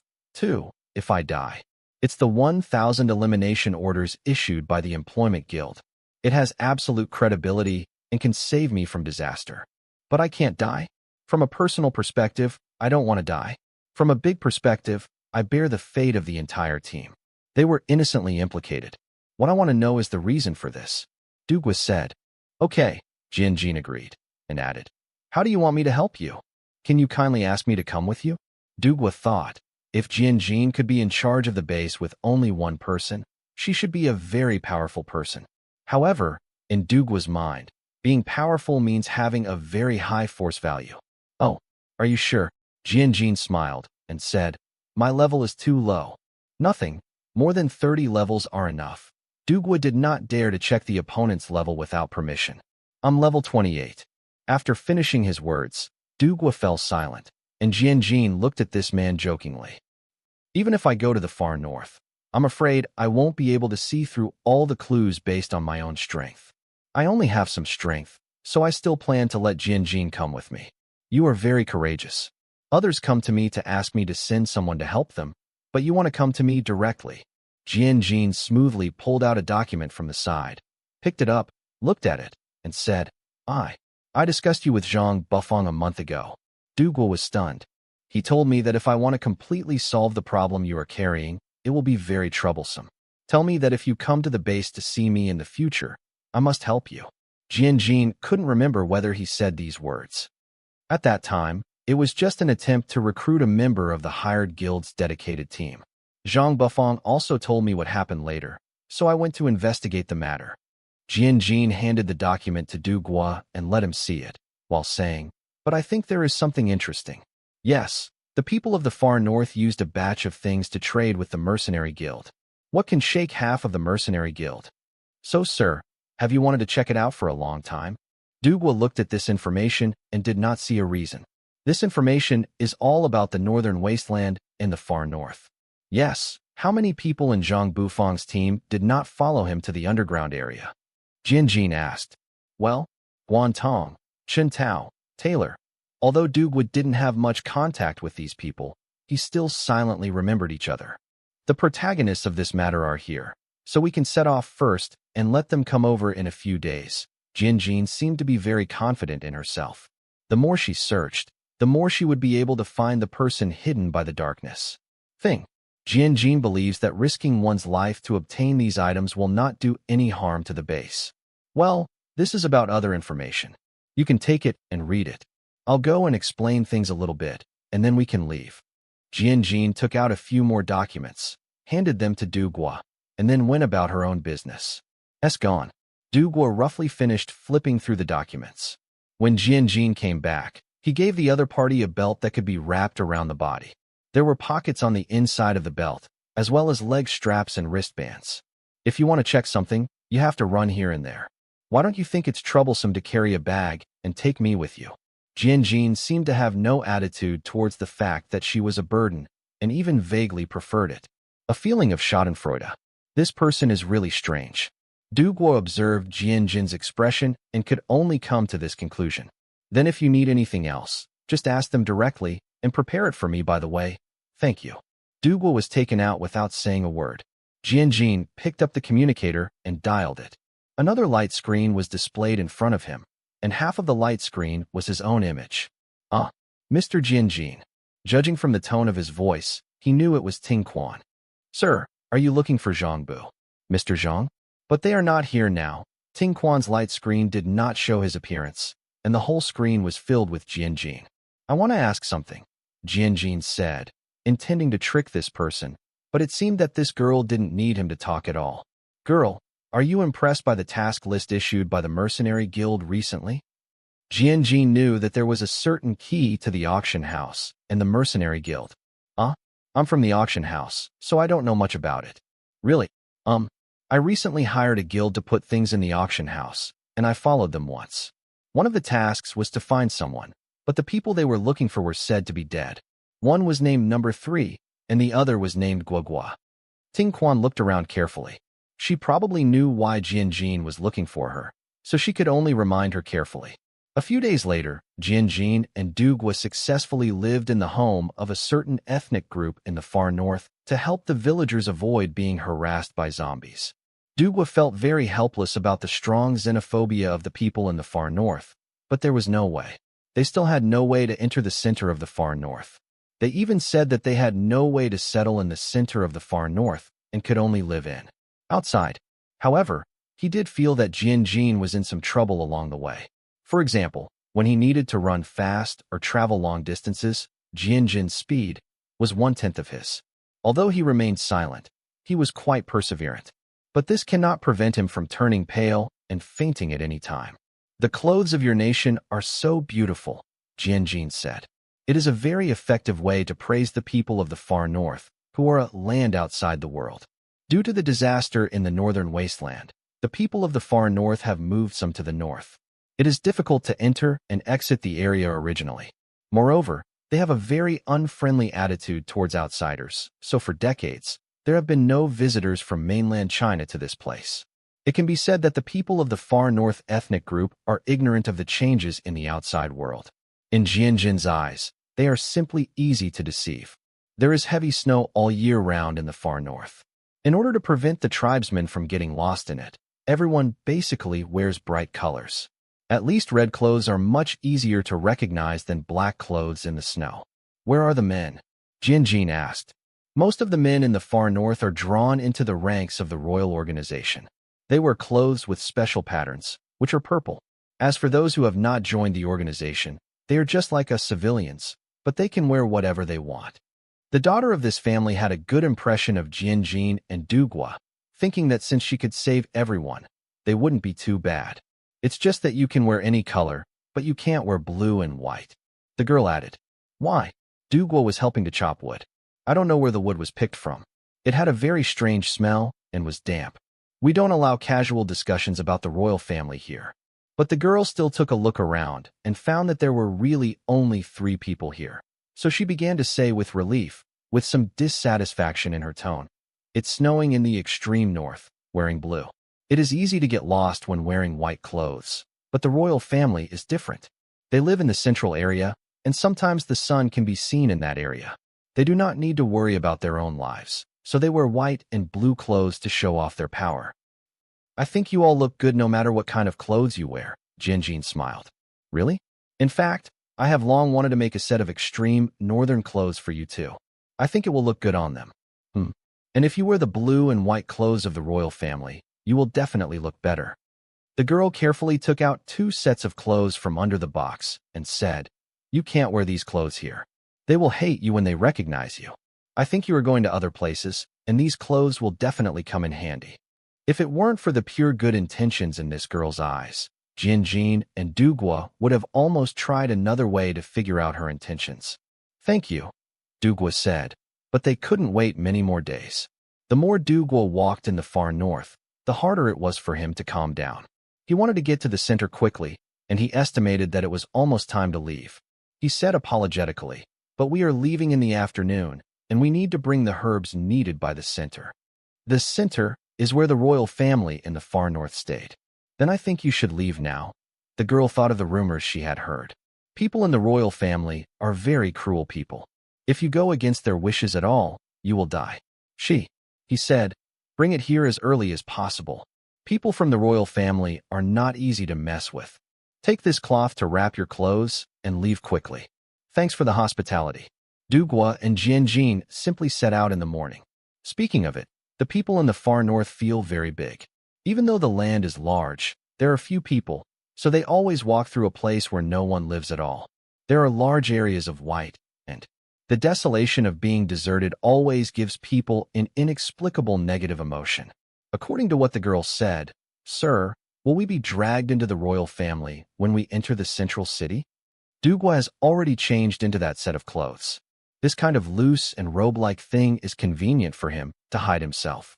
Weapons and stuff, but they're just too red. What you're talking about may be very possible, but is it the language of your people in the far north? Jianjin asked. Don't they say the same thing as us? He could understand the words spoken in that village. Those are the people who live in the outermost periphery. Most of them go to the northern wasteland every day. Naturally, they have opportunities to contact outsiders. But the people in the center, if you think about it, they should speak with local characteristics. But Jianjin is not worried about herself. You can't even learn the pronunciation of a person whose accent is more distinctive, so why don't you try pretending to be someone who can't pronounce it? Jianjin said. Okay, but sir, do you know their national language? Dugua asked. I have been touring the mainland for a while before the riots. The people in the far north were relatively easy to talk to. Jian could already see the faint outline of a city in front of her. Dugwa nodded, but thought, it has been many years since the zombie outbreak, and an adult can still say the words traveling in the mountains and rivers. If it were anyone else, he would definitely think that this person is very powerful, but Jin's. He had a thorough understanding of the level of strength. As a mercenary like him, he looked down on such a weak man, but Jian seemed to be born with a good mind. Most of the time, he was the one who thought about those things along the way. Hidden danger. Dugwa has almost become a guard. It doesn't matter if he is a guard. Anyway, he is on the same boat as this gentleman now, and the goal is the same. They are all to check those things. Jian finally understood why they didn't see anyone along the way. It turned out that they were walking on a wilderness path, and a main road had been built in the central city. Sir, Dugwa suddenly called him warily. What's wrong? Jian looked at the row of people passing by on the road. They were wearing the kind of purple clothes from the far north, but something seemed a little strange. The patterns on their backs have an extra 1, which is the employment mark of the employment guild. Dugwa was very familiar with this thing, and he could see the outline at a glance. He couldn't be wrong. Most of the people in the far north like to embroider their clothes. What do they have? Jian is not only able to run, but he is also short-sighted. But here he really can't wear glasses. Maybe he is not myopic enough to be blind now. But it's just that the small things in the distance are a little blurry. So Jian doesn't mind her myopia now. With the pattern of a sickle, the royal family in the far north gathers here almost alone. There is no one living in a long way outside. It is normal for the people outside to be dissatisfied with the royal family, and they don't even know what the royal family's exclusive pattern is. What? Dugwa said. Well, take out the things, Jian said. She must have taken them out to look at when she entered the city later. In fact, the herb that was promised to be used for cover was actually a piece of grass that Jian randomly pulled out on the road after leaving the base. No matter how ordinary and common this piece of grass is, in the extreme north, it just doesn't exist. Oh, what are you doing here? The guard asked. These two people seem to be people from remote areas. When we were in the village, some important people asked us to find herbal medicine. It took us a long time to find this thing. Jin's words changed instantly, and her tone sounded a bit awkward. Anyway, he hadn't been here for many years, and he didn't know whether his accent was correct or not. Okay, the guard looked at the grass. This thing was indeed something he had never seen before, so he put the two people in. After the two people walked away, he muttered, "The royal family is getting more and more inexplicable. How dare you use these foreign gadgets? Herbal medicine is indeed an antique to mainlanders. The outer circle is still where ordinary people live."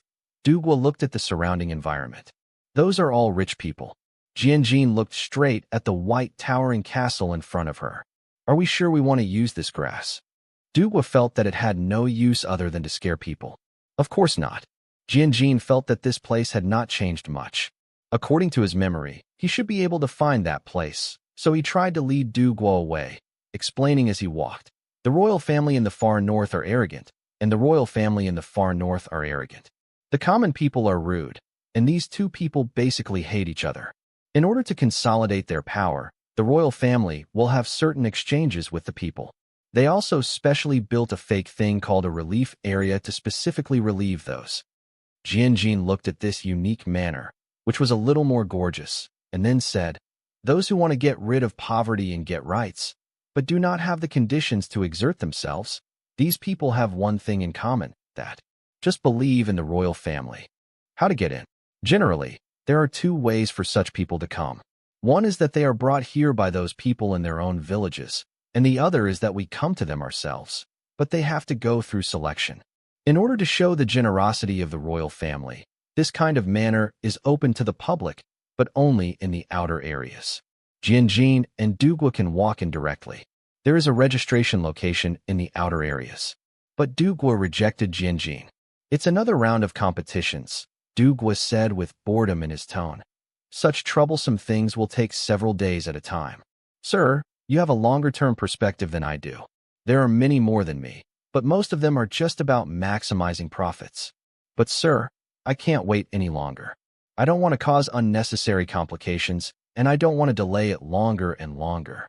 Oh, Jianjin finally heard Du Guo refute him along the way.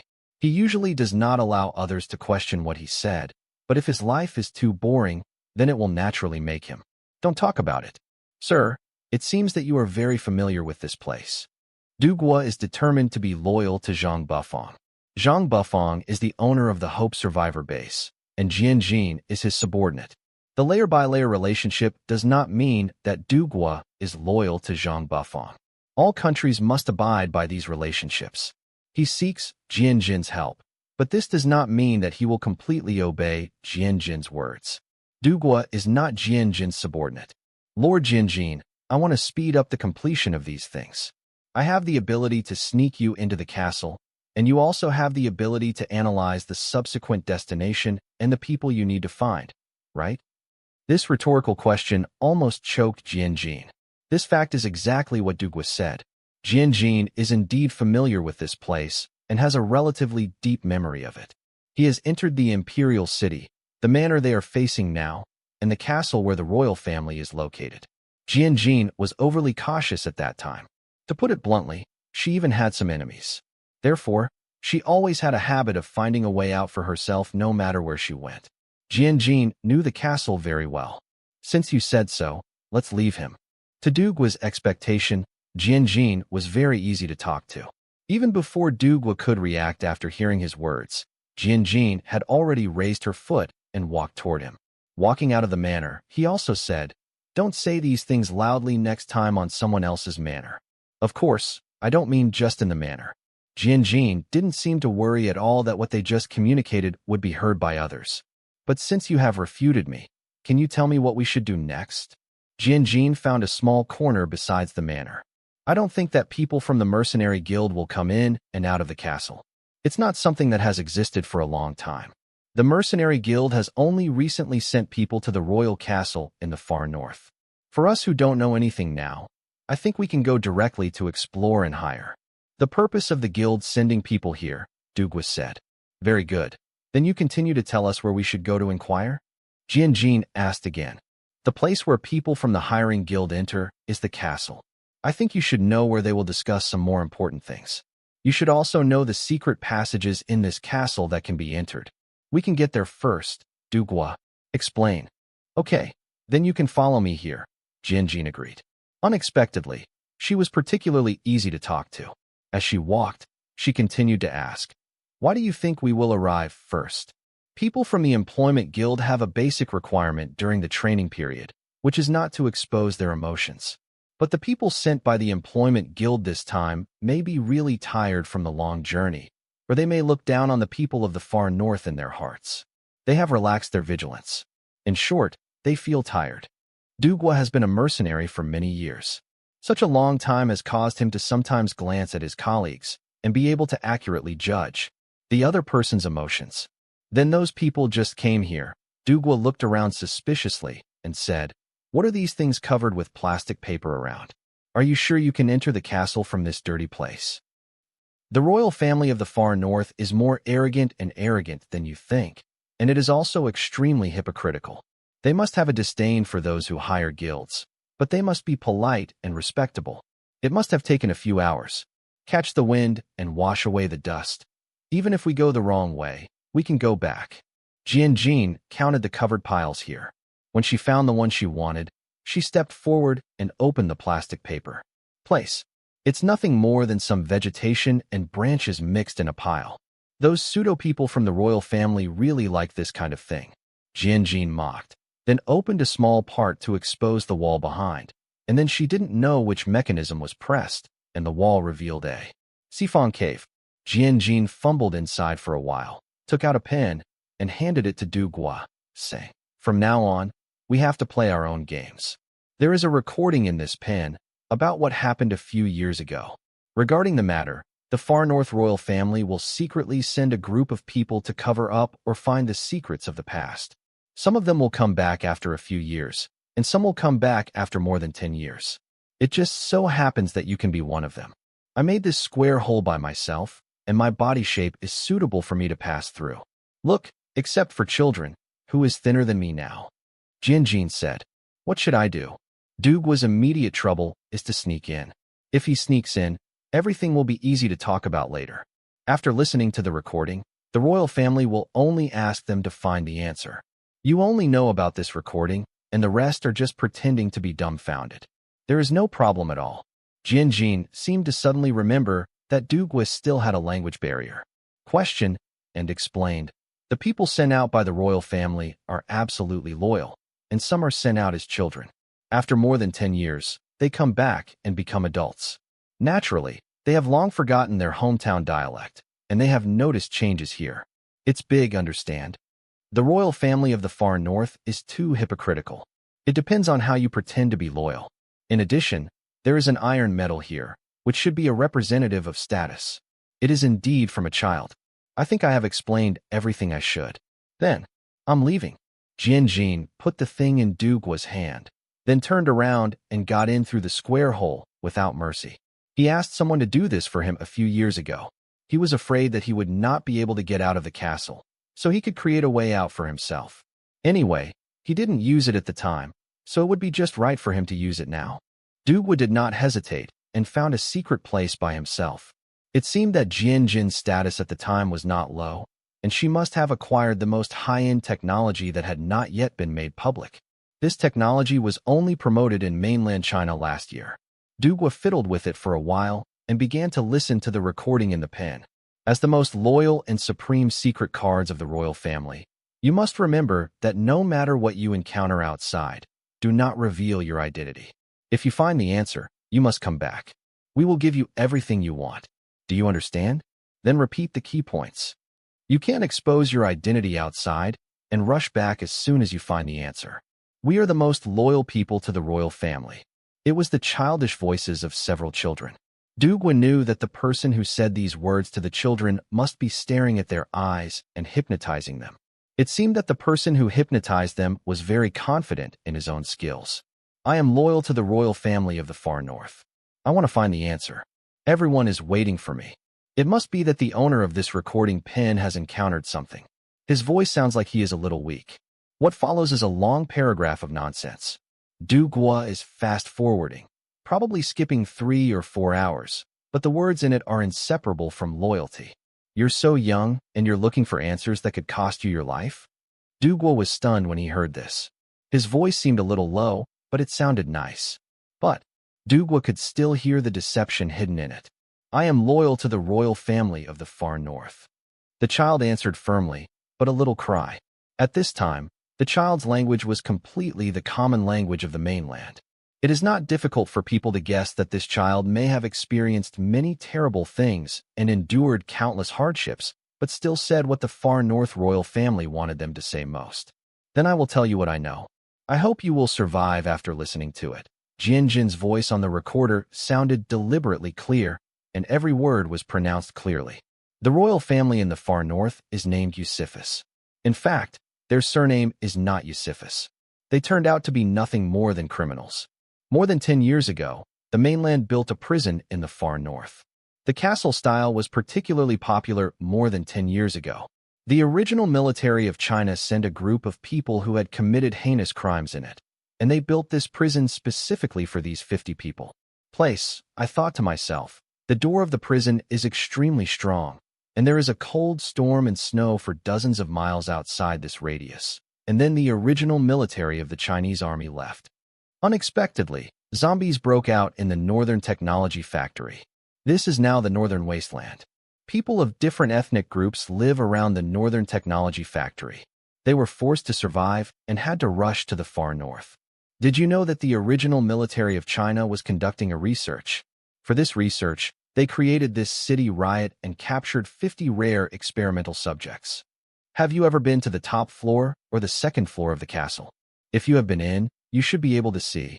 Oh, by the way, no one knows the password of the door there, and the materials of the surrounding walls are all specially reinforced. Those so-called royal families in the far north cannot be opened at all. You can see all kinds of stumps, including hands, legs, and heads hung individually. If you have been to the mainland, you will see it. Just like hanging pork, you can also see it soaked in jars alone. The eyeballs or other organs inside, as well as any experimental equipment and medicines that you haven't seen before. The dozen or so people who survived killed members of the former Chinese military. It's a pity that those well-trained, foolish and loyal people like you didn't tell the prisoners the password until they died. Everyone listening to Dugwa felt shuddering and their hair stood on end. Jian Jin's voice in the recording continued. If my memory is not confused, the ancestor of the far north royal family was named Jian. Do you want to guess which Jian it is? My little friend, why did you faint? How much have you heard just now? Jian Jin's. The voice became dissatisfied. The sound of the recording became louder, as if the speaker was behind her neck. Jian Jin probably picked up the recording pin and said to herself, the prisoners in the far north have to admit that they are indeed talented. They can record those people from the far north ethnic groups. The silly little cutie was so fooled that the word prisoner instantly became royalty. After so many years, I guess you must not know it now, right? The current members of the far north royal family are hybrids after blood exchange.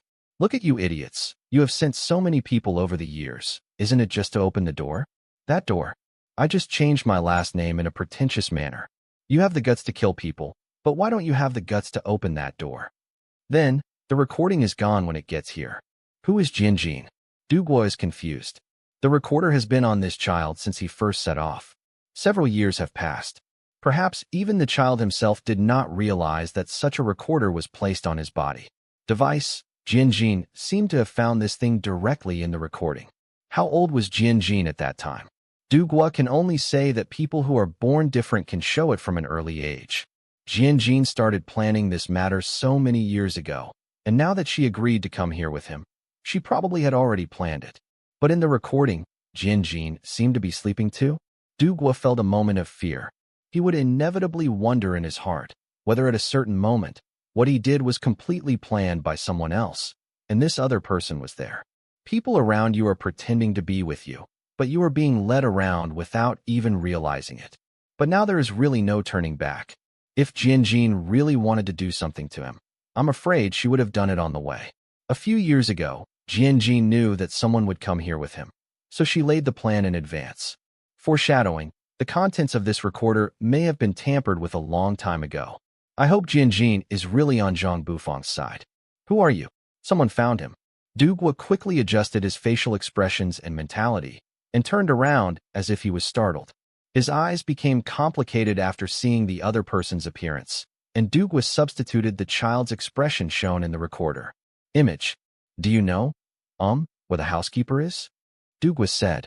The man's expression changed. He looked at Dugwa carefully, then stared into his eyes, and said casually, I am. What can I do for you? It's hypnosis. Dugwa noticed it. He naturally had the ability not to be controlled, and his eyes pretended to be fascinated. Who are you? The steward asked him. Dugwa's limbs stiffened, and he carefully took out the metal on his body and handed it to the other party. I just came up with a name at random, but this person directly said that he was the steward, but did not specify which branch he was the steward of, so it was probably just a code name. Follow me. The other party took the metal and was silent for a while, then did not take off his hypnosis and led Dugwa away. After deliberately going around in circles like this, Dugwa thought that he might have found the right person and wanted to deliberately stun him and forget the route here, without removing the hypnosis at the same time. The butler seemed to open a room at random and then took Dugwa in. It happened that they were the only two people in the room. After confirming that it was correct, the butler removed himself from hypnosis. Dugwa looked innocent and didn't know anything. He looked at the scene around him in confusion and seemed to be planning to ask again. May I have your name? I don't know. Who are you? Dugwa then looked at the other person warily. You don't know me? I'm afraid this is the gap of several years, which has brought communication difficulties to both parties at the same time. Hey, the man said impatiently, then looked into Dugwa's eyes and said, How many years ago were you sent out? I don't know. Dugwa said, May I have your name? I don't have a name. I haven't had a name since I was sent out. Very good. It seemed that the man's vigilance had dissipated a bit, and he asked again, Did anyone say anything to you when you were sent out? You told us to be loyal to the royal family of the far north. Yes, the man said with a smile on his face and asked, Where are the others? I don't know. Everyone with me is dead. Dugwa's face showed fear at the right time, as if his body was immobilized by something. and he remained motionless even with fear. Give me your recorder. He was indeed the one who hypnotized these children in the first place. He was over 40 years old. A few people did come back last year, but the news he brought back was of little use. But there must be hope. The recorder was destroyed. What? The man's face changed drastically and he blurted out. What happened? That man killed everyone and I escaped. There is no recorder. What are you doing back here? Dugwa's facial expression suddenly became distorted. A bit of ferocity appeared on his originally blank face, and then quickly recovered. Such a strange expression made the person in front of him feel scared. Dugwa seemed to be attracted by other people. As if under control, he said, I'll give this to you. What Dugwa gave him was this recorder. Who gave it to you? He. A look of pain appeared on Dugwa's face, and he suddenly changed his tone to a vicious tone. Do you want an answer? When I come back, I will tell you the rest. And this voice is more like Jianjin's voice. Who is he? This man heard the sudden change in Dugwa's voice, and alarm bells rang in his heart. Kill our people. Dugwa's expression returned to confusion. If he asked this person again, it would be time to betray him. Dugwa simply closed his eyes and pretended to be faint. However, he did not forget to show his level of loyalty and still murmured, always loyal to the extreme. The Northern royal family. Come here. Let him change his clothes and pin this medal on his clothes. The man said this in a hurry and left. When the maid brought up the clothes and was about to touch Dugwa, Dugwa suddenly felt a knife knocking the two of them unconscious. Then he picked up his clothes. The top was a blue and white robe with sleeves. It looked like a dead person, but it was really good for hiding the weapons on his body. After Dugwa finished changing, he pinned the medal on and called the two maids up. With confused and innocent faces, he asked, Where am I? Why did you faint? Well, the housekeeper asked us to help you change your clothes. Okay, we should go. The two maids obviously knew nothing about what just happened and were only very worried about their sudden fainting. They were so frightened that the two of them talked incoherently. They couldn't understand what they were saying and ran out. Maybe he should leave here. Dugwa thought that the things in those recording pins did have reasons for the people here to drag him out and kill him. Maybe he should find a new shelter. Dugwa left the room. At this time, on the other side, Dugwa were right, and they were discussing whether to secretly take this person who had caused a huge stir when he came back. Sir, this person who came back must not be kept. The person who spoke was the person codenamed Butler, but it was indeed correct to call him a butler. He really took on this role. I know. Another person in gorgeous clothes interrupted impatiently while leaning on a chair and added, Do you know who made this kind of recording? Some bastard just got in. It was a few years ago. It was period when this child was first sent out.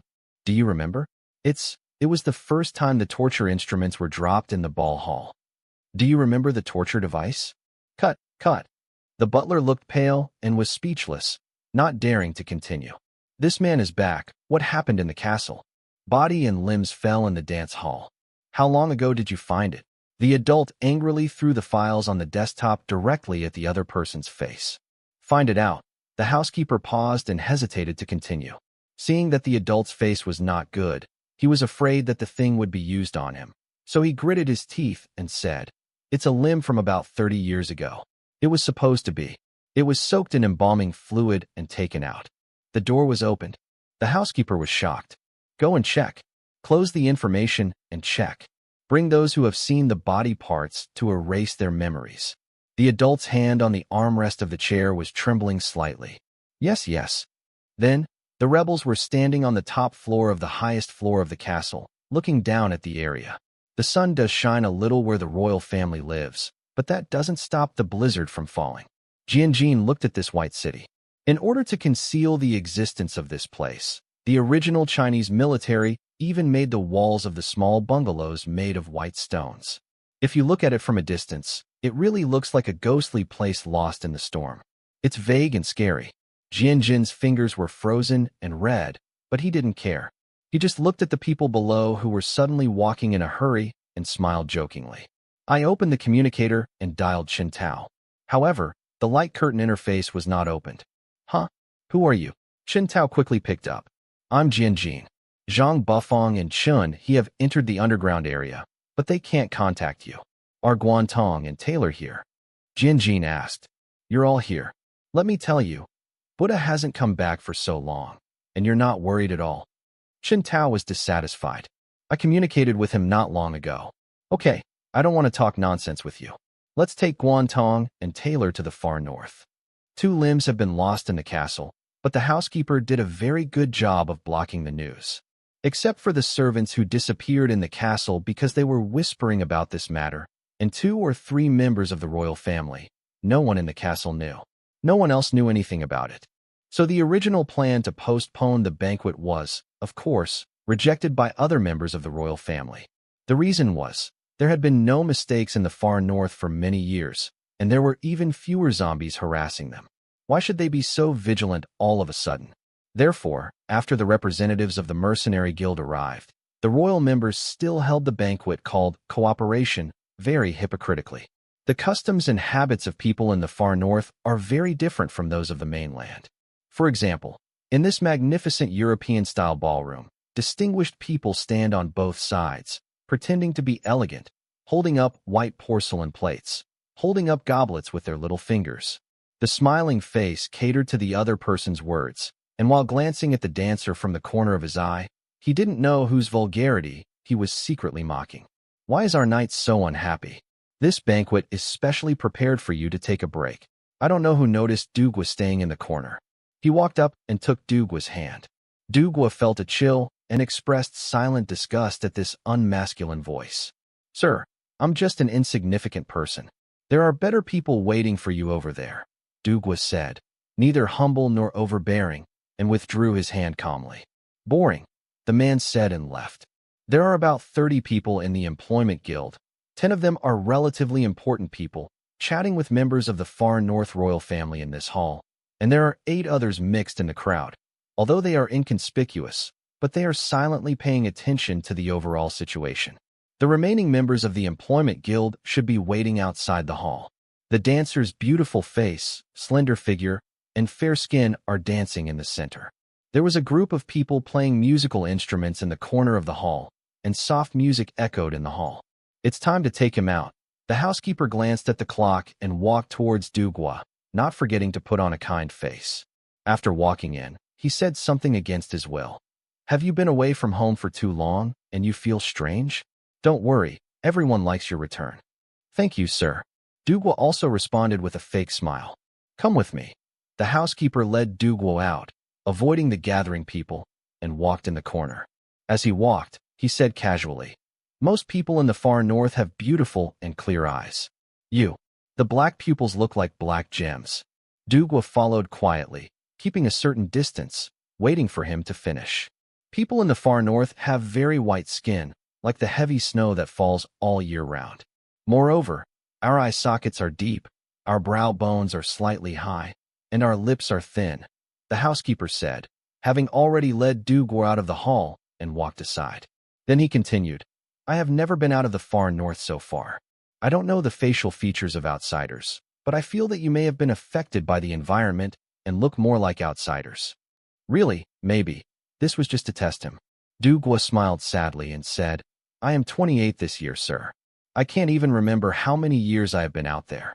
Being miserable is one of the best ways to gain sympathy. There is no snow as heavy as in the far north, nor is it as peaceful as the far north. I almost died at the hands of zombies when I left the far north, sir. The butler stopped. I was hovering on the edge of life and death, bumping and bumping along the way, and I had countless wounds on my body. Only when I accepted the mission that year, the sense of glory became clearer and clearer. 10 years or 20 years. I have been looking for answers that belong to the far north. Now that I have come back and found that my parents are so beautiful and gentle, I feel extremely worthwhile. But sir, why? We have struggled hard just for the faith that belongs to the far north in our hearts. Now, why does our faith want to obliterate us? For a vague answer, how many children in the far north died in a foreign country? You don't need to know.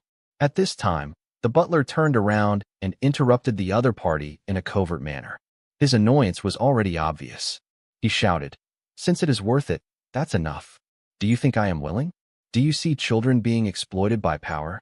But the far north royal family doesn't care. It doesn't care about you. It doesn't care about me. It doesn't care about any ordinary people in the far north. After a long time, Duke Kai said softly, his eyes full of disappointment. So my lord, the far north will be the first place to play with fire and destroy yourself, Dugwa said softly. This voice was particularly clear in the quiet garden where he and the housekeeper were the only ones, but the sound of Dugwa's footsteps made people laugh. Feeling scared, he approached the butler step by step, his eyes full of indescribable darkness. Although there was a look of disappointment on his face, the butler still noticed that feeling of pride. Why was he so proud? The royal family of the far north will play tricks on themselves to death. Dugwa's voice sounded like a ghost to the butler's ears, causing him to step back in fear. Dugwa continued. This kind of self-righteous ignorance that can't come out is so shocking. The truth you encounter will bring disaster. The cheerful music was still playing in the hall, and warm light shone through the glass windows. Dugwa was facing the light, and his expression was a little unclear. However, the housekeeper clenched the dagger tightly and looked nervous. For example, Dugwa easily received the opponent's attack, grabbed the opponent's wrist, squeezed hard, and the dagger fell. Dugwa then tore off his disguise and mocked. Now, do you want to use this kind of iron? Come and kill me. In the hall, the representatives of the Employment Guild and the leader of the Far North royal family were still talking. Although both sides were very dissatisfied with the other's conditions, they still kept smiling. The process will continue. The guild heard that the people in the far north like fine silk products, so they picked some. I think that such exquisite fabrics are worthy of all of you, ladies and gentlemen. The people who hired the guild brought in the beautifully crafted white stone box. Open the box and show the contents to this group of ancient people from the far north. It indeed attracted admiration from the ladies from the far north. A few more boxes were moved in, but only 2 of them were opened. One contained various supplies needed for daily life, and the other contained valuable gems and jade. Perhaps in the frozen minds of these people from the far north, luxury is the only way to survive. In order to bring these things to the far north, the people of the mercenary guild worked hard and were careful on the way. Who knows? The top brass of the mercenary guild heard that these idiots from the far north don't want guns, they don't want any technology, they want beautiful jewelry and clothes. If you mean decoration, you will almost laugh like crazy. If it weren't for the mainland's contract that would not allow various forces to go to war with each other until the zombie problem is completely solved, the far north would have long been in the hands of others. More than a dozen large boxes of beautiful jewelry. This is the surprise for the royal family of the far north. No matter what supplies they are, the first clause of the contract should even say how many boxes of gold and silver jewelry will be provided every month. It's really a perfect etiquette, a member of the far north royal family praised. He touched the box with a smile and pretended to be elegant. These are nothing more than external things. In all things in the far north, the people come first. There will be more next time. Just some daily necessities. That's really not polite. So, can we talk about the guild contract? Of course, no problem. The guild hopes to take away a few people from the far north and cultivate their value. Of course, in order to repay the royal family's generosity, we will compensate you with better things. Why are the people in the far north able to survive in such a severe blizzard that even zombies won't set foot on? You can dissect them and study them carefully. Maybe their genes are of great scientific value. The other part can be bought: beautiful blue, green eyes, smooth hair, tall and slender figure. These can all fetch a good price at auction. This is to cultivate value. How many people are going to be taken away? The other party expressed doubts. 10 people every month are the outermost people in the far north. It was to take away the group of rubbish from the outermost reaches of the far north, which the royal family had no control over. The royal family of the far north understood this. So of course they were happy and directly agreed generously. There will be other contracts. It's hard for us to get to the far north. Let's enjoy this moment of stability first, the royal family members said with a smile. So these fools agreed. How do they know how many people there are in the outermost reaches of the far north? They ignore it and say it is 10 people per month. In fact, what if it is over the limit? No one knows, because the leaders of the people of the far north treat them as scrap for recycling. The people in the mercenary guild unanimously looked down on this group of hypocrites. In the guild, I heard that the earliest leaders of the far north royal family were a group of imprisoned criminals. Each criminal was sentenced to life imprisonment. They were born to commit crimes with high intelligence, high force, and danger. Terrible, don't approach, forbidden zone. These are all synonymous with them. Now it seems that the current royal family members may be genetically mutated. The disgusting zombies who only know how to eat and are wild are stronger than this group of people. However, no one in the hall felt that something was wrong. They were immersed in their own satisfaction. Until a certain person suddenly felt a little wet on his face, like water dripping on his face. Just as he was wondering, the person in front of him who was having a pleasant conversation with him turned pale for an instant, took several steps back, and pointed at him tremblingly. Not a single sound came out when he opened his mouth. The man touched his face in confusion, and then looked at his hands. His hands were not a transparent liquid, but red, exuding a rusty smell. The man froze instantly, his eyes darting back and forth between his hands and the person opposite him. He was so frightened that he didn't know what to do, as if his throat was being strangled. "Hey, why isn't anyone looking up?" Jian. His voice was brisk and clear, and he wondered loudly and deliberately. He smiled and saw that except for the man whose face was dripping with blood and did not dare to look up, everyone else was attracted by his words, and the expressions on their faces were more exciting than the others. Dash. The sharp voice seemed to pierce the night. Then a bloody man fell straight down from the second floor, splattering blood all over the floor. His limbs and head were twisted at an angle, as if someone had chopped off a part, and only the remaining, poor flesh and blood, was painful. Suffering does not allow the limbs to separate. The young ladies from the far north royal family were so frightened that they froze on the spot. Some burst into tears unconsciously, and some fainted out of happiness. Some of the gentlemen from the far north royal family had fled, leaving only the core members. Jian counted them. 4 people, a very good number. Jian was on the 3rd floor.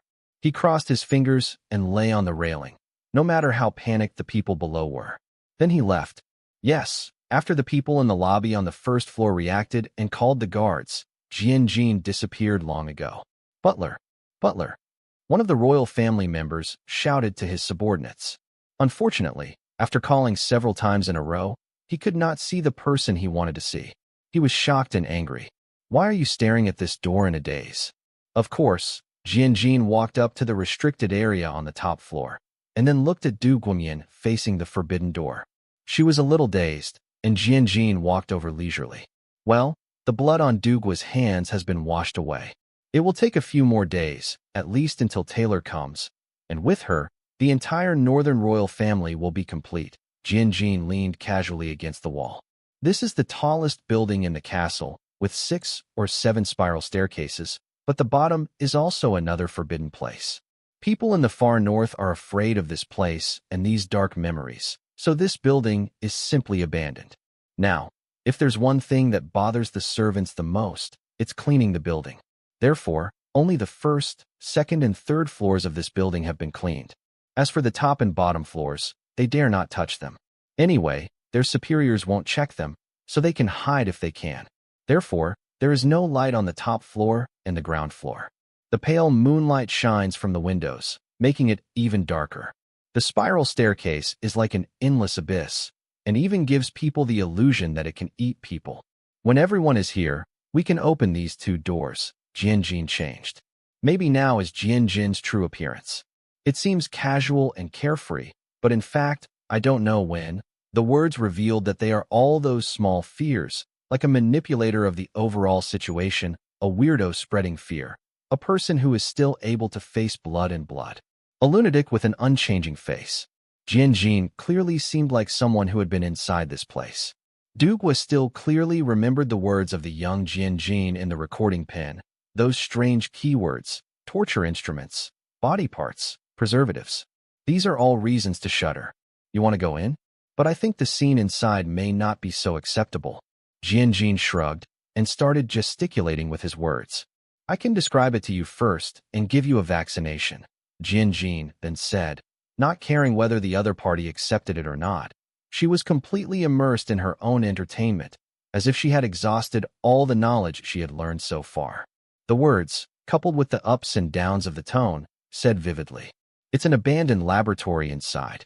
It's a crazy and extreme farce." It turned out to be very neat, with white marble tiles, a white operating table, and a silver scalpel, and then blood would splash on it, giving it an explosive beauty. Red and white, the perfect contrast. Of course, the people inside are also dressed in white. No. He then remembered some details and added, "Only those who hold knives are worthy of wearing white. For their own artistic interests, they will let the experimental subjects change according to their mood, wear the color of their clothes, and appreciate the fluidity of each other's blood. There will also be test tubes of different sizes inside. Some are preservatives, and some are reaction reagents, but most of them are green and blue, emerald green and sapphire blue. And there are different screams every day." The beginning of all the outbreaks, a plate of experimental subjects was broken. The fear of the experimental subjects gave them the courage to resist. I don't know where the strength came from. A place that was originally white, clean, and beautiful became a mess. "That's enough," Douglas said. He couldn't listen to Jian-Jin's words, which were still calm, and even had a cheerful tone. He even felt that the words of this terrible madman were bewitching. Douglas did not want to touch everything behind this door at all. First of all, this was not his original intention. Secondly, this was not an area he should encounter. It has nothing to do with me. I'm just doing it for my dead brothers. That's what I have to do. Doug's voice turned cold. He looked at Jian-Jin, who stopped because of his interruption. Without stopping gesticulating, Douglas said, "As long as I find out the cause of death of my brothers, I can abandon everything and be loyal to Zhang Fui and the Hope Survivors base." Jian-Jin rarely looked at someone who was silent. The two people stopped talking, and the air became eerily quiet. "Huh?" Jian-Jin smiled nonchalantly. There was no need to bring in another innocent person, and he had no such interest. Jian-Jin said, "I understand, and I don't plan to bring you in until Taylor comes. The story can begin." "The story hasn't started yet." Dougal was confused. He thought it was about to reach its climax. "Huh? This is just a preparation for this interesting story. The value of the story itself far exceeds these appetizers. Can you tell me your plan? Just give it a rough outline. I know a rough plan that won't disrupt your plan when I act." Dougal definitely wanted to act separately from Jian-Jin, and the original purpose was also, "It's different. Probably just scare them first, appreciate their expressions, and then find out which lucky person accidentally knew what happened back then, and then capture them and play with them for a few days, waiting for Taylor to come over, and then we can start." Jian-Jin said very easily, "I know." Dougal knew that this man was a lunatic. Finally, the two people separated. Late at night is the time when people are most frightened. Maybe the people in the far north have really been peaceful for a long time, and the unidentifiable corpse was enough to scare these people like headless flies. Surprisingly, no one dared to mention what happened in the hall. Where's the butler? Has he done what he was asked to do? It still takes so long to deal with one person. The royal man was furious at his attendants. "No, I don't know." The attendants knelt in rows one by one, with their faces on the ground, shivering. Originally, this adult wanted to tell these people to get out, but he didn't dare. What if that madman targeted him? Yi Shengsheng held back his anger. "You stay here tonight. If something goes wrong, I can guarantee that you will be no better than that thing." Yes. Dougal was standing at the door. There was really no one in this corridor. The people inside were speaking loudly, and he could hear them clearly. Should he be said to be vigilant or relaxed? The royal family in the far north can't find this housekeeper. Except for the adult here, other people probably won't care about it. In their eyes, he is indeed a high-level servant. Just like this, a person is missing, and you can guess where he went. But the people here are too timid, and no one dares to point it out. Duke would guess that this person might be the person Jian-Jin was looking for, not the target he was looking for. So since he wants to find someone related to Taylor, he can just grab a lucky audience member and ask them. Dougal walked in this empty corridor, the flame of the candle swaying, stretching Doug's tall figure longer. The different refraction of light and shadow angles. This person is like a ghost walking in the dark night. At least there is no one. Normal living people want to touch him. It seems that a lucky spectator appeared. Douglas met a maid at the corner. Dugwa quickly covered the other party's mouth and took her to a corner. For a moment, the breath of life that originally appeared in the empty corridor disappeared again. All that was left was the flames that could go out at any moment, and the windows that were beaten by the blizzard. Dugwa had figured out this place a long time ago and took the person to an empty room. The person was a maid and had no resistance at all.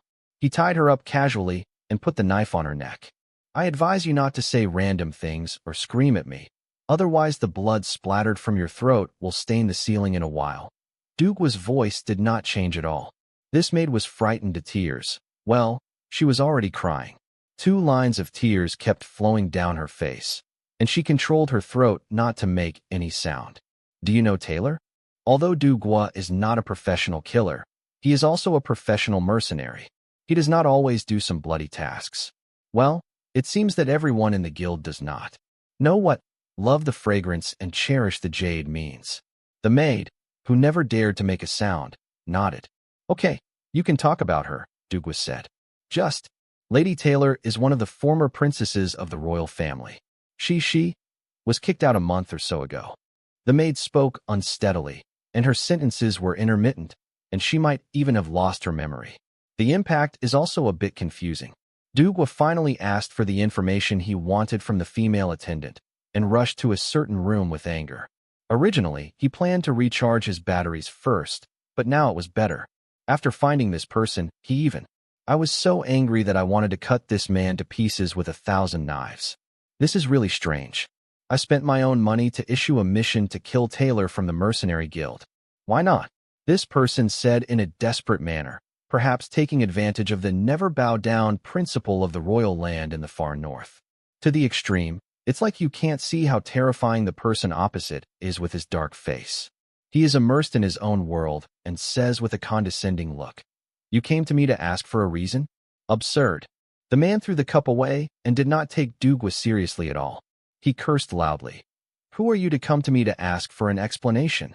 You accepted the task yourself, and the consequences will of course be yours. Responsible. Who gave you the courage? Dugwa just looked at the other party. Okay, I've killed too many people, and it's not like there aren't people like you who insist on coming to me to ask for an explanation, but every one of them has gone to hell. You can either get out of here now. You don't have to pursue the case, or you'll just have to be killed by me. It's really. Dugwa no longer knew what words to use to describe it. Okay, I want to see what you can do to kill me. Dugwa angrily punched the opponent in the face. This man does have some skills, at least he can take this punch. Look at what you're like now. You're so good at being able to mix with the northern royal family, but you're wasting your life here like this. This member of the royal family pulled out the knife he had put aside and started fighting with Dugwa. Dugwa had no intention of making such a big noise in this room and attracting everyone. In that case, the task would be difficult to handle. Although this did not prevent him from killing this person, it was not a wise idea. Choice. The best way is. Dugwa made a feint, making the opponent mistakenly think that he was going to attack on the left side. He held the knife with both hands and slashed towards his left side. He never thought that Dugwa would be dodged to the right and pinched his neck with one hand. The man was so frightened that he tried to break away in a panic. He stabbed himself in the back subconsciously and shouted, "Someone is coming. Someone is coming." It's a pity that his distress signal was destined to be read only 4 words. Dugwa casually took out a handkerchief on the table not far from him and stuffed it into the other person's mouth. Even if the other person had a knife in his hand, it was not a deterrent at all. He could kill the knife with just one hand. Break. Dugwa was carrying a rope that he had prepared early in the morning and tied up the man's hands and feet. Since the man would try his best to delay the time, he might as well tie him up. Dugwa carried people to a corridor, only to find that there were already people in front of him, as well as on the other side. There was no other way to go, so Dugwa kicked the glass window open. Crash. The sound of broken glass was particularly harsh in this silent night. It even made other people who were still sleeping soundly wake up from their sleep. After Dugwa led the man over the window, he ran for a while, but the man was restless. Dugwa almost lost his hand in the process.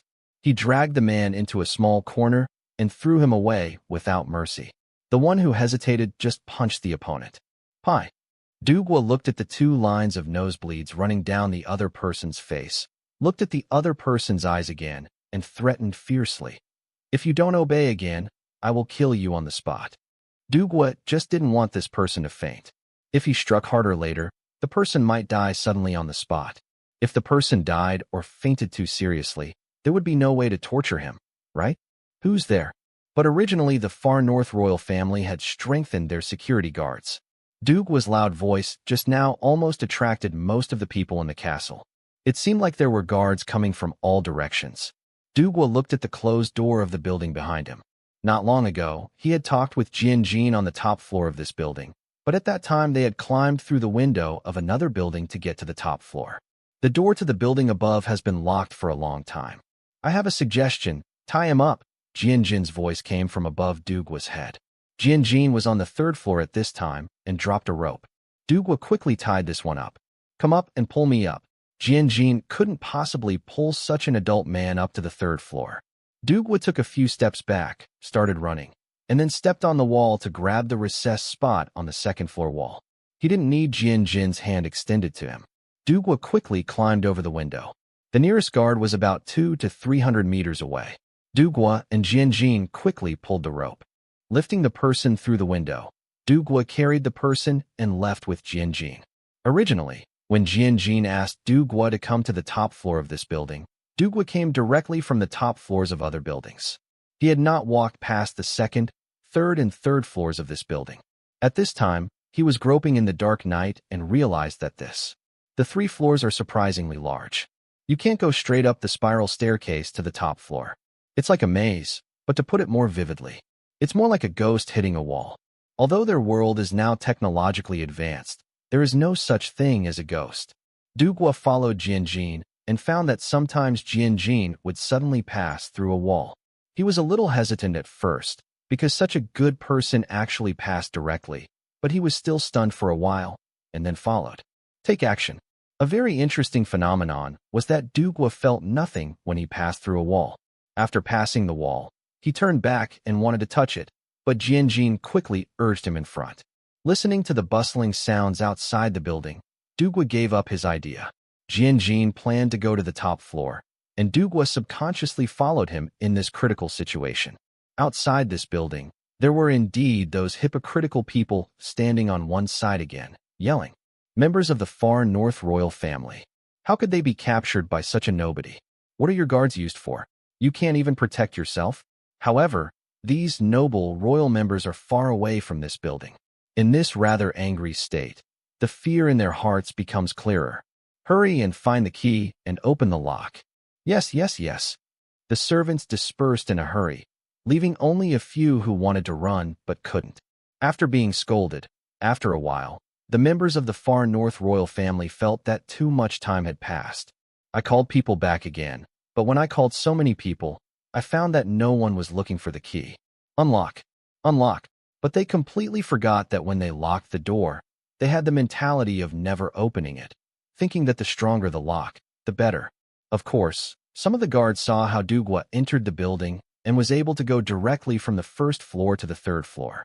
Besides, the windows on the third floor were open, so naturally they could do it, but no one who knew could do it. Speaking up, because first of all they don't like the disgusting attitude of the royal family members, and secondly, no one would want to enter this almost abandoned building. It is said that servants go in to clean every week, but the royal family in the far north simply turn a blind eye to this. The servants outside know very well how long it has been since this building was cleaned. At least, more than a year. Bang! The lock was not opened. The leader of the far north royal family was almost furious. The key is found. The key is found. The bastard who found the key ran over in a hurry, climbed a few steps, and when he was about to open the lock, he was stunned for several times. When he heard the curse behind him, the sound came again, and I hurried to open it. Unfortunately, his hands were so frightened that he couldn't even insert the key after a long time. The person involved was so anxious that he was almost sweating again. Some of the bystanders were yelling to cover up their fear, and some were. Because of his low status, it was not his turn to speak, but speaking from the bottom of his heart, no one wanted this door to be opened. Okay, it's open. The door is open. The bastard who found the key finally opened the lock with a trembling voice. Then, In order to prevent himself from being the first to go in, he took the lock and retreated into the crowd. "Open the door," shouted again. The guards squeezed one another and squeezed each other. They just stepped forward and pushed the door open with their shoulders without using their hands. Creak dash, the rusty metal was rubbing, and the door made a strange sound. Then what appeared in front of everyone was a dark world. As long as they took a few steps forward, they would not be able to get even the last bleak moonlight. But there was no other way. They had no choice but to bite the bullet. This place has long been dilapidated. The first floor, which was supposed to be beautifully done, is covered in dust. The guards couldn't even turn on the electric switch for a long time. The circuits have long been aged.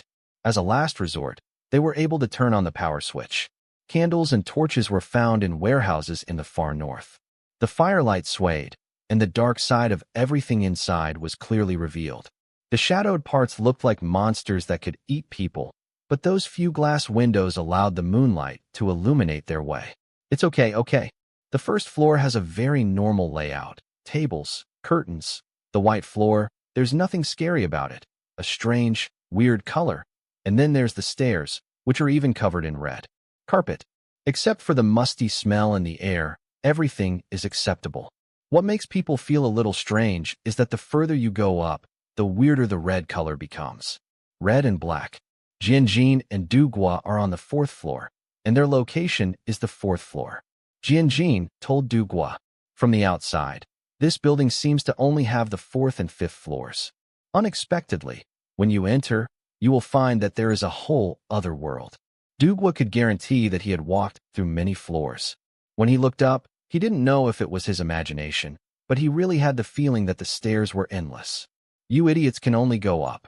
Come and see the basement. People like them on the fourth floor can hear the deadly sounds below. Jianjin couldn't help but laugh. Dugua still looked expressionless, but the man they brought was trembling pitifully. "I want to scare them. What do you think?" Jianjin said. "Whatever you want. I just want to punish this person." Dugua stared at the man who was tied up. "He seems to have something to say. Do you want to take out the rag for him?" Jianjin said. "Oh, what should I do if he yells loudly after taking out the rag?" Dugua said. Jianjin walked up to this person and knelt down to look at him levelly. The expression on his face looked like a devil to him. Jianjin looked at this person and said, "I believe we won't understand what he said. It's like that, right?" The man nodded hurriedly. Dugua took the handkerchief out of the other party's mouth. "It's not just me who gives the order. There are others too. If he wants to die, of course he has to bring his teammates with him. This person is eager to get a better way of survival through his little information, although he does know how to wait. His only path is death. This interesting way of dying is not impossible." "Oh." Dugua's voice was eerie and scary. "I just issued a mission. I hired people from the guild and made some changes in it. I can guarantee that I only wrote 3 words on the mission, which was to kill Taylor, and they also made changes. They. There's no way to escape the relationship. Tell me, who are they?" Jianjin found it funny. "There are a total of 38 people from the mercenary guild who came to the far north castle, and 2 of them are. I saw 2 of them when I posted the mission." "Oh, that means you have been to the far north." Dugua said. No, it's just communication. Then you can shut up." Jianjin was about to stuff the handkerchief into the other person's mouth, but suddenly remembered that the handkerchief might be very dirty. He couldn't stand it anyway, so he stood up and looked at Dugua, indicating that the other party can stop this person's mouth. "He's useless anyway. What do you think about hanging him here?" Dugua suggested with a smile. There was no trace of anger on his face, if you ignore his clenched fists. "I think you have a lot of potential. Do you want to torture him? If the people below don't go to the 3rd floor, we can go to the 3rd floor.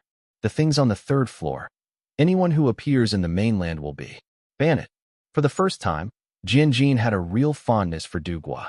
At least the other party's proposal was in line with his daily taste. "Is it so scary? Are all the people imprisoned in the castle?" Duguaji became angry, but he could still make a joke. "That should be the case. Anyway, I know the floor's on the ground. There is also a basement, but I have never been to the basement," Jianjin said. "Ah." The scream was very close to them. This voice and its sharpness made Duguadu curious as to what the man had seen that could scare him so much. It seems that people have already reached the 3rd floor. Let's go. Jian looked up. Going up to the 3rd floor is the top floor. This kind of shrill scream was like the echo of the devil in this building. At least it scared the group of northern guards to the point where they dared not move. The faces of the royal family members standing outside turned white and blue. Your Highness, what exactly is locked up here? A member of the royal family asked.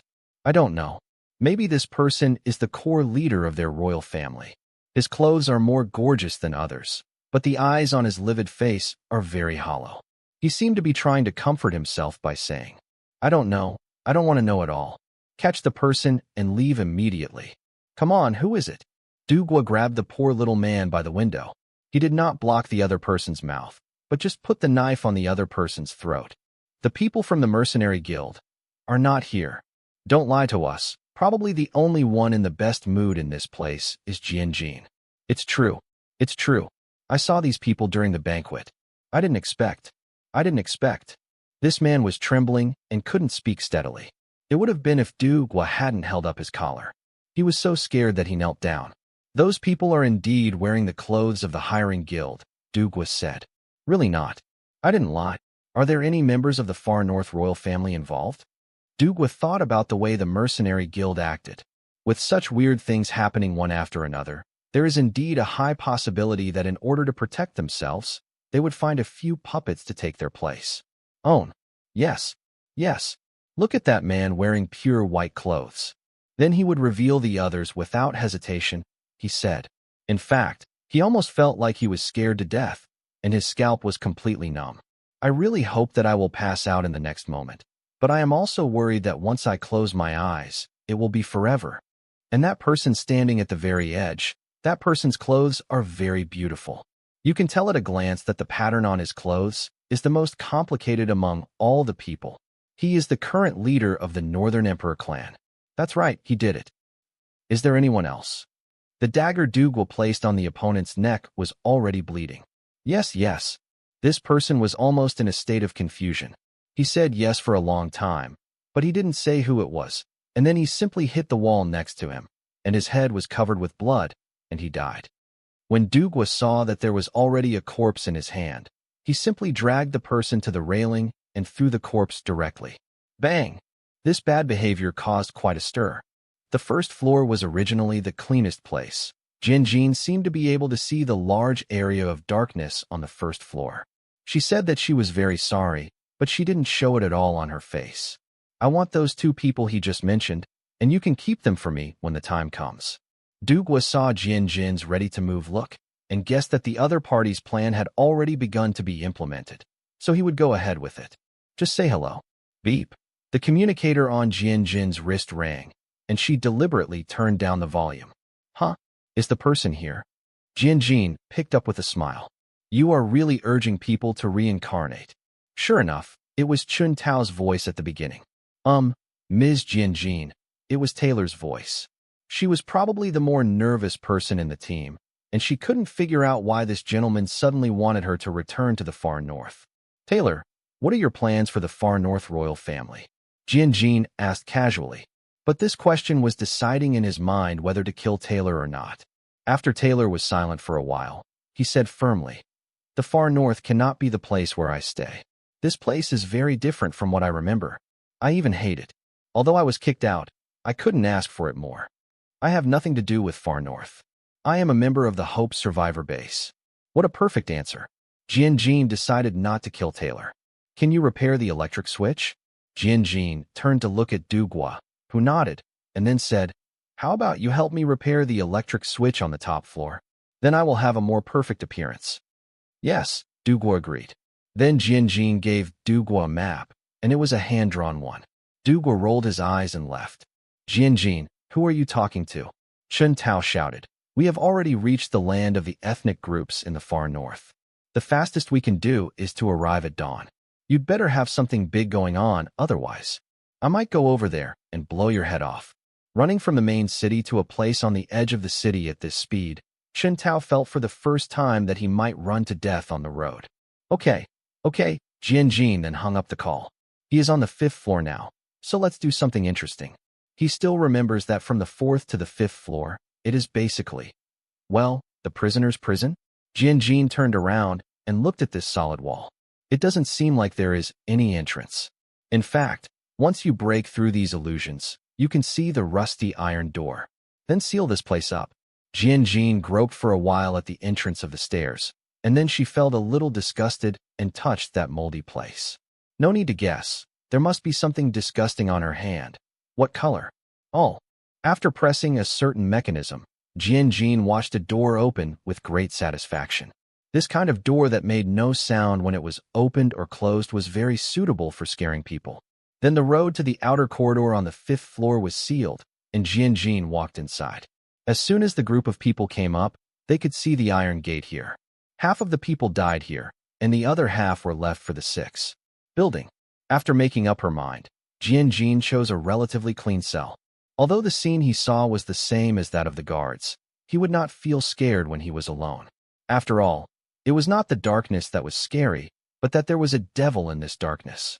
You kid, I've been imagining that this kind of devil might pounce on them and bite their throats out at any time. Jian is the devil herself. There are already footsteps, and the sound of talking, and the sound of you pushing me. Which lucky person will be the first to face him? So as the guard walking at the front, we call him the lucky one. This lucky guy, holding a torch, complained to his teammates that the circuits here were really bad. At the same time, he was talking about himself, smelling the disgusting smell in the air, and was about to vomit. Anyway, as long as we can hear each other's voices, it doesn't matter what they want to talk about. Lucky Man and more than a dozen of his teammates observed the surrounding scenery. First, they saw a very thick wall, which was already stained with blood. Lucky Man looked at the 2-meter corridor and the rusted iron door next to him.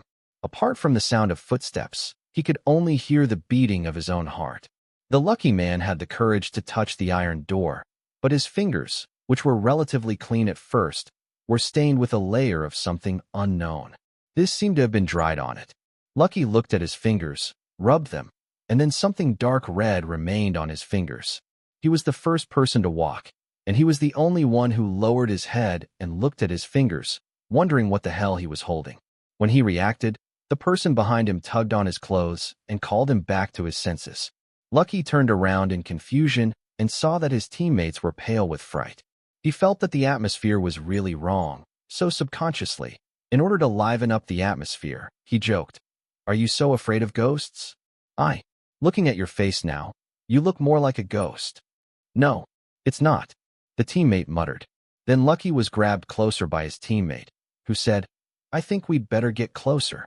"Oh, you are such a big man." Lucky Man planned to laugh at this man, so his teammates simply stepped aside and turned to the side. Lucky's eyes moved from his teammates' faces to the corridor, and then his eyes widened instantly. He wriggled his lips, but he didn't say a word. When we came in, there were 11 people, but now it was just him and the other party. When will? I don't know either, Lucky Man's teammate said tremblingly. He had been following Lucky Man intently just now, but suddenly he found that his teammates who were still telling some jokes gradually stopped talking. At first, he thought he was being attacked by this guy. The atmosphere was frightening, so everyone subconsciously closed their doors. Just now, he felt that the air was about to freeze, and he couldn't bear it anymore. He planned to turn around and pat his teammates on the shoulders. Without turning his head, he planned to touch the teammates behind him, but he missed the point.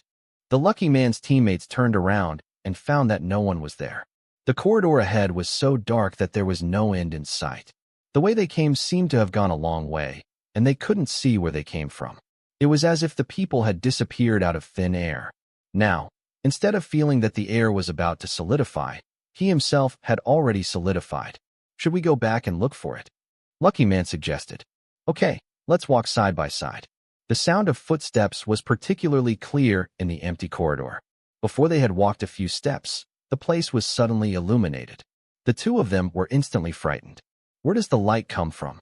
As a result, after stopping like this, I discovered something even more terrifying. There were not only the sounds of their footsteps in this place, there was also the sound of dripping water. Is there water here? After a long time, Lucky Man finally found his voice. No. In fact, both of them wanted to forget the scene in the corridor that was illuminated just now. Although the light at that moment was a bit piercing to the eyes, it did not completely close their eyes. It's the kind of mentality that makes you want to be blind. Because of the fear of the unknown, the teammates just touched the iron railings casually and did not dare to stretch their hands through the iron railings. Just now I saw clearly what was inside.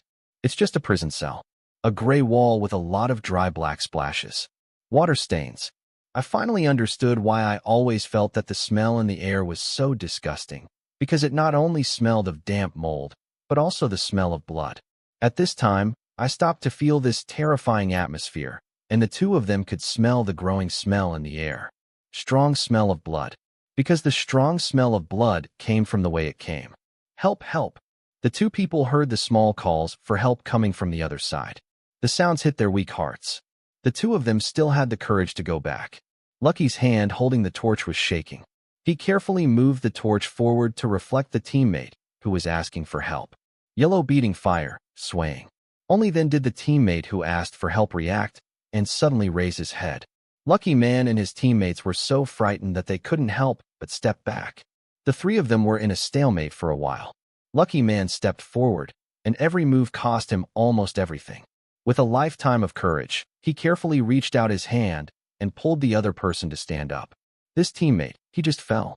Well, no one dares to look to their left, because those iron gates are to their left. There are people behind me.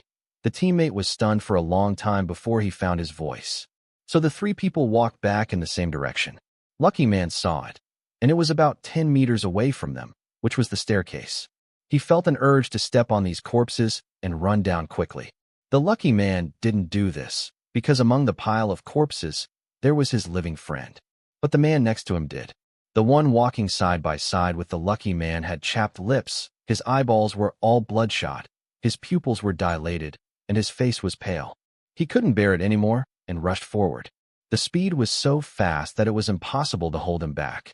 But Lucky Man saw that when this man rushed to the stairs, he seemed to have seen something on the stairs. He raised his arms and pointed stiffly, and his feet seemed to be stuck to the ground, motionless. But he was shivering. Then the man simply collapsed. Fortunately, the handrail next to him was not high, so he could cross it in a few steps. After a second or two, bang, was the sound of a heavy object hitting the ground. Lucky Man forced himself to look at the pile of corpses. After a while, a man got up. This man was even more interesting. He didn't know what happened at all. The first thing he said when he woke up was to ask Lucky Man, "Is this the second floor?" Then the Lucky Man gave the other party the answer. "This is the 5th floor." Then another person stood up in the pile of corpses, then 2, and then 3. "Okay, there are 6 of them. Then, what should we do now? Should we continue walking inside, or rush back to the stairs desperately?" Someone had already chosen the latter, and as a result, he took the 3rd path, directly over the railing and jumped down. "Go to the 1st floor. Is there something on the stairs?" "Sorry, I counted wrong. It should be 4 people." It was the voice that came from the stairs, and it was a voice without any fear. The blood of everyone present was almost flowing backwards. Dash. Then a hand reached up, grabbed the ankle of the person closest to the stairs, and pulled it down hard. The person screamed in fright, and subconsciously grabbed the person next to him. He didn't know where he was grabbing. Anyway, it's just one person dragging the other person to death. As a result, 2 people were captured together by something inexplicable. Now there are 4 people in the Lucky team, but 2 people went crazy and ran inside past the Lucky ones. They were so fast that they felt like they were not human beings at all. They melted into the darkness in a few seconds, and there was no sound in a few seconds. The corridors are eating people. This is what it feels like to be alive. I don't want to be here. I don't want to be here. Then this person wanted to run down the stairs. No matter what strange hands he had, as long as he ran fast enough, he couldn't catch me. Then this person did run away. Lucky Man didn't know which floor the other person ran to, or whether he made it down alive. Anyway, he was the only one left now. Is there anyone else? He couldn't look back. Lucky Man walked inside cautiously, but he was just talking to cover his ears. He hoped someone would answer him, but he also didn't want a voice to answer him. As if he had finally come to an end, he walked over to the area where prisoners were kept and saw a life-saving straw, an open window. Lucky Man quickly ran to the window. He saw the royal family members who were standing there anxiously. As soon as he poked his head out, the royal family members saw him. Hey, what's going on? People like them standing outside had no idea what was going on inside the house. They only heard a weirder scream and the sound of something falling. Ming. There are so many windows, and they still wonder why the people inside don't open one to communicate with the outside. Sir, the electric switch here has been repaired. People are already being asked to open it. Lucky Man was about to speak when someone suddenly ran over and spoke to the person under the window. As for Lucky Man, he was completely frozen in place, his head turning at an angle stiffly, looking at the other person's face, and the other person was far away from him. It's only 30 centimeters. Well, the fresh blood stains on the face are particularly clear. Is it safe up there? Why are there screams? A member of the royal family asked. Oh, that's a group of cowards walking in the dark, so scared. Sir, there are a lot of things placed in our place now. Do you want to come up and take a look? What is it? The person below asked warily. Well, the lucky guy, who had no idea whether this person was a human or a ghost, looked at the other person and fell into thinking. Then the blood-spattered face smiled strangely at him and shouted loudly below, Sir, this thing is everywhere, and I am not qualified to touch it. Lucky Man's brain went blank when he looked at the talking, bloody man, and his ears couldn't hear anything. He just looked at the thing in front of him, who didn't know whether it was a human or a ghost, and opened and closed his mouth. He seemed to have heard a few key words. Places and things were everywhere.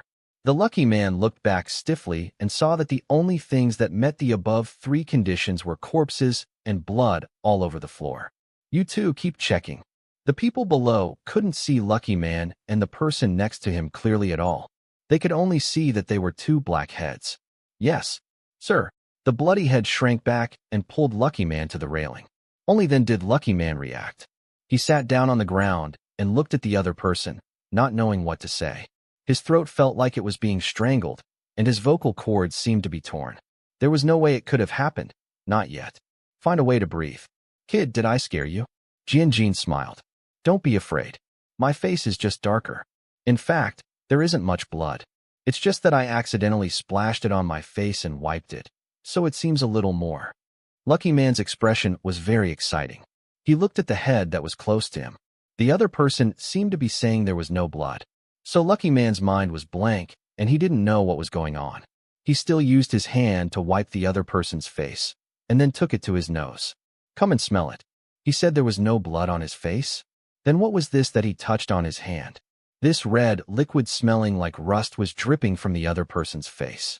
Wait a minute, it didn't feel like what he just felt. I touched it, on the flesh. The feeling was more like touching a wall covered with powder. It was hard and felt like there were tiny particles in my hand. How old are you this year? 10, 15. Ah, really? Then I'm afraid this person can't be killed. Jian still remembers her plan. At least children can't move, since the other person is not yet an adult. Jian took off the mask on her face and threw it to the side in disgust, revealing her fair face. Then she took off her coat. The jibe robe blocked the splashing blood very well. Jian is very satisfied that she has no stains except on her shoes and hands. Lucky Man looked at this series of actions. His brain completely shut down. He finally reached the limit of his endurance, rolled his eyes and fainted. If the gift Jian prepared for this lucky child was survival, then there will be more lucky ones coming soon. So what gifts will he prepare? Of course, those lucky people are members of the far north royal family, and he still wants to leave 2 more people. Then Jian was a little worried. What should I do with this child? I left him away to survive, but I just left him here. If so, Jian can guarantee that he will not be able to leave this building at all. Alas, although Jian sighed, there was no negative emotion on his face, and he was still in a state of excitement. As soon as he grabbed the child, he found that his clothes were stained with a lot of disgusting liquid. He reluctantly held the other person's collar and dragged him to the 6th floor. Do you like this video? Let me know by giving it a thumbs up and leaving a comment below. Don't forget to subscribe and hit the notification bell to stay updated on my future uploads. I'd love to hear from you. Thanks so much for watching. Did you enjoy this video? If you did, make sure to hit that notification bell so you never miss an update. And don't forget to subscribe and give this video a big thumbs up. Your support means the world to me, and I can't wait to see you in the next one. Thank you.